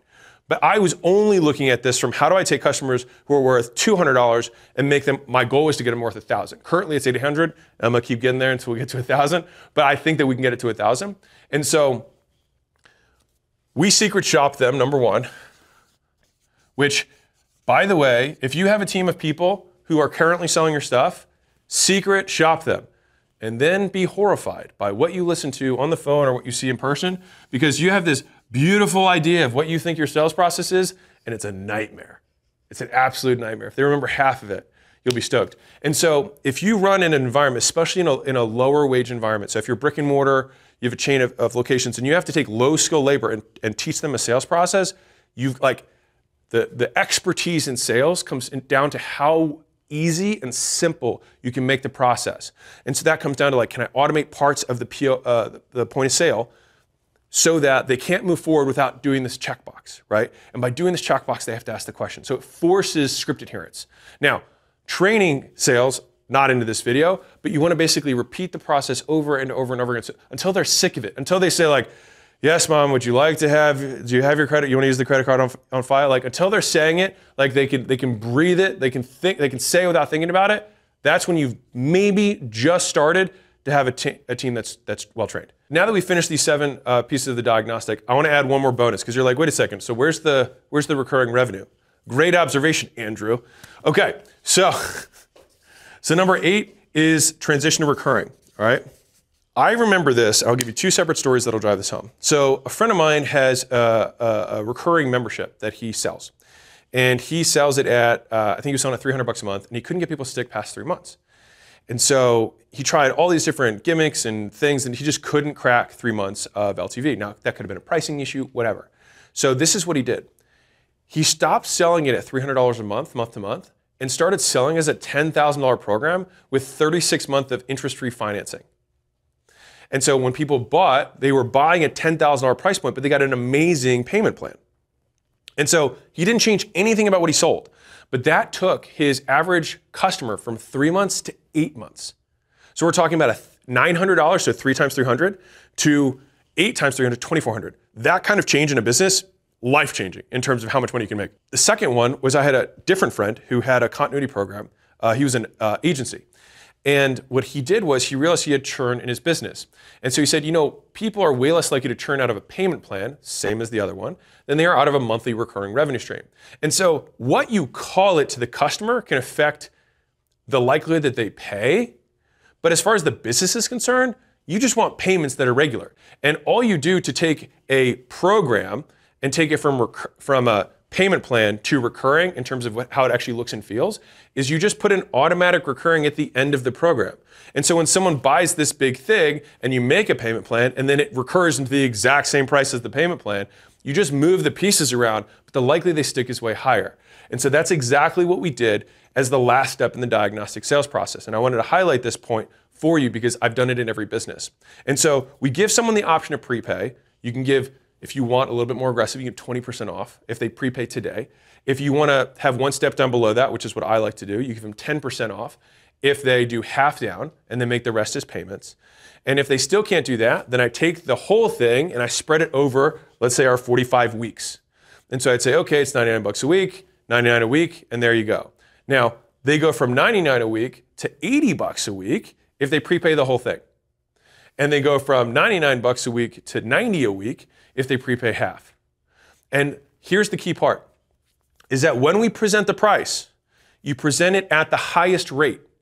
So you present it at the payment plan rate. I'll walk you through this because I think it's important. Well, I'm going to put it here, and so I don't have to flip screens for you. All right. So you have your full boat, I'll say full interest price. So for us, in our example, it's $4,500. All right, 45 weeks times 99, roughly. All right, so this is our full boat price. We have our prepayment discount in full, which is minus 20%. All right, so for us, it's going to be minus, what is that, 900? Yeah, 900 from there, so that's 5,600. Sorry, other way, 3,600. 3,600. If they do half down, you say, I'll let you save $450, so 10%. So 4,050. All right, so this is 10%, minus 10%, that's minus 20%. Now, the reason this is so important is think about the alternative. Think about, and this is what most people do, so listen to me, Andrew. Most people do this. They present the price as $3,600. And then they say, oh, well, we have payment plans that we have interest on. And so we do have 10% interest if you can put half down, and we have 20% interest if you put nothing down, and you just go on to a straight payment plan. Well, which one would you rather buy? If on one hand, you have a $4,500 price tag, which anchors you high, and you say, or you can get a benefit for prepaying today, rather than you think about $3,600, you're considering it, and then they say, oh, it's even more, even though you're just considering this tag, guess what? You have to pay way more now because you can't afford it, you have to pay more. Banks do it all the time, and guess what? Everyone hates banks. So if banks want to fix their process, Mr. Bank, maybe this will work, who knows? Anyway, point is that this is how you present the price because you get the benefit of a price anchor, and you get to be the good guy for getting them to pay up front rather than the bad guy for them not being able to. So we're gonna go through step 8 in the more transition process for the sale. And so I want to just walk you through step downs. And so this is super important to understand from a sales perspective. So we'll call this sales step downs. And this is, by the way, a preview for my next book coming out, $100 million. Yeah, anyways. So sales step downs is one of the things that we have. So obviously the first thing we're going to present is a prepayment, all right, which is pay in full today, prepay. Yay. By the way, you've probably noticed from any of my content, I don't say paid in fulls, and that's because that's a salesman term, not a customer benefit. If you prepay, you get a benefit, whereas paid in full is like, I got all the cash up front, good for me. And so I have trained myself, because I used to say paid in fulls, PIF skis, whatever's PIFs, like all of that stuff I used to do as a sales leader. And then I also heard my team saying that to customers, be like, hey, if you want to pay in full today, like it's just like kind of gross. And so I prefer to say like, hey, we have a prepayment discount. And so training that, just little pro tip for you. So number 1 is prepay. Number 2 is we do discount with partial. So this is the half down. Oops. Half down. Here you can also do in-house. Well, this is whatever, sorry. This is credit card or third party. So if you have, like most businesses that sell legitimate services have third-party financing solutions that already exist. And so I promise you, there is a banker somewhere who started a business to service this emerging market of whatever it is that you do, who says, I'll bet you I can help finance transactions. Now, the prices they charge for that financing will differ based on how risky your business is. And so like, there's financing for casinos. Like if you want to get a loan to go gamble more, like there's financing for that, but they will charge you a lot of money, right? And so like that being the extreme, on the other hand, if you want to finance a house, there's obviously a huge mortgage industry. And so from every step in between, there are partners who will step in as third party and take on that risk for you for a price. And so I prefer, can I get the prepayment because it's easiest and fastest? If not, I usually have a third party that I set up so that my customers can get financing. If we don't move past either of these two things, then I try to go with a partial with some level of discount, not as much as here, but a little bit. And if they still say no, then I go for continuity. Which is, why don't we just make a payment plan on the thing? And in this particular business, because what they were doing before was simply rebooking people for another session of service, we just had this be the automatic, like everyone gets rebooked. And that became an internal saying. Like I like having mantras within sales teams, which is like everyone buys something. Like everyone buys something. There's no reason someone should not buy something. And so, sure, we'll get them a prepay, maybe a partial. Okay, fine, we'll do a payment plan that's whatever, call it, you know, $250 times 4. Great, that's our $1,000. That's our $1,000 plan that we're getting people to buy, and you pay $250 today, and then 3 more times. And you can do it every other month if it's a more intermittent service, whatever. Just match the payments to when they get delivery. And then finally, if they're like, well, I can't do any of those things, and it's like, cool, let's just book the next time you want to come in. That's it. And so this is the final of the process in terms of the step downs that we might offer someone. We just walk through this whole process and you're like, wow, maybe that's a lot of work. I have to use my brain power, but welcome to business. But let me tell you why it's worth it. So these are the actual stats, and I put the numbers without the names to keep it a nice open loop for you. So number one is that they had 9% of revenue that was recurring within this product line.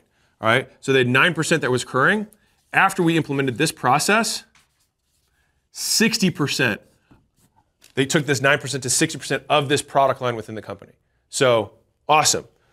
Number two, they had basically no membership at all because they just weren't, it wasn't even an option, not really.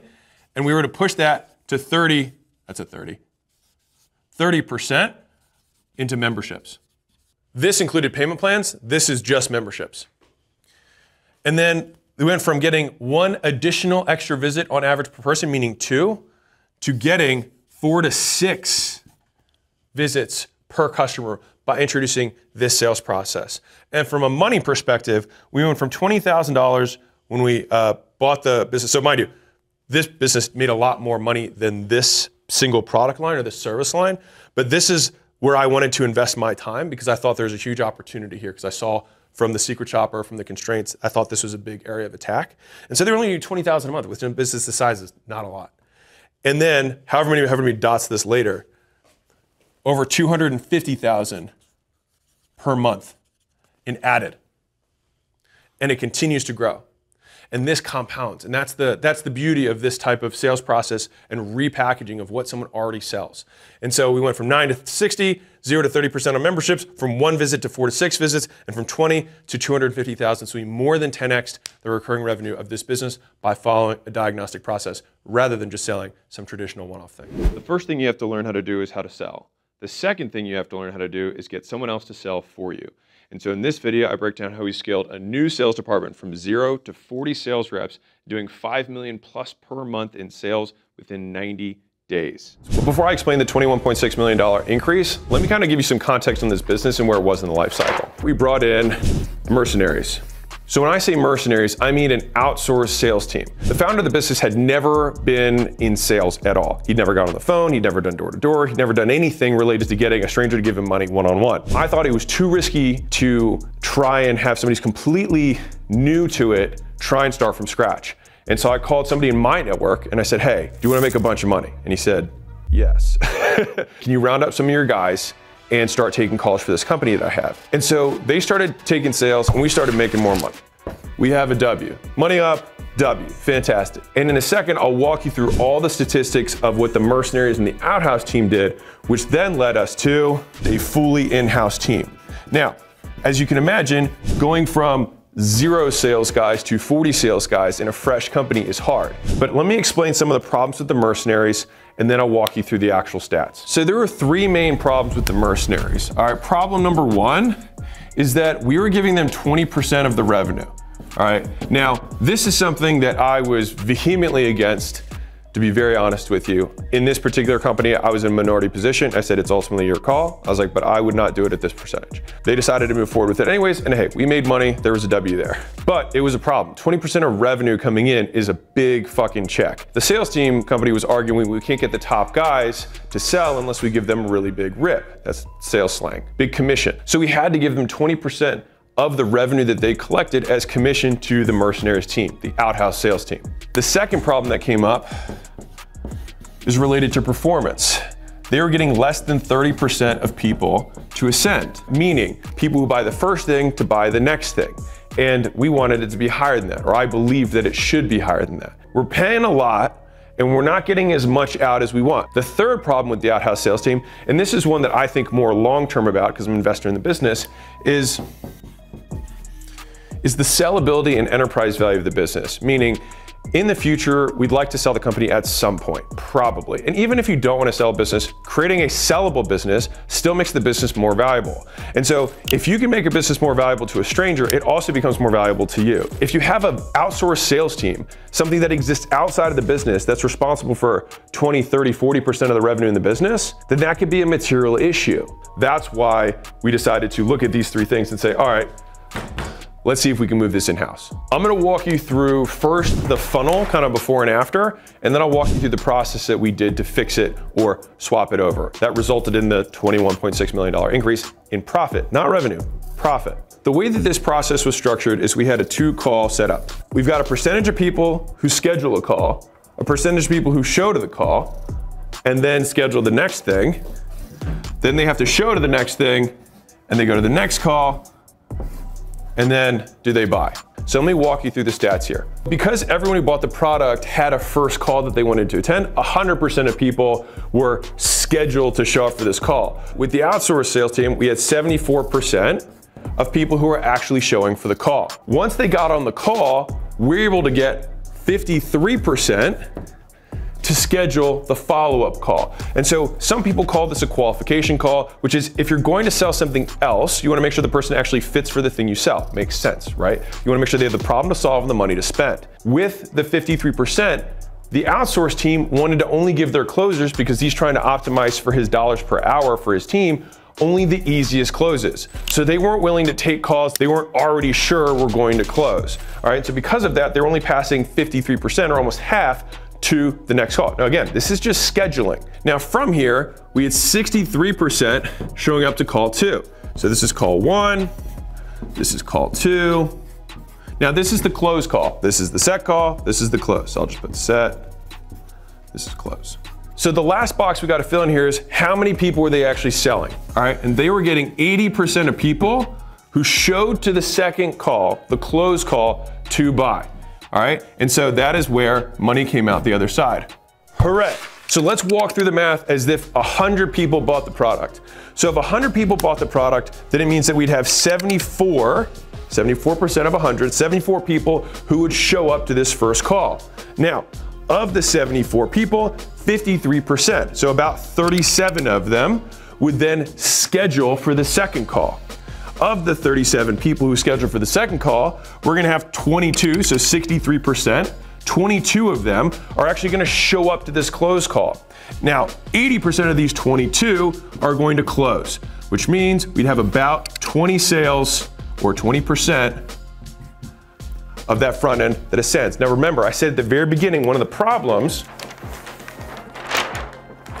is that we wanted it to be closer to 30. This is the issue. And so I want to be very clear. A big part of this was the price point we were selling at, and the fact that we were selling people who are already customers. We're not selling cold traffic here. We're selling people who already bought this, already demonstrated an interest, and we're saying, do you want more help with that thing? So we thought it should be much higher. So there's 5 steps that we broke down that we had to do to go from out-of-house team, mercenaries, to in-house sales team. And the first one started with hiring a director. Now, right off the bat, let me explain our thinking process before I explain who we were looking for and how we found them. Because listen, you don't want to hire 40 people, right? You were thinking, okay, I want to hire one person who can then hire 40 people, times a lot more circles, right? It's even long to write it out. All right, it's an old investor saying, which is hire 1 to hire 10. We're gonna hire the 1 person, not the 40. That's the main decision. After that, what we're looking for is who are we looking for? What do they look like? And then how are we gonna find them? Okay, now from a who perspective, we wanted someone who had been there, done that. Which means specifically somebody who sold this type of product in this type of industry and ideally scaled a big team and knows how to coach up new salespeople. So that's what been there means for us for this particular role. The next thing is you want the person to be metrics driven. So one of the easiest ways that you can measure someone's proficiency in any skill, so this is a little pro tip, the quality and quantity of metrics that someone explains about how they do their job is directly correlated with how good they are at the job.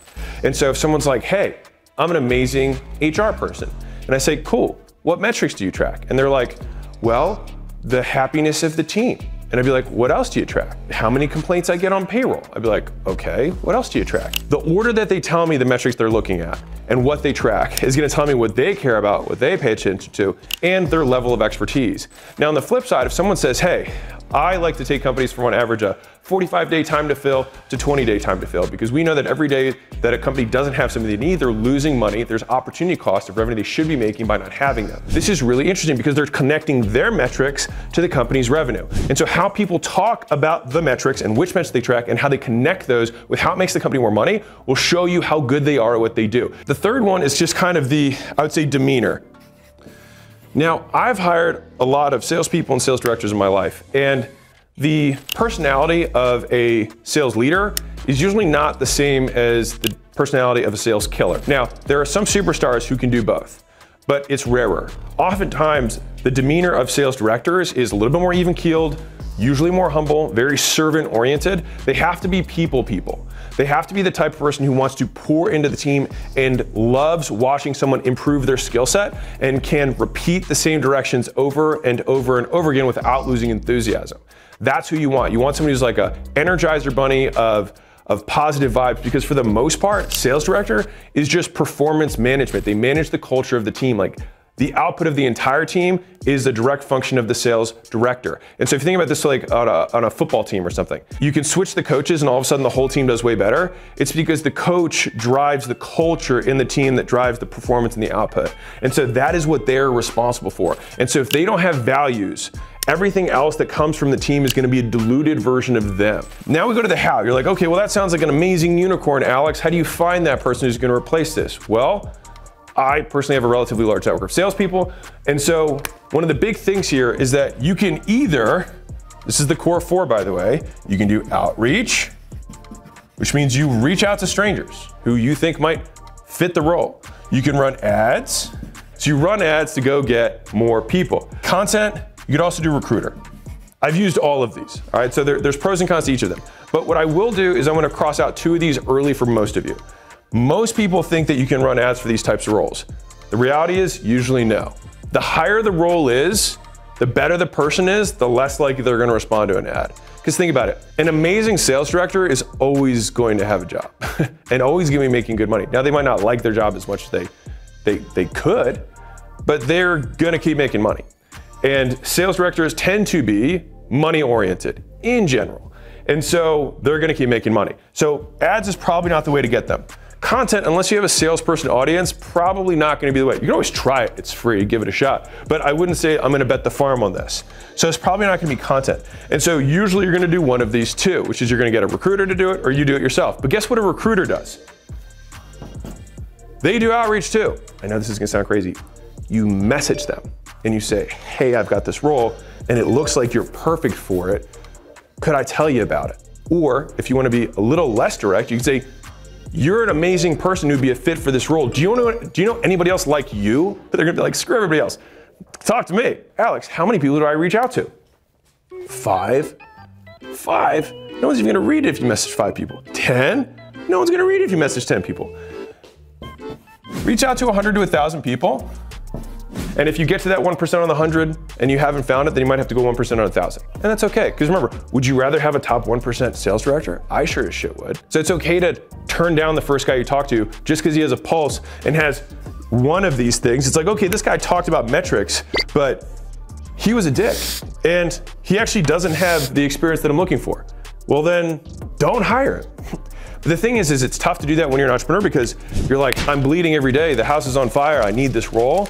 But I promise you, it's way more painful to hire the person, onboard them, spend 2 months getting them up, then they start hiring shitheads because they're a shithead. And then all of a sudden you're like, oh my God, I hate this whole team. And so even if you do get rid of the top, you then have all the stuff they brought in underneath. And so you have to clean house and it's really, really painful. And so as much as you hire 1 to hire 10, if you fire 1, sometimes you have to fire 10, and that sucks. And so getting this hire right is super important, but it's also why we spend more time on it. So now that we hired our in-house sales director, we want to rebuild the compensation structure, right? Because remember, the 20% wasn't going to fly, because if we just flipped it to 20, we might as well just save the effort, right? So we had to rebuild the incentive structure. The problem that we had right now, if you remember, was that we had the problem, I think it was problem 1 or problem 2, whatever, problem 1, problem 2, whatever it was. 20% of revenue was going to the outsourced sales team. So we wanted to make sure we were less than that. Our target was sub 10%. And that's usually around what I like to be in. Now, I want to be very clear here. There are things that this depends on. So if you're in a business where the salesman does self-gen, meaning they generate their own leads. So if you're going outbound and you're cold calling or you're door knocking, then these percentages will be shifted because you technically are a cost of acquisition. You're both marketing and sales. You're getting the leads and closing the leads. If you're handing salespeople leads, if you're running ads, you have a media team that then generates leads or prospects for a sales team, then you basically have to split that cost between the marketing team and the sales guys. And so given that, let me explain how I actually think about this. What skills do I need? How rare are those skills? So if I'm feeding softballs to somebody, then I don't need Ken Griffey to hit it out of the park. All right, for Gen Z, Mookie Betts. All right, I don't need Mookie Betts to knock it out of the park because I'm soft tossing, right? Anybody can probably rock it out of the park. That's AA or up because at that level, because it's so much easier. If you have crazy expectations, it's rarer and they have more skills, so you gotta pay more. If it's something that's not a lot of skills and more common, you can pay less. And so I just think, how much would I need to pay to attract the level of salesperson I need? Our goal is to take it from 20% to around 10% or less and rebuild the comp plan. You can think about compensation in 2 columns, all right? You've got money and not money. All right, this is a very complicated system. I don't want to get into the specifics, a lot of physics behind this. All right, so you've got the money you give them for closing deals, and then you've got other shit. And so that's recognition, praise, attention, approval, perks, status. If you publicly recognize them, if you have a leaderboard, if you give them more attention, you actually train them more, you give them more skills. You say, hey, attaboy, awesome job, great day today. You say, hey, the guy who closes the most gets to park in the nice parking lot. And then status, like maybe when they close 100 sales, they get a hat with a stripe on it. When they close 1,000 sales, they get 2 stripes. And so forth. So when you guys come on the team, they're like, fuck, I want one of those hats, right? Sales team 6, let's go. There's all these things that you can do to increase the value of the job outside of money. And as much as people, sales guys included, be like, that doesn't motivate me. Sure as shit does. All right, it totally does. Because it makes your life better. On the money side, there's a couple ways to do this. All right, and so I'm gonna explain how we did it. We've made a lot of different compensation structures. A lot of it depends on, again, the business that's involved. Now, one of the big decisions we made up front was that we were going to comp setters and closers. Now, why is that so important? The funnel is throughput. If I can increase my show-up rate by 20%, it's just as good as increasing my closure by 20%. It makes no difference to the business. They were just as equally weighted in terms of their value. But again, how rare are the skills and what skills are required? It's easier to set than it is to close. Just as important, but easier. Setters and closers equally important, but rarer to find a skill from closers, so they got paid a little bit more. But setters still got commissions as well to incentivize the fact that they would get people to show. Cool. So the way that I prefer to set up compensation structures, the idea that I like to have is that I like WW at the top, which means winners win, all right? Which also means losers lose. That's fine. There's fewer winners than there are losers. What that means is you can have ratchets for compensation, meaning if you close 50% of the people, I'm just using an arbitrary number, you get to keep your job. If you close 60%, you get attaboys. If you close 70%, your commission goes from 10% to 15%. 50% increase, not bad. If you close above 80%, you get 25%. Whoa, right? And so it ramps. And so it allows the people who are absolute killers to crush. And then the people who are not, guess what happens down here? Churn. But this is structural churn. This is expected churn. This is part of the game. We're this type of role. Like if you require work ethic, you require practice, you require people to show up early, work late, work weekends, take calls, it requires a certain type of person. And a lot of people aren't cut out for it, which is also why most people don't make multiple 6 figures a year selling. We fixed the compensation structure. We comped setters and closers. We ramped it so that the best guys would get more than 10%, but we knew that as a team, we averaged around, if you want to know what the actual number was, we got the overall, everything all in, fully baked, including the sales director, for 9%. We're feeding them qualified prospects. They're not even prospects, they're customers. We already have their fucking credit card. Like, we just had to say, want more of the thing you just bought. Want more help with that thing so you can get the outcome you just said you wanted. Like, these are not hard sales. And by doing this, we got to move on to step 3. Now that we rebuilt the incentive and comp plan to get the types of sales guys that we want on the team, then we had to rebuild the process. So I'm gonna walk through what we do to improve each of these numbers one by one, because as you're thinking about your business, there is no silver bullet. There's no one thing you're gonna do that's changed this entire process. It's 100 golden babies, and this is how we approach everything in business, and business is a pipeline like this. And so I'm gonna show you what we did, and we did improve every one of these numbers, except for one, but it was okay, and I'll show you why. But remember, 100% of people are automatically booked for this next appointment. All right, and so we wanted to improve this show up rate. And so we improved it to 91%. Ooh, 74, 91. More money, good. That's a 21% increase, meaning if we did nothing else, in this entire process, everything else stayed the same, we would have a 20% increase in sales. And most of that would disproportionately drop to the bottom line because we already acquired the customer. So all this additional sales money goes to profit. Big deal. So we did 3 things. The first is that the mercenary team was way too aggressive in their copy. False urgency, false scarcity, people kind of see through it.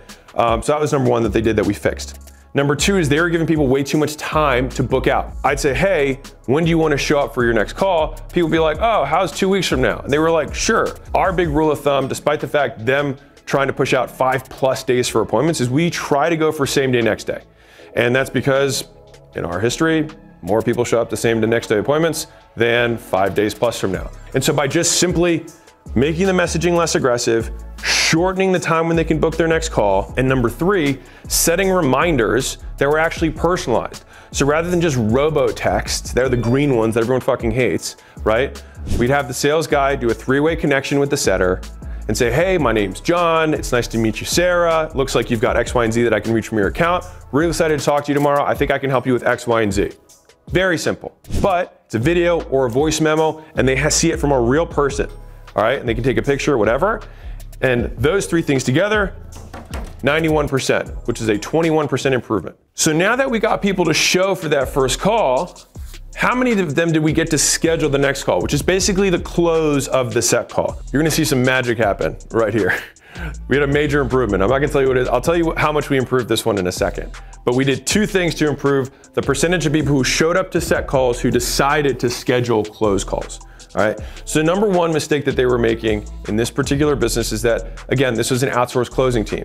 And so they were trying to minimize how much unqualified work their closers would get because they so carefully wanted to make sure their closers were happy because they were all mercenaries and they all had to pay them a ton just to show up to work every day. Point being, 1, the incentives were misaligned. And so setters, remember we added our setters, had a compensation structure to get people to set. They didn't have that. We did add that. And so what do you know? Our setters got more people to schedule. Wild, I know. The second thing was that they were DQing people on the set call. In my opinion, too early. And so they wouldn't really go through a sale. They would just say, hey, here's the price. Are you down to pay that? If yes, I'll book you a call with John. But by doing that, they were basically not selling. They were just taking orders, which if I just tell you the price and you buy, I don't need you. You're not selling at all. You're just a checkout page that's inefficient that takes 20%. We corrected number 1. We aligned the incentives of the setters with the overall business, not the closer. We aligned the setting incentive with the business throughput, which got rid of the DQs that were overly DQing people. And we made sure that when they were talking about the product, we were just more trying to qualify the prospect to make sure they had the problem to solve and the money to spend, not telling them the price of what they would ultimately buy, because we haven't sold them yet. We just want to make sure that this is a big enough problem for them and that they seem reasonably able to pay if we present it to them. Our schedule percentage went from, survey says, 53% to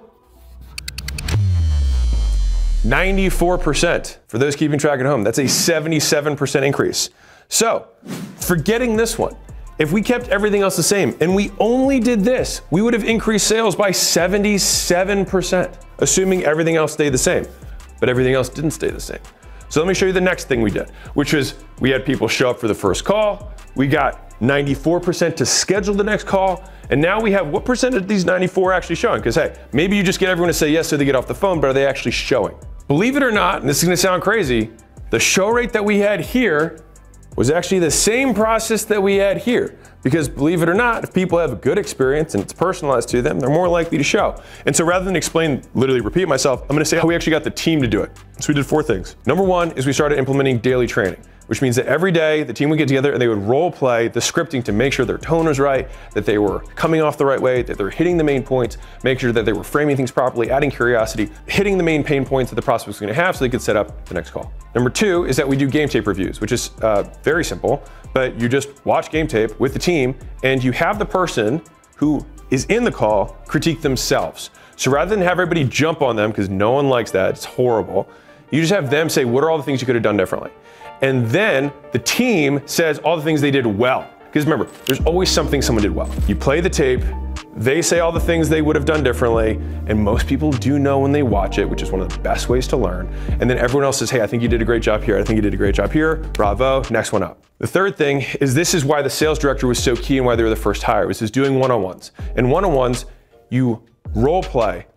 You role play till you're sick in the face. You have to learn how to train people how to speak. Like that's what the job of the sales manager is, besides managing the culture of the team, is if John's rapport building sucks, guess what sales manager does every time they have a one-on-one with John? They practice rapport building, all right? Which means you follow the script. No, say it again.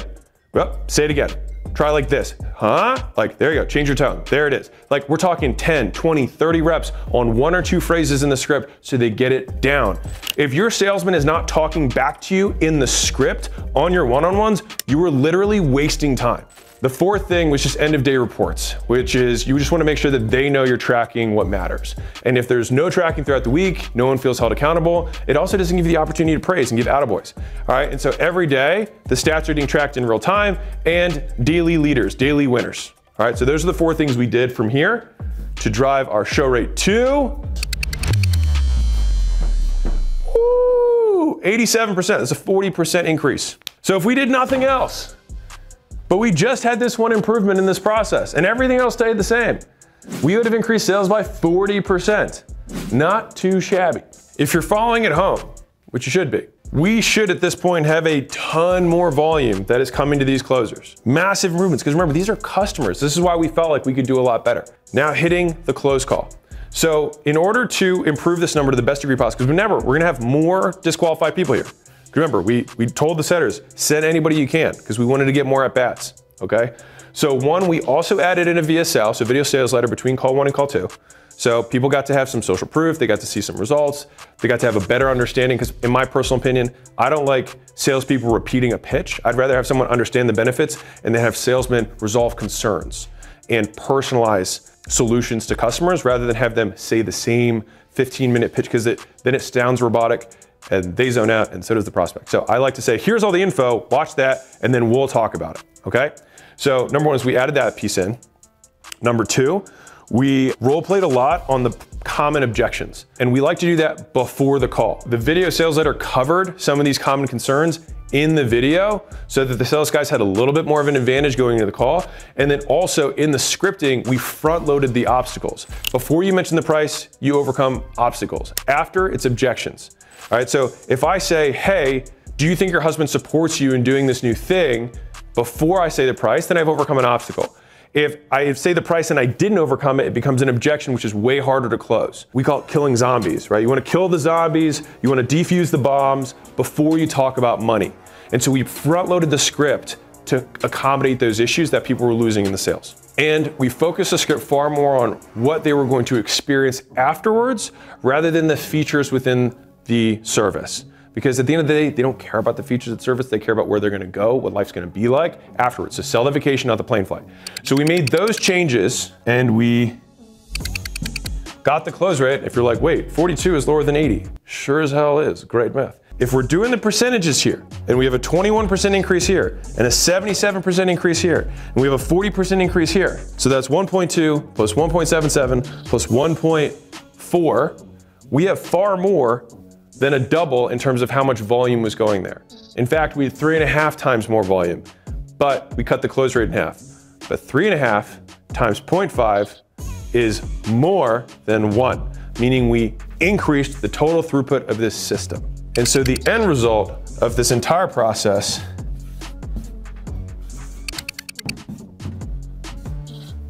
is we went from closing 20% of that 100 people that buy the product to 32. For a net savings of going from 20% of revenue to 9%. So we paid less than half to get 60% more sales. And as you recall, all additional sales dropped to the bottom line because we'd already acquired the customers.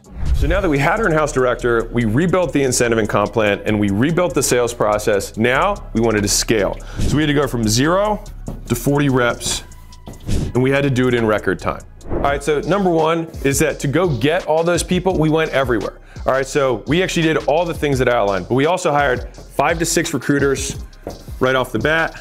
We did a ton of outbound ourselves. We hit our whole email list up. We did everything because we had to hire 40 guys. We had to do it in 12 weeks. All right, so number one is we did everywhere. So plus ads, well, actually didn't do ads, it's more content and outbound. All right, so recruiters, content, and outbound is what we did to get all of the people in the door. Now, once we had people in the door, we didn't have the sales director interview all these candidates because he just wouldn't literally have the time. He did a final checkoff once the team planned on hiring them. And so we had the manager for the setters do several of the talks with the leads, and we also had the recruiters do a lot of the screening as well, so that the sales director could save his time and still keep managing the actual team and training the people who were on the floor making money for the company. All right, so saved directors time.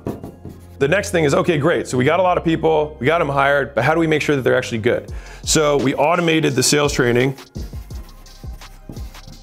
to the greatest degree possible. Now, what does that really mean? It means we made a course that was an internal course on how to sell this thing. And so the nice thing with internal courses, if you don't have them, highly recommend it, because the most expensive thing a business can do is train salespeople. Reason why is because when you take a salesperson and you train them on live prospects, all of the money they don't close is money you lose.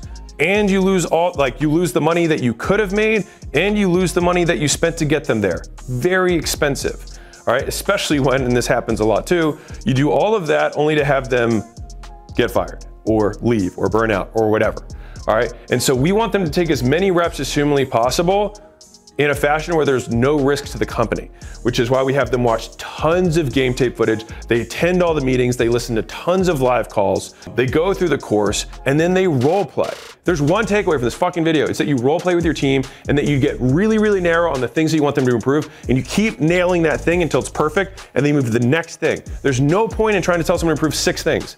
It doesn't work. I promise you, it doesn't work. I spent too long doing this. It doesn't work. You say, let's work on the first sentence of the fucking script. Keep doing it again. Try it again. Try it again. Try it again. One more time. Say it lighter. Say it faster. Loop to this one. Got it. Second question, right? That's how you work through a script until they will be able to breathe it in their sleep. Then they can actually be present for the sales call because they don't have to think about the scripting because they already know it. So we recruited the people. We saved the director's time. We automated the internal onboarding. I'm going to give you a pro tip from me, which is that if someone seems like a dud within 14 days, let them go. Some people think I'm heartless. How could I be so heartless? Because I have other families I have to look out for too.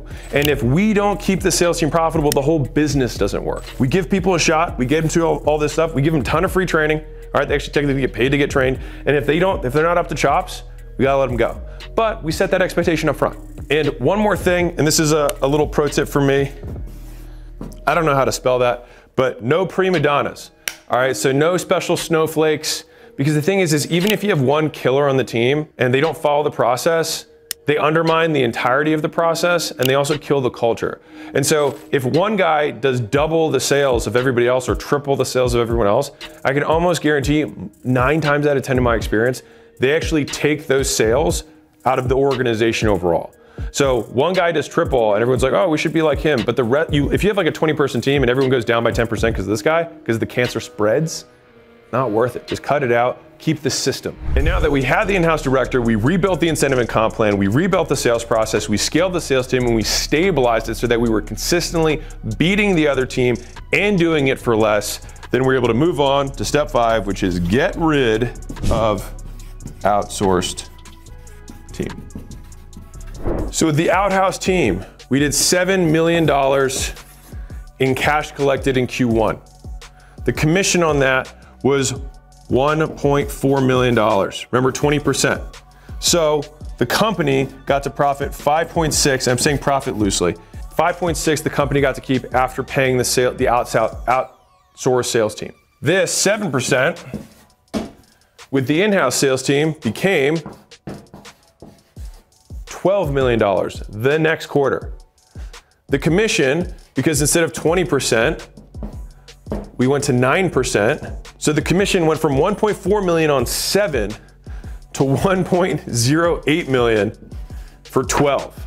Net change here was 12 minus 1, 10.92 million, which created the difference between these two was $5.4 million. And that was just in that quarter. Times 4 for the year, and you get 21.6 million. This is one of my favorite sales presentations I've ever given, and it covers 3 things. 1, how to ask the right questions.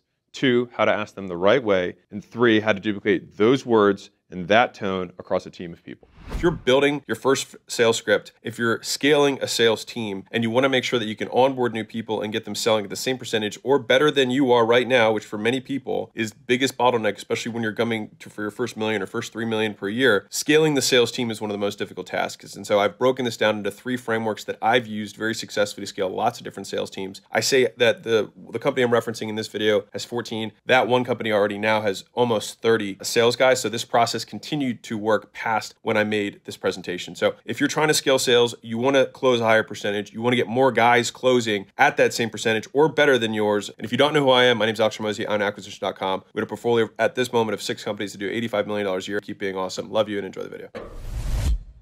What I'm going to be breaking down today is the scripting process that we've applied for calls, right? And so as the world's worst marketer, I sent my first email this year. I was very excited about it. We've been in business for 10 years. Pretty big stuff, and it was because I couldn't get webinars, I couldn't get VSLs, I couldn't get all the fancy stuff that you guys get to work. And so I went back in time and just was like, if I can just get them to give my phone number, I'll be able to get them to buy shit from me. And so I went and called back all these webinar leads that never showed up or never bought or whatever, and ended up doing like 100,000 in sales in a day. And I was like, wow, this is so much easier. And so over time, I've consulted with sales teams. I've trained and owned 4 high-ticket performance teams. I think we have 12 or 14 sales guys now. It kind of rotates. And so what I want to do is kind of show you what we've done to consistently replicate the skill of sales in another human being. Would that be cool? All right, so if I can add like 10% to your conversion rate in terms of how you attract better closers, how you script the process out, and how you actually close more deals and scale them to incentivize them, would that be valuable for you guys? All right, sweet. So these are the 3 frameworks that transform losing funnels into cash machines. That was my real life. That was a picture of my actual first funnel. And that's what it became. And so these are the frameworks. Number 1, closer framework. How to ask questions to get prospects to say yes. Adding this to a funnel instantly can make it profitable. All right, this is my personal experience. Number 2 is a conviction framework. All right, how anyone who believes can outperform a seasoned sales rep by simply learning to control their tone. Really important. This is one of the biggest things that most sales people miss. Number 3, the scaling framework. How to easily duplicate this process across salespeople in any niche in 7 days or less. So 7 days from now, if we can do this, would that be cool? All right, let's rock. So number 1, the closer framework. After going through hundreds of scripts, I've bought Grant stuff, I've bought the Wolf of Wall Street stuff, I bought all that stuff, and going through my own sales processes, I learned that the scripting process even was simpler, I think, than it's portrayed. And it's not that it's something to be sold against, but every sales script that has been absolutely gangbusters has been a question-based framework that is based on this process, all right? And this works for B2C sales, it works for B2B sales, it works for $500 tickets, it works for $100,000 tickets. The process is the same. And so this is the acronym, closer framework. As I said, world's dumbest marketer, so I made it nice and easy to remember. All right, so C, clarify why they are there. When I look at creating a script, the first thing we ask is like, why the hell are you here? What made you reach out to us today? What was the thing? What is the goal you're trying to accomplish, right? 2, label them with a problem. We can't cure cancer unless they admit that they have it, right? Has anyone had a situation where like, I just want to find out more information? Ever had that? Right. Well, it's like, well, I'm assuming you're not hopping on sales calls all day just trying to find information. Is there a problem you're trying to solve? Oh, you're fat. Got it. All right. Boom. So that's a problem. We can solve it. After that, I'm assuming I'm not the first guy you've ever dated, right? So is there anything else that you've had happen in the past that got you here that didn't work? I'd love to know more about it. S, once we've gone through the pain, we sell them the vacation, right? There's a process that I'll walk through. E, we explain away their concerns because obviously sane people don't make decisions on the first call unless you're a closer, in which case they do, which I'll talk about. And then finally, and this is something that we actually added in. My original framework for my first couple of years was close. And then we added the R because when you do this, it actually transitions into the onboarding process that will get higher LTV per customer, lower churn, lower refunds, lower chargebacks, which your sales guys and you will be happy about. Cool? All right, let's rock. So we'll examine each one more closely. Clarify why they're there. These are the questions that sounds like, what made you come in today? What made you reach out? What's your goal right now? Why is that important to you? Why that number specifically? What does it resonate for you, right? Why is that real? L, the questions that we're looking at is like, okay, so what I'm hearing is X, Y, Z is your goal. Does that sound about right? All right, really simple but very important. It's a milestone that has to be hit in the process. All right, then we overview. All right, this is where we're gathering all the intel. And for some of you guys, my goal is that you can take this to your sales team or your sales director and run your script through this framework and then see where you can plug in. You probably have some of it. But if you're missing one or two of these questions and milestones, you're losing conversions on the call. Like you're closing people who already had those obstacles covered, but everyone who didn't have two of these questions covered, you lose them. And you don't know why. And you watch the sales call and you're like, what the hell happened here? Right? So, what have you tried so far to accomplish that? This is what we call the pain cycle. It's a 4-step process. What have you tried so far to accomplish this? How long did you do that for? How long ago? How did that work for you? What else have you tried? Right? So we just do that cycle until they're like, well, yeah, that's it. Now that you think about it, I've tried everything under the sun. I'm like, I can't imagine what that's felt like. Wow. Right? It's not your fault. You're so close. You're 6 inches away. Right? And I think if you had this one thing, which I'm about to show you in a second, we could be able to help you. You want to hear about the program? Fantastic. That's when we transition to the sale, right? So sell them a vacation. The number one thing that people mess up, our sales pitch on the call is under 3 minutes. 3 minutes. 180 seconds. When we talk about, I think someone was asking about what are the bullets on the page? We don't say anything about that. Because what we're trying to do is get them to understand what they're going to experience, not how they're going to experience it. Right? And so when we have a sales pitch, just about every time, we sell 3 things. Right? And it doesn't matter what industry you're in. I was training a mortgage leads team, and they were selling leads. Right? And it was like, the leads are exclusive, they're timely, and they're qualified. Right? And so we talked about, hey, you've had leads in the past? Well, the Zillow leads, my real estate people, right? The Zillow leads they are timely, but they're definitely not exclusive. These are people just window shopping. Right? Our leads are different. 3 things. You can always find them. If you're selling fitness, you're selling fitness, nutrition, accountability, right? And so what we do is when we say the 3 bullets, get them to understand, yes, that takes 5 seconds. Cool. Fitness-wise, we get the commitment. This is what I need you to do. Fair enough? So be like, I need you to work out 3 days a week. Can you do that? Awesome. If we see any hesitation, you have a 30-second story that's memorized. Most of this script, and this is what makes it scalable, is a question-based framework, which means if you get lost, you can find your way back again. If anybody here have scripts that are like paragraphs and stuff? Anyone? Oh, okay. Like no one has a script that's paragraphs and pages. Please. We all know. But if you have those things, it'll totally mess it up because then the sales guy gets lost and then he's just free balling. And he has no idea where he is. Hot dog in a hallway. No idea what's going on, right? And so the point is here, little visual, anyways, is that when we're telling the story, like with the fitness example, I would say, hey, when you failed in the past, like right now, do you have a favorite TV show? Game of Thrones? That's awesome. Do you feel like you gotta get motivated to watch Game of Thrones? You're like, oh man, I've been wanting to watch it, but I just can't get up the motivation to watch TV. They're like, well, no, I don't have that. It's like, right. And so that's exactly how we're going to make your fitness program. So if you look forward to, you don't need the motivation, the willpower, because that's why you failed in the past. They're like, oh, I didn't talk about the workouts, the heart rate, and the calories they're going to burn and they're going to sweat, because all that shit sounds like work, right? But what they do get is exactly what they want, which is, wait, so you're telling me that if I actually like something, I'm not going to even have to try, and it's going to feel like watching TV because I look forward to it? It's exactly what I'm saying. And if you can deliver, you make tons of money. And that's the point. So each of those points, your sales guy should know what that anecdotal story is, right? If I was selling accountability, anyone here have kids? Anyone here tell their kids to brush their teeth? Anyone have their kids who brush their teeth say they don't want to brush their teeth? Anyone tell their kids, even though they don't want to brush their teeth, to brush their teeth anyways? And now you're an adult. Did your parents do that to you? Do you brush your teeth? That's an example of external accountability turning into an internal habit. It's exactly what the accountability we're going to do in this program does for you. Does that make sense? Great. Done. Next bullet. That's how you transition in the pitch. Right? So if you think about this process, why are you here? I have cancer. I think we might be able to help you out, but I don't want to get into that because I don't know about you. Like, I don't know what your situation is. Tell me what you've done. That sounds great. That makes sense. Okay. I think we might be able to help. Can I see a little bit about that? All it is, I tell 3 stories that make complete sense to everything you just told me, and then we transition. And so I pretty much just covered this.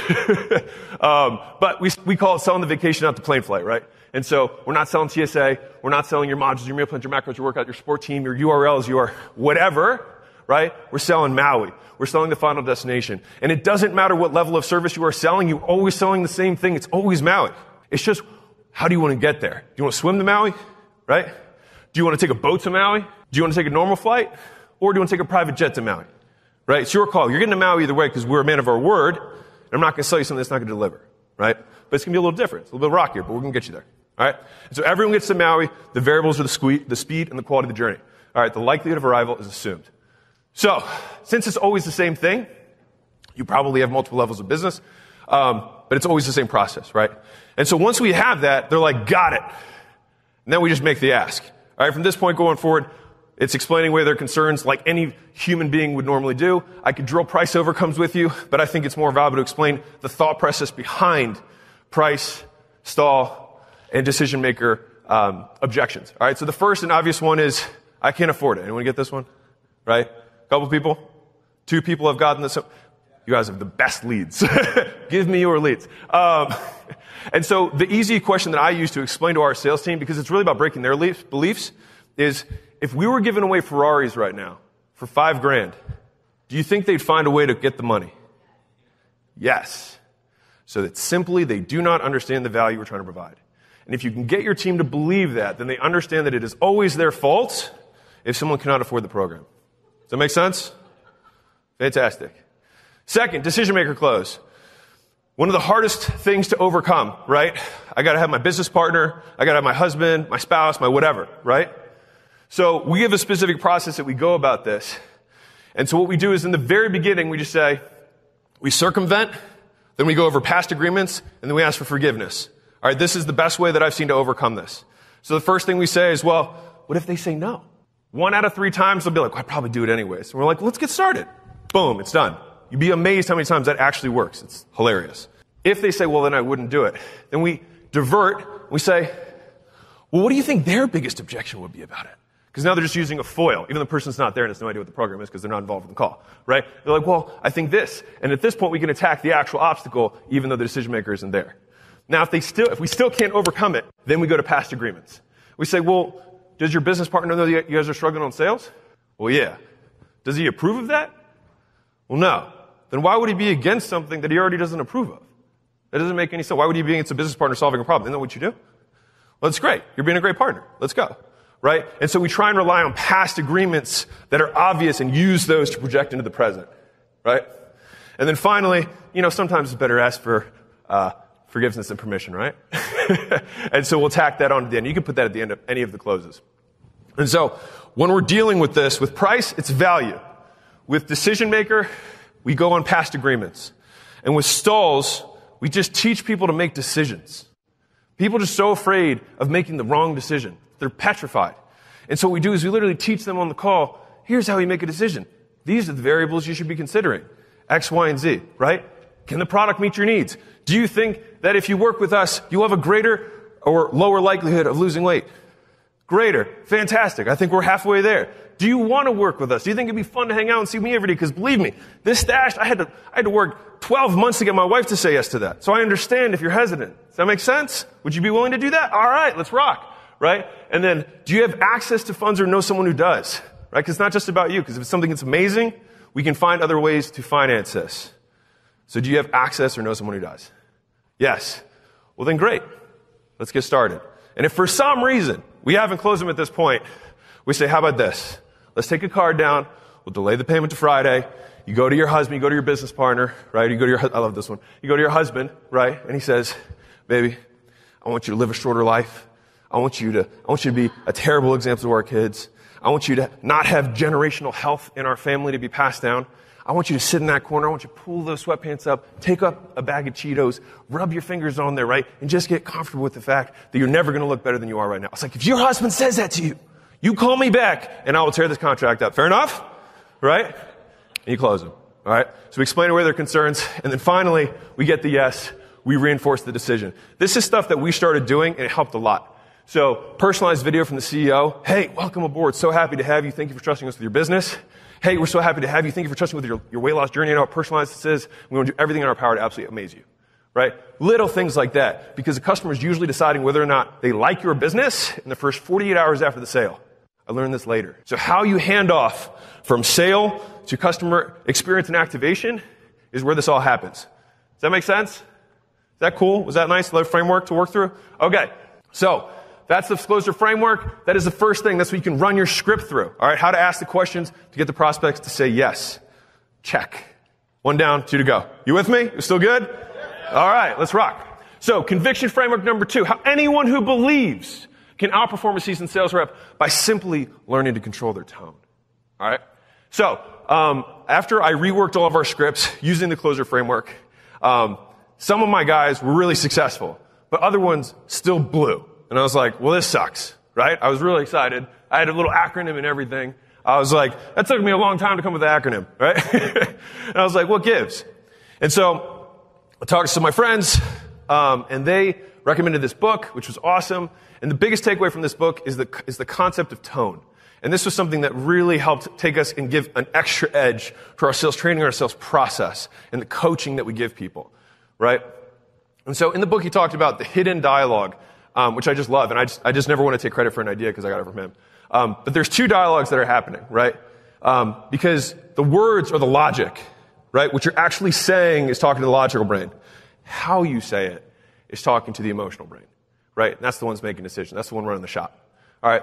And so how you say what you say is what you say. So here's an example. That's my wife. She's going to be here with me soon. But if she were here, if she said, Alex, right? Or Alex, right? Or Alex. Very different meanings. Very different afternoon for me in each of these scenarios, right? Based on how she said it, because there's so much communicated, and that's just one word. Imagine a 30-minute dialogue where each word can be chosen to have packed with the meaning that you need them to feel. Does that make sense? Okay. So we need the words for the logical influence. We need the tone for the emotional influence. We need both. Okay? And so once you become a more seasoned, like sales prep, you can learn to control your tone on purpose, right? You can raise your voice at the end of the statement to make it into a question.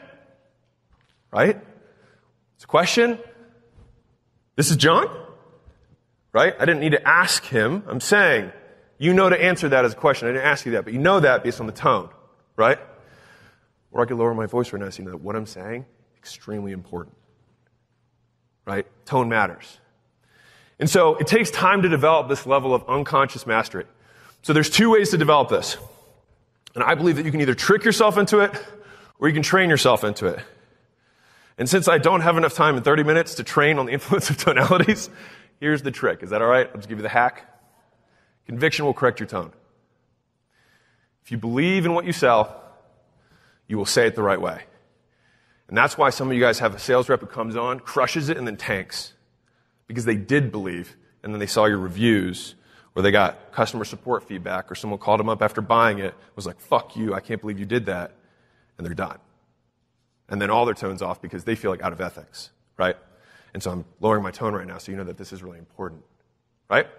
And so, I'll go upbeat, kiss the boo-boo, bring us back up, all right? And so, real estate sales team consulting. This is a great story. So I was flown out, paid way more money than I should have been paid, to fly out and consult with the sales team. All right, they were selling mortgage leads, the example I was giving earlier. And they were really excited, and they wanted me to give this ABC Always Be Closing chat, like this huge pump-up chat. And so I spent the first half of the day on the script. And the second half of the day was supposed to be drilling the sales team, right? So I get on the sales team, they got a 9-person sales floor. And they were like, we're having some problems with this guy, John. I was like, all right, cool. So I was like, John, how good are the leads? He was like, well, there's kind of, and I was like, I'm good, thank you. And I was like, because if you fucking thought the leads were good, you would say, dude, they're unreal. I can't believe it. Right now I'm getting my mom to pass her real estate certification so I can start sending her leads. I'm studying for mine. I'm a couple months behind. But I'm telling you, as soon as I fucking get this thing passed, I'm out of here. I'm going to start buying these leads myself because I'll make more than I make right now as a sales guy. That's what you'd say if you believed, right? The way you say it and what you'd say would be entirely different. And so one of the hacks on this, by the way, has anyone ever gotten hot or has a sales guy who got hot, starts just closing? Anyone? That becomes the sales training for that person. Because the way they ask the question, at what point, how they closed, that's how it's perfect. And so they should study the best game footage when they're on a streak. And that's when you can replicate it much more easily. Because it's like in the wild, you'll witness it. And that's when they're masters, right? In those moments. All right. And so these are the actions that we do. So I'm transitioning into tactics for you guys who have teams. All right. Reread the testimonials out loud daily in front of your sales team. If you got fresh ones, which you should, read them. Makes their day. Makes them feel like they're making an impact, right? They're getting the shit kicked out of them every single day, getting hung up on, getting cussed at, getting told to fuck off every day, right? And like, the best thing you can do is give them a cup of coffee that says, hey man, you're fucking doing good in the world, right? So they need. So do it every day. Number 2, fix everything you can about the product. This is obvious, but I want to say it directly, like don't blame the customer for lack of success because it doesn't help anyone, right? It doesn't help them, doesn't help us. If we can take ownership, then we can fix the product, right? 3, never stop improving it so you always know it's up to date. And this is a good one for the sales team. If your sales dip, take your head of customer support, bring them to the sales meeting, and say, Erica, tell these guys what you do for our customers. And they're like, oh, well, the first day what we do is we send them this text, and we send them this letter, and then we give them swag, and then we follow up with them, and then we like write them a handwritten card, and then we give them a back massage and a foot massage, and then we find a wife for them. It's unbelievable. You know what I mean? And then the sales guys are like, God, this is fucking awesome. I'm like, I know. Let's go sell it, right? And so these are the actions that you can do on a daily basis to get your team to be excellent. All right. And so that's how you can hack conviction and get your team's tone unconsciously correct by just truly believing in the product. Is that cool? You think you could sell more if you did that? Sweet. Thank you. All right. Conviction framework number 2. Check. All right. Number 3, scaling framework. How to easily duplicate this process across salespeople in any niche in 7 days or less. All right. So we've talked about closure framework. We talked about conviction framework. And this is the, oops, I think I might have skipped one. Oh no, we are back. Great. So when I showed my sales team this stuff, they didn't do it every time. All right. Because you're probably going to come back from here all gung-ho. You might show them this video and they're like, yeah. And they go rah-rah for 2 to 3 days and then it's like back to normal. Right? No one wants that.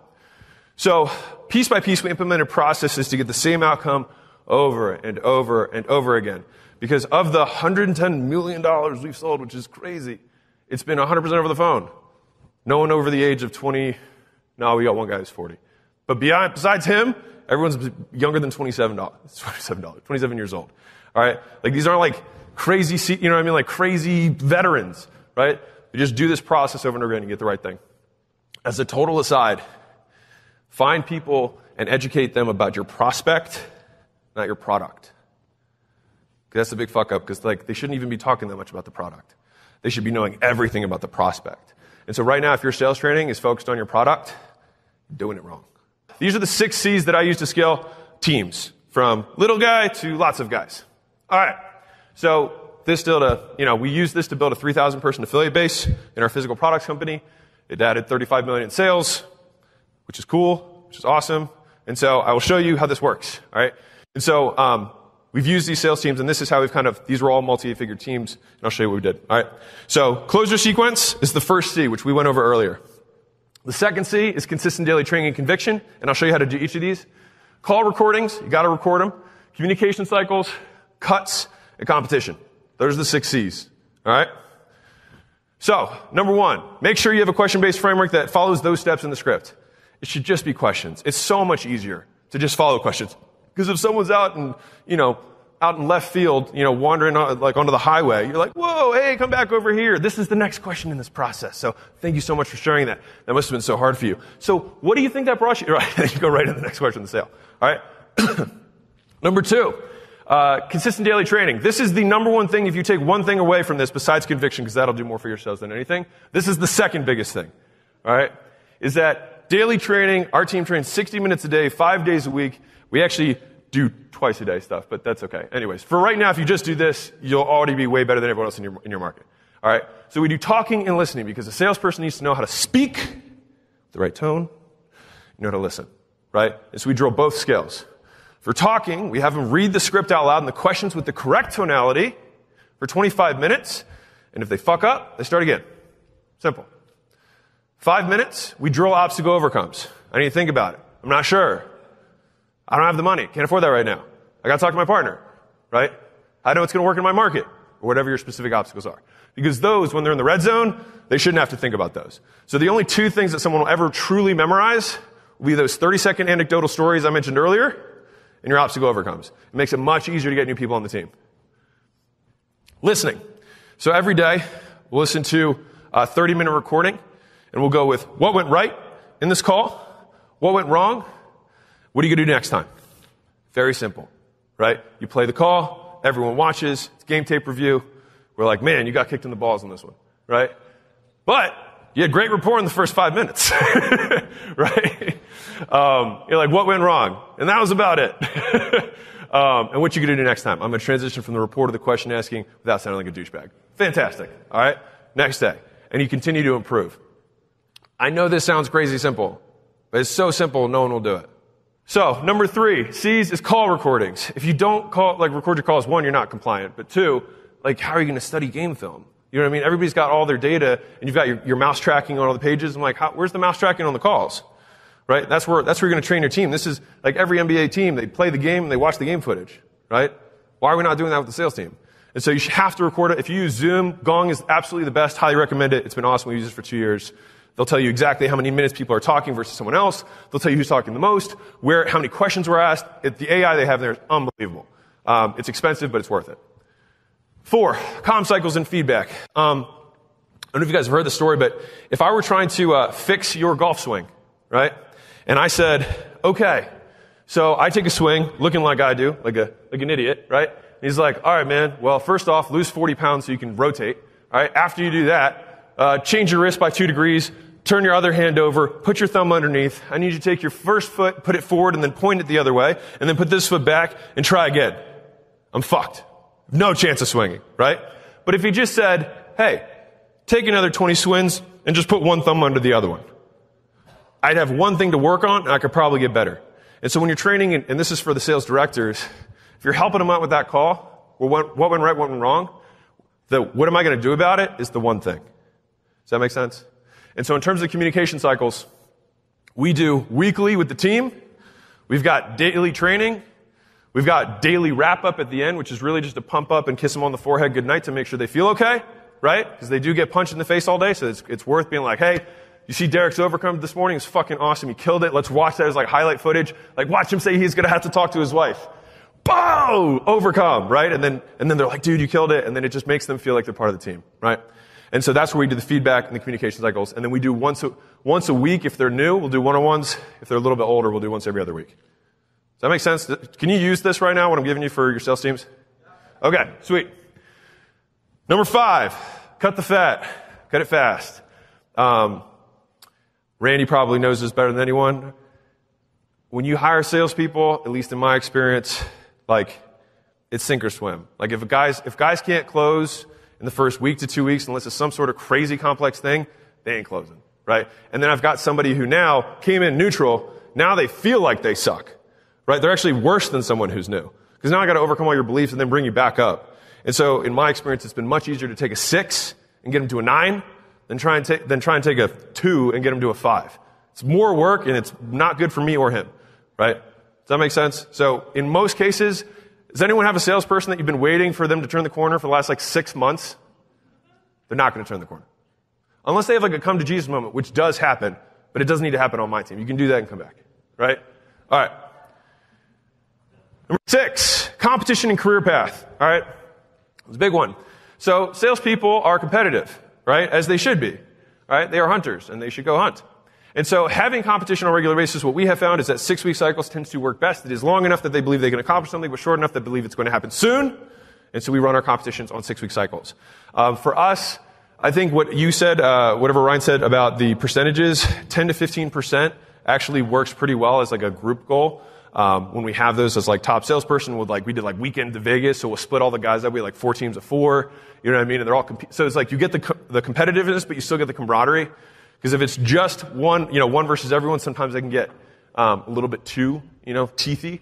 And so having like little mini teams helps too, because then you can kind of like make it an adjusted draft. You put the best guy with the worst guy, and then he helps him out and he speeds him up. Does that make sense? And then career path. This is one that I probably learned later, but it's really good.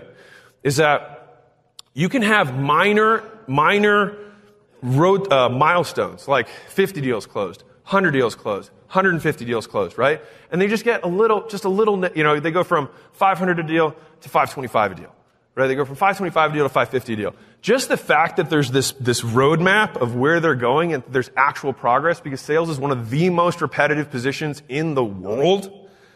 Just the fact that they're doing this and something is changing on the outside, I think just helps relieve anxiety and help the guys focus. So that is one of the things that I would recommend doing with the career path. And then obviously, if you have roles, like depending on how big your team is, manager, et cetera, and you can move up. Something that I don't have on here that I will add is that this seems to be common practice, but remember, dumbest marketer on earth. Outbound and inbound, keep them separated. And we also have setters and closers for both of those teams. So outbound sets are different than inbound sets, which go to different closers on either side, right? Because the prospects are a little bit different, right? And so if you have lots of different types of leads going to the same person, you're probably losing a lot of efficiency. And if you don't have that much lead flow, that's another issue. But it's as soon as you can, separating them out will get you a lot higher conversion rates. All right, so I'll recap this, the 6 C's for scaling our closer sequence, make sure that's in a question-based framework, daily trainings and conviction, so you're reading the testimonials every day, you're training them every morning on talking and listening, the most valuable skills that a salesperson can have, call recordings to make sure that they're actually doing it, you have game tape footage to actually look at, communication cycles to actually improve on their skills based on the game footage that we just had.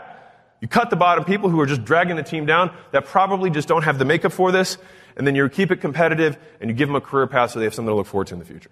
All right, and so now you can understand how anyone can sell expensive Flex Paper Pro, even if you don't think you're any good, which is completely normal. So yeah, that's sales.